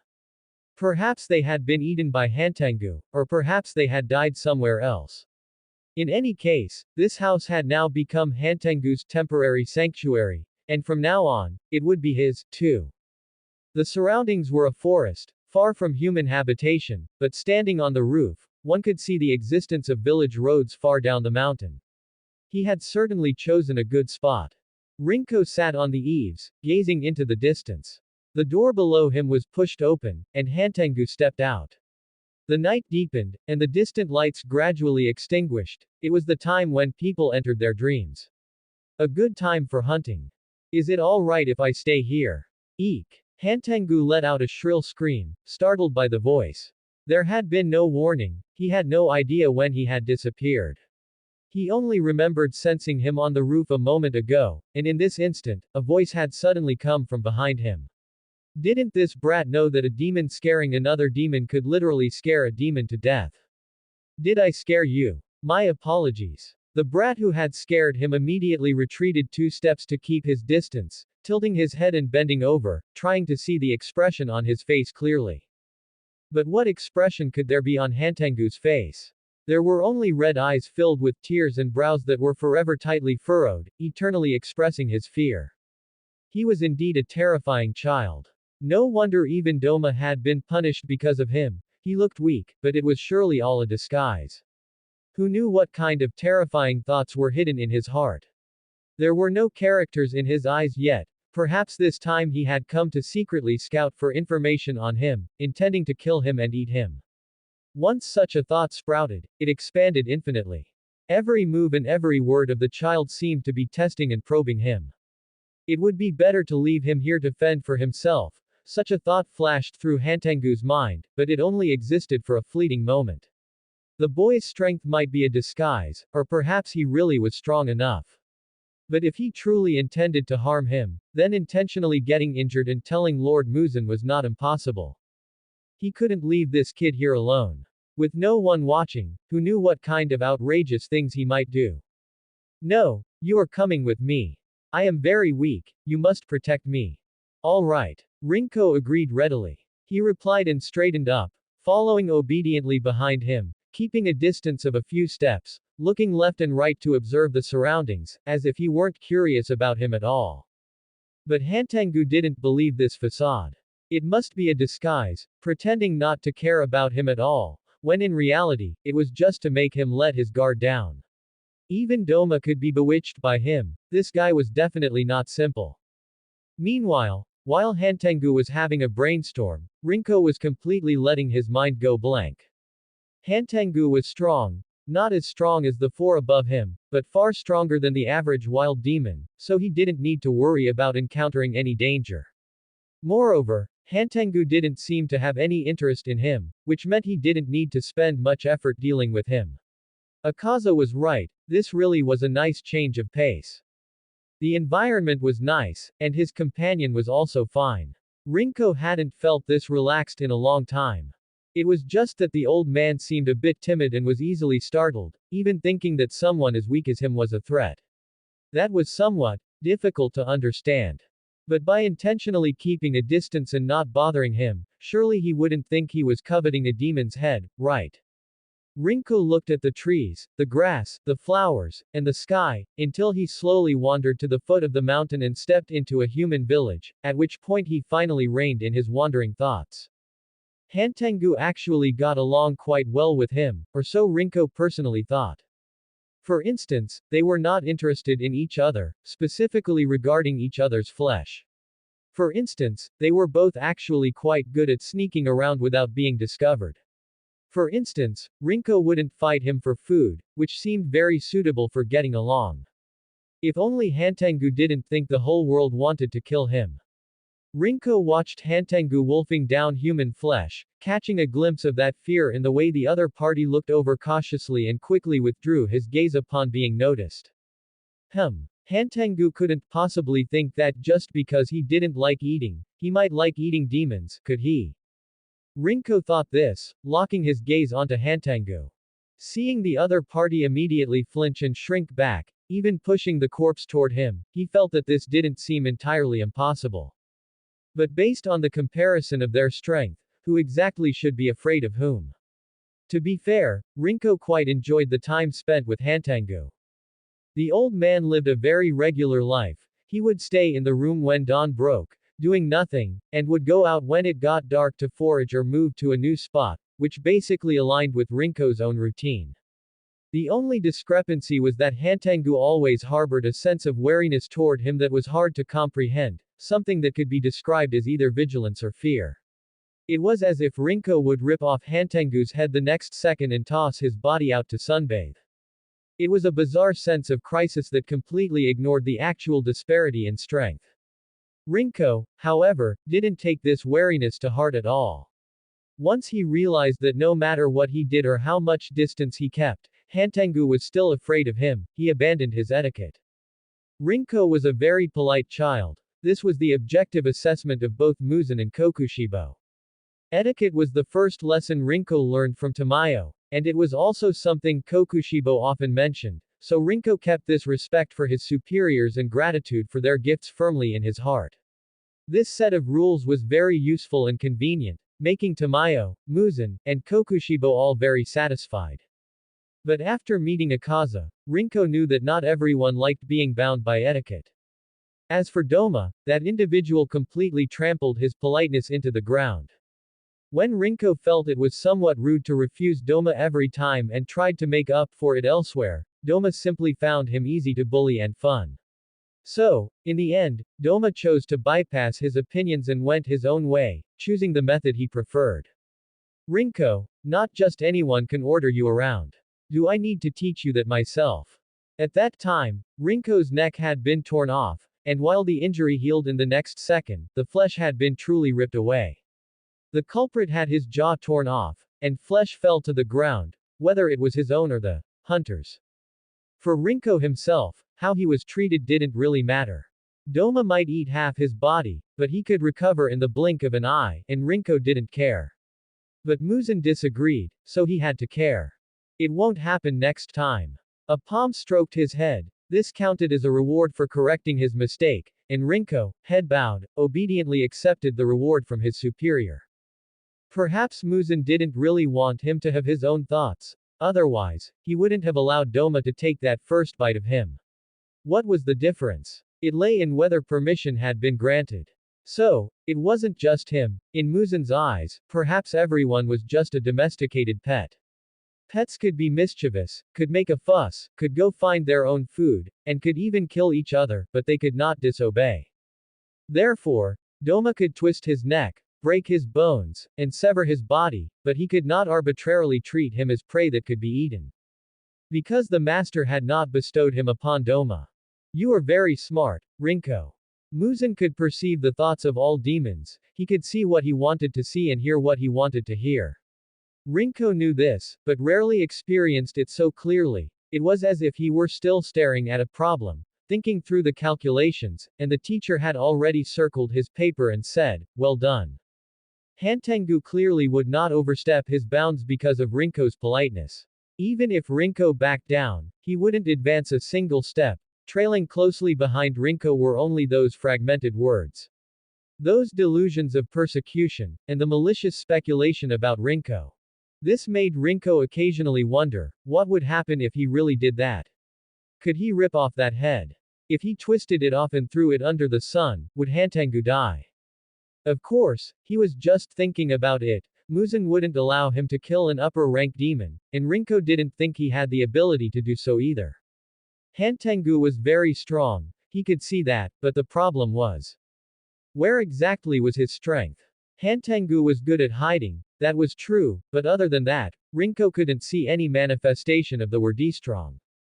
He was clearly upper rank 4, yet his courage was terrifyingly small, and no matter how Rinko looked, he couldn't find the characters for upper rank and 4 in those eyes. This question was answered after Hantengu received his mission. Such skirmishes were actually very common. For Rinko personally, when he was by Akaza's side, he experienced such situations every night. So, the moment he realized someone was approaching, his body had already reacted, hide. But Hantengu's reaction to this was extraordinarily exaggerated. It was as if he were completely terrified and frantic, even forgetting to escape. The demon slayer launched an attack the moment they spotted the target, and surrounded by several of them, an opportunity was finally seized, and that head flew high into the air. Really? This was the first time Rinko had seen the head of an upper-rank demon being cut off. But there was no smell of ash, not even the smell of blood. An unexpected scene occurred the next second. The flying head grew a body, and the body that had lost its head grew a new one. One became two. Wow! This looked much more interesting than the average blood demon art. The Kakara was raised and then struck heavily against the floor, and lightning spread out. The demon slayers were still immersed in the shock of the demon having its head cut off yet not dying. By the time they realized the danger, it was one step too late, and the intense electric current caused them to lose their only chance to escape. At the same time, the other demon fanned its fan, just a light movement, yet those demon slayers were slammed hard into the ground as if crushed by a giant boulder, leaving even the indentation of the fan on the ground. This is so joyful, I haven't been able to come out and play for such a long time. It was a very clear voice, and the joy from within was much more real than Doma's usual pretense. What is there to be happy about? Finish them off quickly, Karaku. More demon slayers are approaching, and just thinking about that is enough to make me furious. The Kakara left the floor, and the lightning vanished along with it, but in the blink of an eye, he had already appeared before a demon slayer who was struggling to grasp their sword hilt. With one rise and fall, the skull shattered, and blood splattered along with brain matter. Don't be such a killjoy, Sekido. It's rare that we can separate, Wouldn't it be even more fun if more of them came to play? The demon called Karaku raised the fan and swung it down again amidst pairs of terrified eyes. Under the heavy pressure, cracks were left on the ground, let alone the human bodies caught in it. Outwardly, they still looked like complete corpses, but apart from the pervasive stench of blood, not a trace of human life could be detected. From a group of demon slayers chasing Hantengu to these two demons going on a killing spree, it had actually only taken a few dozen seconds. So what was going on here? Was the old man's appearance just a disguise? Did he actually need to have his head cut off to revert to his original form? While the two demons were talking, Rinko did manage to see the characters for upper rank 4 in their eyes. Were these two demons the real upper rank 4? Like Gyutaro and Daki, one hidden inside the other's body? Rinko's head was full of question marks, but he knew this wasn't the right time to ask, because stronger demon slayers were rapidly approaching this place, and those two didn't look like they were planning on leaving. Considering their attack style, one for crowd control and the other for large-scale damage, Rinko decisively chose to move to a different place further away. And after putting some distance between them, he noticed another living creature present in this area. It was Hantengu, but only the size of a mouse, shivering under a tree. Not two brothers, but a family of three. If the appearance of Sekido and Karaku had surprised Rinko somewhat, then seeing the rat-like Hantengu replaced that surprise and astonishment entirely with curiosity. He reached out his hand, and only at the moment his back collar was grabbed did Hantengu let out a startled cry. Eek! The high-pitched, ear-piercing scream undoubtedly instantly attracted the two by the pile of corpses. One gaze was sharp, the other playful. The attention from those two pairs of eyes was too obvious, forcing Rinko to temporarily shift his attention toward them. Ah, so there was a little bean hiding here after all. Karaku stood with one hand on his hip, the other holding his fan, the fan head bobbing restlessly on his shoulder. His eyes were narrowed lazily as he looked toward him, his face wearing an undisguised smile.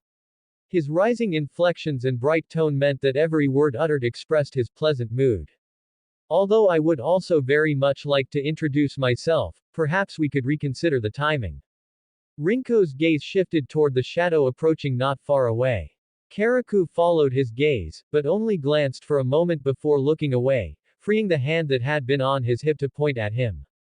Watch him for us, otherwise I'll break your limbs, twist off your head, and send you out to bask in the sun. This was a threat, without a doubt. Even though the tone was incredibly cheerful, it was still a threat. I will. Rinko agreed quickly. Before the newly arrived demon slayer could notice him, and while being watched by those two pairs of eyes, he placed Hantengu in his palm and vanished into the darkness. You really did want to kill me while you had the chance. Just like before. You ran off by yourself, leaving me to those demon slayers. Even though it was time to hide quietly, the rat-sized old man kept muttering incessantly in his palm. Rinko leaned against a tree trunk, responding to every sentence with extreme patience. No, it's just because I'm weak. If I were discovered by the demon slayer, I would become a burden, so I hid immediately to avoid causing you trouble. Besides, the demon slayer didn't manage to kill you, did they? After all, you are upper rank 4. My eyes don't even have the numbers of the lower rank. Hantengu, of course, wouldn't believe his explanation, and Rinko didn't expect such a stubborn old man to easily change his view. He simply rested his chin in his free hand to watch the battle in the distance, where the flashing blades spelled the failure of humanity. Battles between demons and humans are mostly without suspense. Humans are too fragile, bones break easily, flesh is easily sliced open, and all injuries cannot recover in a short time. Even if the injuries aren't fatal, if left untreated, they will die from blood loss or infection. There are too many options for death, too many paths leading to death, so many that it is difficult to find a way for them to survive in front of a demon. I thought they were the real upper rank 4, but you are here, so is this your blood demon art? If their heads are cut off, will you die? Or is it that if your head is cut off, they will die? Rinko tilted his head and poked Hantengu's little horns, asking curiously. Quote exclamation mark. Do you want me to die? I knew you had bad intentions. I am clearly just a helpless, fragile old man, yet you bad boy, keep thinking about putting me to death. Hantangu had his own logic. To summarize, the whole world wanted to kill him. This whole world, of course, included Rinko.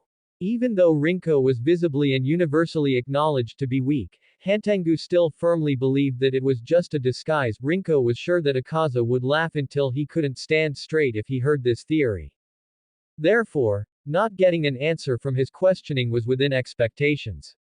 Rinko let Hantangu ramble on in his palm, while simply keeping his promise to honestly protect him in his arms, ensuring he would stay hidden with him. Although he had only ever hidden himself before, Hantangu himself was skilled at hiding, so even with the other in tow, it shouldn't be enough to get them noticed by others. While no conclusion had been reached on this side, results had already been achieved over there. Karaku swayed back and forth while holding a human arm, then kicked away the head at his feet.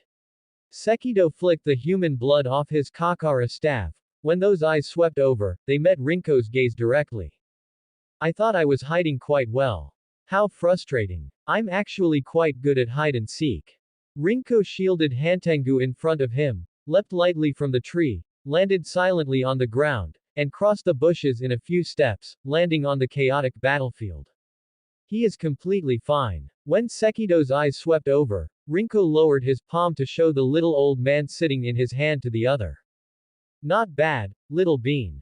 The arm was thrown off to who knows where, and a large hand landed on his head, patting it. Each pat made Rinko's fragile neck emit a clicking sound. Rinko.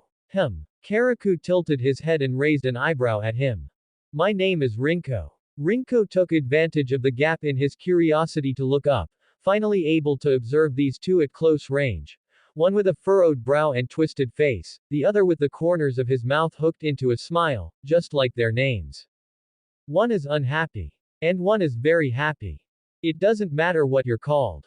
You look so small, so little bean is fine too. You need to eat more to grow taller.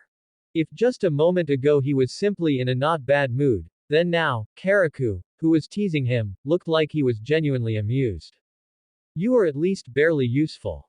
Everything is always relative, some people are happy, and some are not.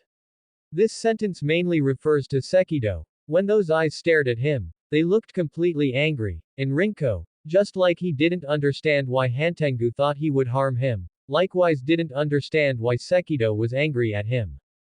If that counts as a compliment, I am honored. Rinko responded thusly. Don't be so harsh on little bean, Sekido. He's only this small. Being able to do this much is already him trying his best. This is comfort, right? It's comfort, right? Rinko thought to himself when that hand patted his ribs, breaking them. So what is your relationship?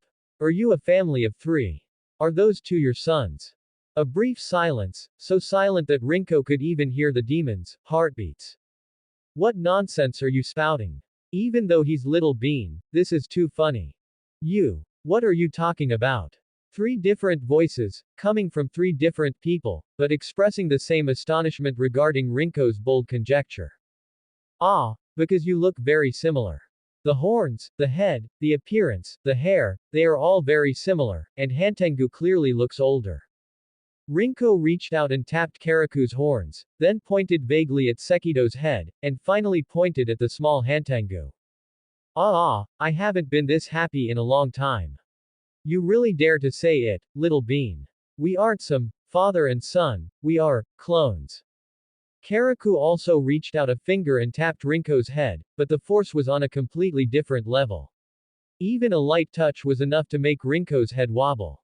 I really don't know what is inside that head of yours. Did you throw your brain away when you became a demon? The iron rings of the Kakara staff chimed with a crisp, vibrating sound. Rinko had no doubt that if he continued to speak along this wrong path for 2 more sentences, that iron staff would pierce his neck to silence him. So, not father and son. It's yourself. Essentially the same person.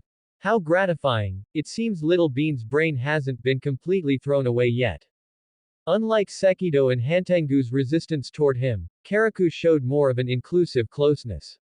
He was a bit like Doma, and a bit like Akaza, but in reality, he was different from both of them. But honestly, isn't Karaku being a bit too enthusiastic?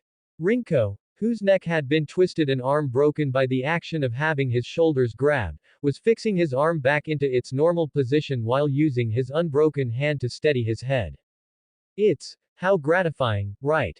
But if he had to choose, compared to Sekido or Hantangu, Karaku was definitely more likable.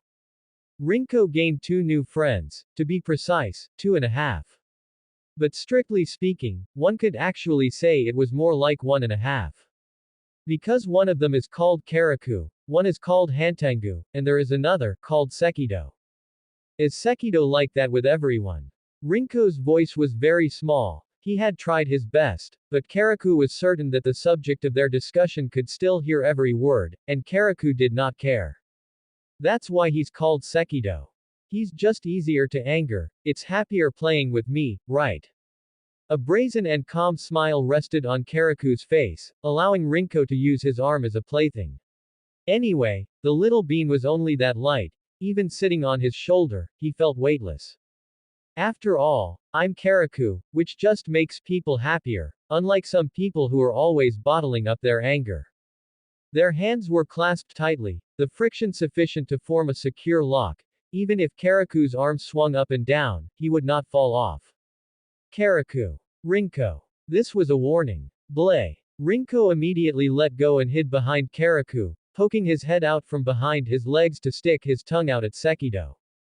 And the provoked man brought his kakara down the very next second, expressing his mood through action. Electric current spread rapidly along the ground. With a hop and a hang, Rinko landed on Karaku's back, his palms gripping his shoulders, and with a tug, that little head poked out from the shoulder again. The identical body structure prevented the electric current from successfully reaching the third person. Karaku. Hey, I didn't do anything. Facing Sekido's reprimand, Karaku lifted his hands with a chuckle to signal his innocence.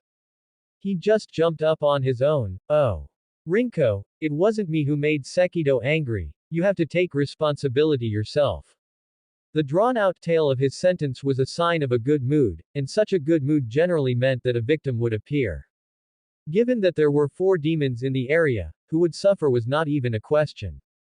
Karaku's hand grabbed Rinko's collar, pulled and lifted, then tossed him away casually. Lightning chased toward the landing spot, but Rinko reacted a step faster, twisting his body in midair and exerting force the moment he landed, playing a game of tag with the lightning.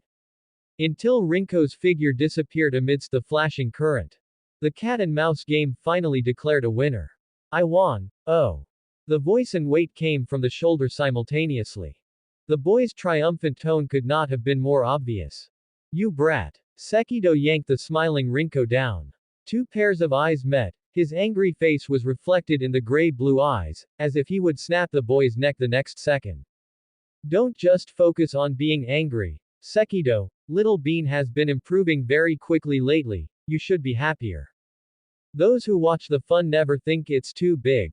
Karaku's lazy voice drifted over with the wind, having absolutely no effect on cooling the fire, and instead invited a projectile wrapped in rage. He really is light, Little Bean. The force was substantial. When his palm caught the boy, Karaku heard the sound of ribs breaking. It was easy to imagine that Sekido was indeed quite angry.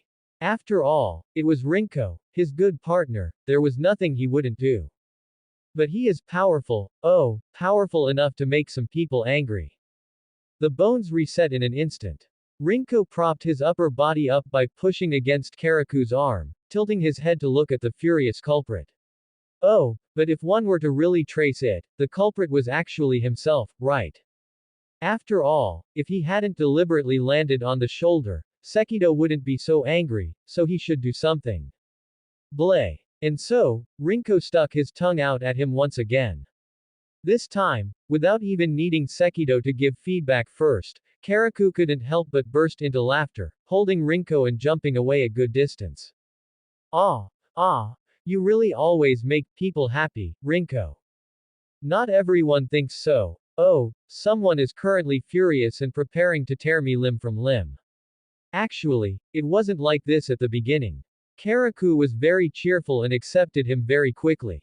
To say, accepted, was a bit one-sided, that was just Rinko's unilateral judgment. Objectively speaking, Rinko felt that Karaku probably thought he was a new toy, because he hadn't seen one before, he was willing to play a bit more. Becoming true friends was something smoothed out during the long days that followed. At first, it was a stalemate between the four of them, then they split into two factions, until Hantengu finally realized after being protected time and time again that Rinko had no plans for him, at least not now, and after realizing that Rinko was truly, terrifyingly weak, the scale tipped to one side. After all, Rinko was really good at hide and seek, and even with a Hantengu in tow, he wouldn't be caught by any demon slayer. Karaku actually had quite a few bad ideas as well. It was just that most of the time Rinko stood on his side, so they became good ideas. When the person suffering wasn't oneself, everything became quite interesting. This was a lesson Karaku taught him personally. 4 demons. 1 doesn't participate. 2 have cooperated. Who will suffer? Obviously, it was the only one who didn't fit in. This was one of the reasons why Sekido was always on the verge of anger. The 2 restless factors harboring mischief were always ready to step on that edge line again and stick their tongues out at him. Rinko felt that the position Sekido held among them was very similar to the position Muzan held in his heart. Although they emphasized that they were not the same, just originating from a single source but each different, and at the same time, it was absolutely impossible for there to be any blood relation. It still did not affect Rinko's stubborn belief that Sekido was just like a rigid parent. And Karaku was the child currently in the rebellious phase. The child dislikes the parent, so he deliberately makes trouble, yet he has to listen to the parent's words. This was their mode of interaction. And when making such a classification, Rinko naturally stood on the child's side. Perhaps this classification led to this result, or perhaps everything was destined to head toward this end from the start. In short, as Rinko and Karaku grew closer day by day, he became increasingly at odds with Sekido. But as for being disliked, Rinko felt he was not disliked. That Kakara would strike his head, but it would not shatter his skull, it would break ribs, but it would not pierce his body. Even if the other party indeed looked prepared to do so, at least he didn't let the thought become reality. A family of 3 became a family of 4. Although 2 of them weren't always there, it was still much livelier than before. Hantengu, if I twist your head off, would Karaku and Sekido be released too? The fingers were spread out. The palm, not yet stiff, was still easy to manipulate. If he waited a few hours, this hand would become as hard to pry open as a rock. Eek. Are you going to start staring at me again? It's just a joke. Rinko immediately beamed a smile, put down the toy used to coax children, and propped his chin up, looking left and right. It wasn't the first time he'd said such things, but in practice, he had never actually done it once. Yet every time Rinko said this, he would frighten Hantengu quite a bit. A few years ago, such words wouldn't have even left his mouth, but now, under Karaku's influence, Rinko was becoming increasingly keen on finding amusement for himself. Hantengu became the victim when the 2 of them were together. Karaku really taught you a bunch of bullying bad habits. This poor old man can only be bullied by you like this, it's just too much. Tears came as soon as he spoke, and his tone carried a sobbing quality. If the movement of his hand eating meat paused for a moment, Rinko felt it would be more convincing. Children are highly malleable. They are born with a strong capacity for imitation, inheriting every action and word of their guardians through subtle influence. If a child likes the object of their imitation, this behavior becomes even more pronounced. And Rinko liked cola. This was not strange. Hantengu lived a very regular life. Rinko was once happy about this, but after getting used to it, this kind of life felt a bit incompatible with him. The old man would spend the entire night looking for food and occasionally change his hiding spot. Hantengu would not carry him around like Akaza did. Rinko had to do the running and moving himself. Demons recovered their physical stamina very quickly, so for Rinko, this was not tiring and did not pose a problem. What troubled him was something else. There were no books around Hantengu, and Hantengu wouldn't leave him much time to watch the moon or count the stars. Rinko's interest in and ability to eat humans were both very limited, and this idle time made Rinko feel a bit bored. Hantengu was very uninteresting. He wouldn't tell Rinko any knowledge or stories, so Rinko naturally diverted his excess attention elsewhere. The only two candidates left to help him pass the time were Sekido and Kola. Rinko liked Kola, for good reason. In the first half of his life, Rinko had encountered many demons, all different, but most didn't have a good impression of him at first. Some thought he was in the way, others thought he was too weak.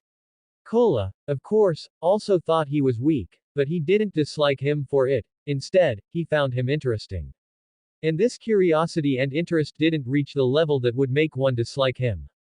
Moreover, Kola had a very good temper. No matter what Rinko did, he wouldn't get angry. Even when Rinko hung on Kola's neck and tried to grab his horns, Kola would only laugh and say that his courage was growing day by day. Except for frequently breaking a few of his bones without gauging his strength, Kola had no shortcomings. And since Rinko was a demon, broken bones could recover immediately, so this didn't count as a problem at all. Kola liked him, and he liked Kola. Therefore, it was almost inevitable that Rinko would be led down that path by Kola's personal example.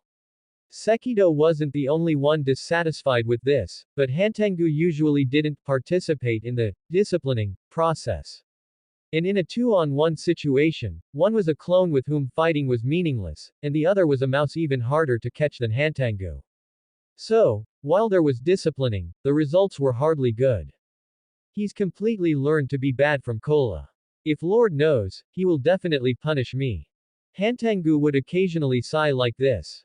At that time, Rinko was either preparing to snatch Kola's fan, trying to provoke Sekido again, or eyeing his neck. The prerequisite for Kola to appear was for Hantengu's head to be cut off. Humans who were not demon slayers were no different from rabbits in front of demons. Even cutting off Rinko's head was difficult enough, let alone Hantengu's. And ordinary demon slayers also found it hard to catch these two demons, who might not be the best fighters but were certainly the best at running. Only a few sufficiently strong demon slayers would have the chance to corner Hantengu, and only then would that head and body have a chance to part ways. Kola and Sekido would appear after that. But such demon slayers were not common, and Rinko hadn't seen those two for a month or so. To be honest, he felt a little bored. So, can I really not pull your head off? Hantengu. Rinko turned his head. The old man, who was swallowing his arm, trembled violently. For once, he didn't say a word but sped up his movements. You cooperate, and I will try to be quick. If it could be called a joke before, now, with Rinko picking up the Nichiren's sword, he looked serious. When Hantengu saw that Nichiren's sword aimed at him, he let out the most shrill scream since they had met. It's okay, you won't die even if your head is cut off, right? So let me try, it doesn't matter, does it? The Nichiren's sword was raised high and slashed down fiercely. The crisp clashing sound and the marks on the ground symbolized that Rinko had really used his full strength this time. You really want to cut off my head? Hantengu's scream was high-pitched, echoing even more clearly in the silent night. Although this isn't my real goal, but, you're not wrong about that. I have to detach your head from your body for someone to play with me. Rinko had an innocent and calm expression on his face. The innocence was real, and the calmness was also real. He even looked a bit pitiful, if not for the fact that he was holding the Nichiren sword that could actually kill demons. Anyway, cutting off the head won't kill you. Let me try, it's fine, right? The long sword swayed in Rinko's hand. Kokushibo had taught Rinko how to use a long sword, using a blade that referenced the Demon Slayer Corps standard sword at the time. Although that was a long time ago, even if he didn't remember the techniques, he could understand how to do it just by watching. Watching the Demon Slayer Corps hunt them down every day, it was really hard for Rinko not to remember how to use such things. With a weapon and a target, now there was only one thing left to do. Hey, really? Little Ringguang actually cut off the old man's head. When Kola landed, he scanned the surroundings and instantly locked onto the Nichiren sword, then saw Rinko holding the hilt. Because I was bored. I wanted to find you to play. Rinko tilted his head, his tone so calm and his expression so innocent, it was more real than real. The next second, the boy disappeared from the spot, replaced by powerful lightning descending from the sky. The Nichiren sword left on the ground was shaken by the lightning. Just because of such a boring reason. Kola. Look at what you've taught him. The iron rings on the Kakara staff danced and collided in the air, and the stray electricity searched for and hunted the only anomaly in the field. I didn't, Sekido. It's not up to us what Rinko wants to learn or do. Besides, he just wants to find something fun to do. Don't you think it's interesting? Kola tapped his shoulder with his fan, looking not at all troubled by this. I don't think it's interesting at all. I only feel angry because of this. From far to near, even without catching his aura, Sekido already knew the boy's usual methods. The moment the electricity gathered around him, he clearly felt the boy briefly appear behind him, but when he swung the Kakara staff to chase, he had already hidden again. Sekido didn't find anyone, and as for Kola, there was no need to look at all. Anyway, there were only two places Rinko would end up. If not over there, then only here. Hey, Kola. He can't shock you, so can't you blow him away? So when the voice appeared, Kola was not surprised at all, just tilted his head, pulled a smile, and responded loudly. You can try it yourself. The palm leaf fan was handed out. The Kakara staff collided with the ground, the sound of electricity rang out, and in the fleeting moments, Rinko disappeared again, and along with him, Kola's palm leaf fan also vanished. Kola. What does it matter? You just need to dodge. Anyway, he also. The word, can't, didn't have time to come out. The boy had already jumped high, and with a swing, the fan mark was less than half a meter away from Sekido. Unskilled. Or hit off target on purpose. While thinking rationally, his body had already reacted.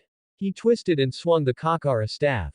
This time, he caught the gap where the boy was falling due to gravity and couldn't dodge in time. The boy flew sideways, like a bird with broken wings. Whoa, you flew so far, little bean. That must have hurt. The palm leaf fan, which had slipped from his hand due to the violent blow, was casually tossed back to Kola by Sekido.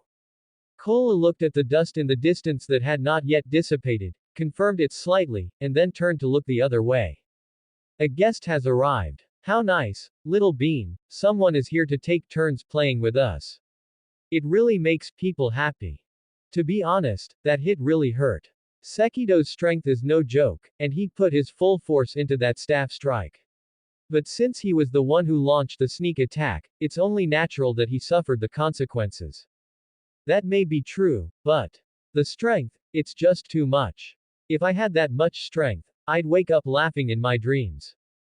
Rinko felt his bones clicking back into place bit by bit.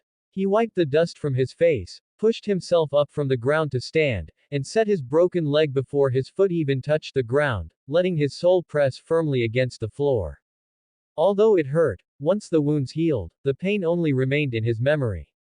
Having too many memories formed by pain, Rinko had already learned the little trick of quickly forgetting things that occupied his limited memory space. For instance, right now, instead of recalling the useless sensation of pain, Rinko preferred to feel the solid sensation of his feet on the ground, using it to confirm that his body was fine. Although playing with Karaku indeed carries such risks, he has grown somewhat because of it. Before, if he had been hit like that, it wouldn't have been as simple as breaking an arm or a leg, that staff strike would likely have cut him in two. What sounds like a long process actually happened in a fleeting instant. By the time Rinko stood up, the dust kicked up by the impact hadn't even settled. Karaku's voice drifted from afar, and the reason Rinko didn't answer immediately was because outsiders had entered the scene. In more than one. Oh my, it's all that old man's fault for shouting so loudly just now, he's attracted the demon slayers. Metal clashed, and a fierce wind suddenly arose. The demon slayer's sword collided with the Kakara, while on the other side, the other one nimbly dodged the attack from the fan. We've finally caught you. You evil demon. Rinko knew that demon slayers used breathing styles, but he had very little practical experience with them. Because Muzan never allowed him to face the battlefield directly, The only opportunity he had to witness such a scene was during that purge many years ago.